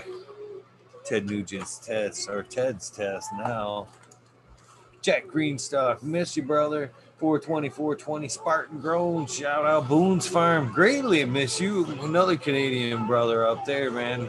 Boone Farm, man, if you're listening to this, pop in, brother. We miss you. Boom. Charlie's Farm 420, Aldridge 25, Smiley's Gardens. Much respect to you, brother. JD's is these nugs. We're looking forward to your return. Smoke and Grow Frazier, Grow Koski, Twisted Roots, Faded Farmer 420, Jeff Durowski, Genetic Memory Farms, Vault 420, Cameron, Mr. Bagseed, Jill Carter, Mystic Marks, Mystic Grower, I Killed, TW, Ginger Snaps, DTE, Grows A, Rick Wolf, DLP 2372, Ned Denver, Mike Denver, Sergeant Pepper 420, Candy Trooper, Sequence 3, Blind Cat 420, Light Up Again Tim, UKSF 420, Buddha Boy Devin Shipwreck, Medical MJ, Buddha Boy, or Medical Budsville USA. I don't know how I got any of that out of that. Resurrection Prophet, Chris Martinez. Love that dry mouth. Tara Wilson, Dankman 420, Dankman Dan, Red Set of Farms, Good Life, Joni Bell, Cheech and B, the most hated grower, the Major General 420 Army, the American One, W Digger 714, Sarates, Kineos Genetics, Mountain Skies, ready to hit that hot fire. Chris Mertz, Ian, Save Robbie, Sergeant Live, Hepafe Cam, Finger Lakes Finest, Ridge Patch, Dozer Man, Southern VT Grower, Choose Medical, Jared Bear, Plus One in Medical, Secret City Pioneers, 2042 Spacewalker, Christian, Tree Mump, T. Barrington, Heart and Soul Grow, Mike B, T. Dwayne, East Coast Will, Heidi Day, Galactic Gardens, John Smith, I believe that's twice, Elliptus, My Natural Farm, Pacific Northwest Seeds, Ross, Casa Paul, Lemon Hoko, Trent, Rita, Juicy's Life, 420 Gramps Manual. Thank you, Rita, for all the shares, by the way. Manuel Bond, Sammy Sizzle, 81, 9 Inch Colas, Chris Mo, DK Trades, Vision Creator, Guru, The Kind Brood, Canna Nation, J Wire, Dan, the indoor man. Grow Me Homies. Hamilton grown. Clip Smoke. Keystone Canada Flag PA. Big High 710. Eugene Life. Ace Drew Hustle. Fred Don Carlos. North Arizona. Beer Grow 420. No Sellout. Jesse White. Castaigne Yelly. Introvert Genetics. So J. Vixen Robin. Killer 8 Mo. Cam Wood. James Buttercream. C-Dub from NorCal. The Pharmacy Seed Network. Dreadhead. Smokey 616. Curtis Mahan. Matt Myron. Morte. Rick Heyman. Stephanie Dorr. Antenna Seeds. Vicarious K. Mike Rubles, the Drew Bear 420, Maxi 751, Lawrence Gonzalez, Slow to Get Up, Stu Mood, Popco 719, Bake with Shake, baby, Old Smoke, PWC Grown Buds, Lori Wash, Mr. Weed Blunts, Old School, Groa, Chad Westport, Honcho Grown, Florida Nugs, My Little Piece of Heaven, Pungent Sound Seeds, sorry about that, Goliath Grower, Richard T., Chrissy Wannabe, Mr. Soul, Food Spectrum, Gone God, Lori Hanson, Real, 2,000 Years of Tradition, Mr. D. Conley, Pimp Jam McBodie Face, Show Me Sasquatch, Fuck Google and You, I'm Going Well, Canadian Restore, Poor Dirt Farmer, Kyle Wright, Zeffner, Humble Farms, Trinity Farms, Seldom Seen, Oak Park Gardens, Hal, 9782, Skunky Packs, Martial Artist 2012, Micro Slave Hefner, Daniel McDizzle, Medically Fit, KGB, Robert, Mr. Green, Motherfucking Fingers, Thomas, Rancho Costa Plenty, Monkey Balls, Andrew Champlin, Bobby Lynn Meads, Trench Digger, Mr. Mac, Tonya Lake Bologna, Bill S., Weed Peace, Tater Delicious, Minty, Country Roots, here on Fire Genetics, Earth Creeper, Billy Ray, Big Ray 420, sorry, Big Ray 420, Teeny Weeny 101, Buds and Hazards, Mr. Club 14, Bearded, B-Man 616 Farms. I know I fucked that. Oh, that's Bearded B-Man Farms 616. Sorry, brother. Max Screwman, Ruby, Timothy McKimmons, Neo, Sochronic 88, Fat Belly, Real, Jennifer Steele, Cannabis 03, Turk Farmers, Shannon Stevens, Carlitos Latinos, Green Country, or Gator Country, Mr. Speed, Wolfstein, Fire Soul, Wooly Wookie, The Goddess Grows, Rasta Bob, White Feather Grows, Burning Shrooms, Tone Grows, Jake, K-Man Grows. By the way, White Feather, anytime you want to pop back in, brother, please do.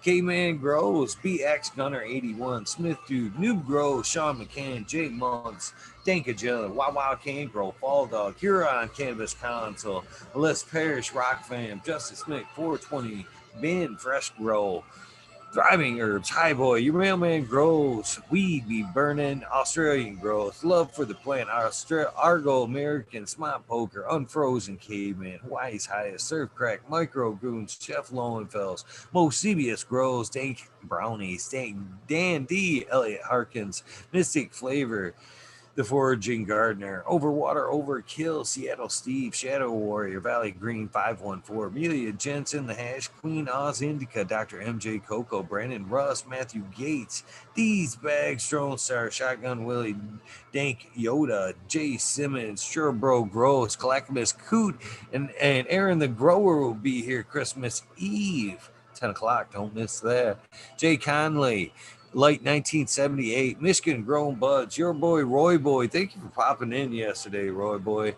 And always a pleasure. Delta 9, Jay McDaniels, Clackamas 420, Stinky Colas, Dylan Steinfort, PFC Farms, Husky Garden, Sungrown 707, J Dro, J8 Dro, J420, Cascadian Grown, Tito's McGee, 4 Plants 8, Weedworks, Captain Scrog, Skunky Buns, Hans Warrior, Jackie Young, Terry Lee Live, McGaster Tempe, Annie N, The Urge, Green Jr., Leon from All Purpose Plus, Green Goose, 11 Smiles 11, Bindu Buds, Micro Rasa Grows, D's House of Dank, Mama Law 710, Scarecrow, 420, Green Thumb Bone, Christina MG89, Unplugged 705, Medical McGullicuddy, Rick T, the Rebel, the 9G207, Fabian Salinas, Dave's not here, Tom Spook, Grave Walker, Mendo Dope, T-Dog, Dun Beetle, Red Eye Jedi Grows, Mother Nature, Justin Conway, Duckweed, Red Eye, Run Boy 7426, Justin Gooder, Strongman, Okie Grower 75, Corey Trevor, Michael Wallace, Mole Vision 420, Who's Your Cat Daddy, Taco Don Slug, Rick S, In the Bushes 827, Jane Siemens, Kevin Hahn, the World's Last Hope, Pats fan 420, Biominter, Dirt Road Dude, Kenny Shiva, Jose Ramirez, Red Eye Rustler, Dab Goblin, Dr. Buzz Lightyear, Acetone, 710 Canuck, Can of Queen Genetics, Stabby Tenazi, Fumidor, Dirtman Dan, Keith the Black Sales, Mr. Bosilius, Zen Premium Gardens, Rasta Bob, Rasta Jeff, that is Embracing Organics, Thursdays at 9. Soiled Roots, Small Tubes, Tyler, Frosty Buds, North Michigan Micro, Ouija Buds, Dub T. Roy, Big Jar Grows, JC, Monarch Genetics. Thank you for popping in, my friends. Okay, Weed Nerd, we missed you as well. John Last, PPJ15, Green County Grower, CJ Apple. Much love to you, brother. Day one right there.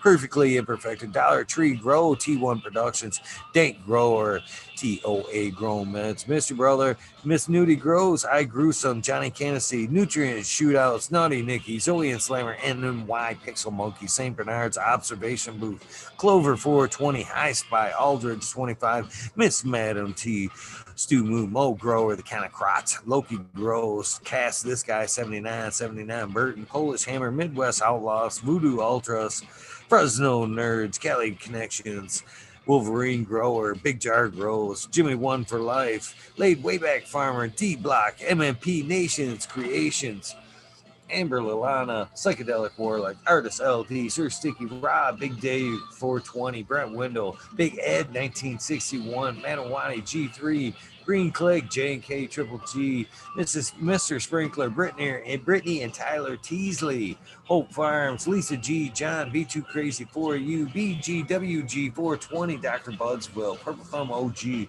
Arthro, Sensimilia, Arthro, Just Face 420, Beast Coast Grower 420, Slur How, much respect to you, Trey Valone, Keep It Real, Haggerton 420, Zeb Zeppelin, Audit Everywhere, BTWD Grows, much respect to you, Bingus, thank you for popping in, Green Puffin Man, Alex Boykachev, Chef Life, School of Crop, Cause I Love It, Green Mountain Grower, Southwest Okie, Reels 100, 212, Andy Man, Miranda Family Farms, Page Farms, Me All Flower, Ryan Henderson, Green 13, missed you, brother. New Sailbot Wins, Kingdom Aquaponics, Indra, Michigan Native, Mary Jane Medgarden, Streamer 77 Double D, Bad Bunny Nutrients, Mr. Green Pots, Mr. Green Nugs from 619 to 664, Spaniard Kruger, Jones and Grow, Papa G Grows, Raz Amy, Dro Grows, Cass, the Grow From Your Heart podcast, Lily, Luna, sorry about that, Green Med Flock, Jeremiah Morena, Sony Creek, Lost Art, Mr. No One, LG 420, Giant Mike, Prometheus Soil, Jason Eyestone, P. Win, David Colby, Mason 662, Scroggy McScroggin, the fourth, The Goddess Grows, Kaylee.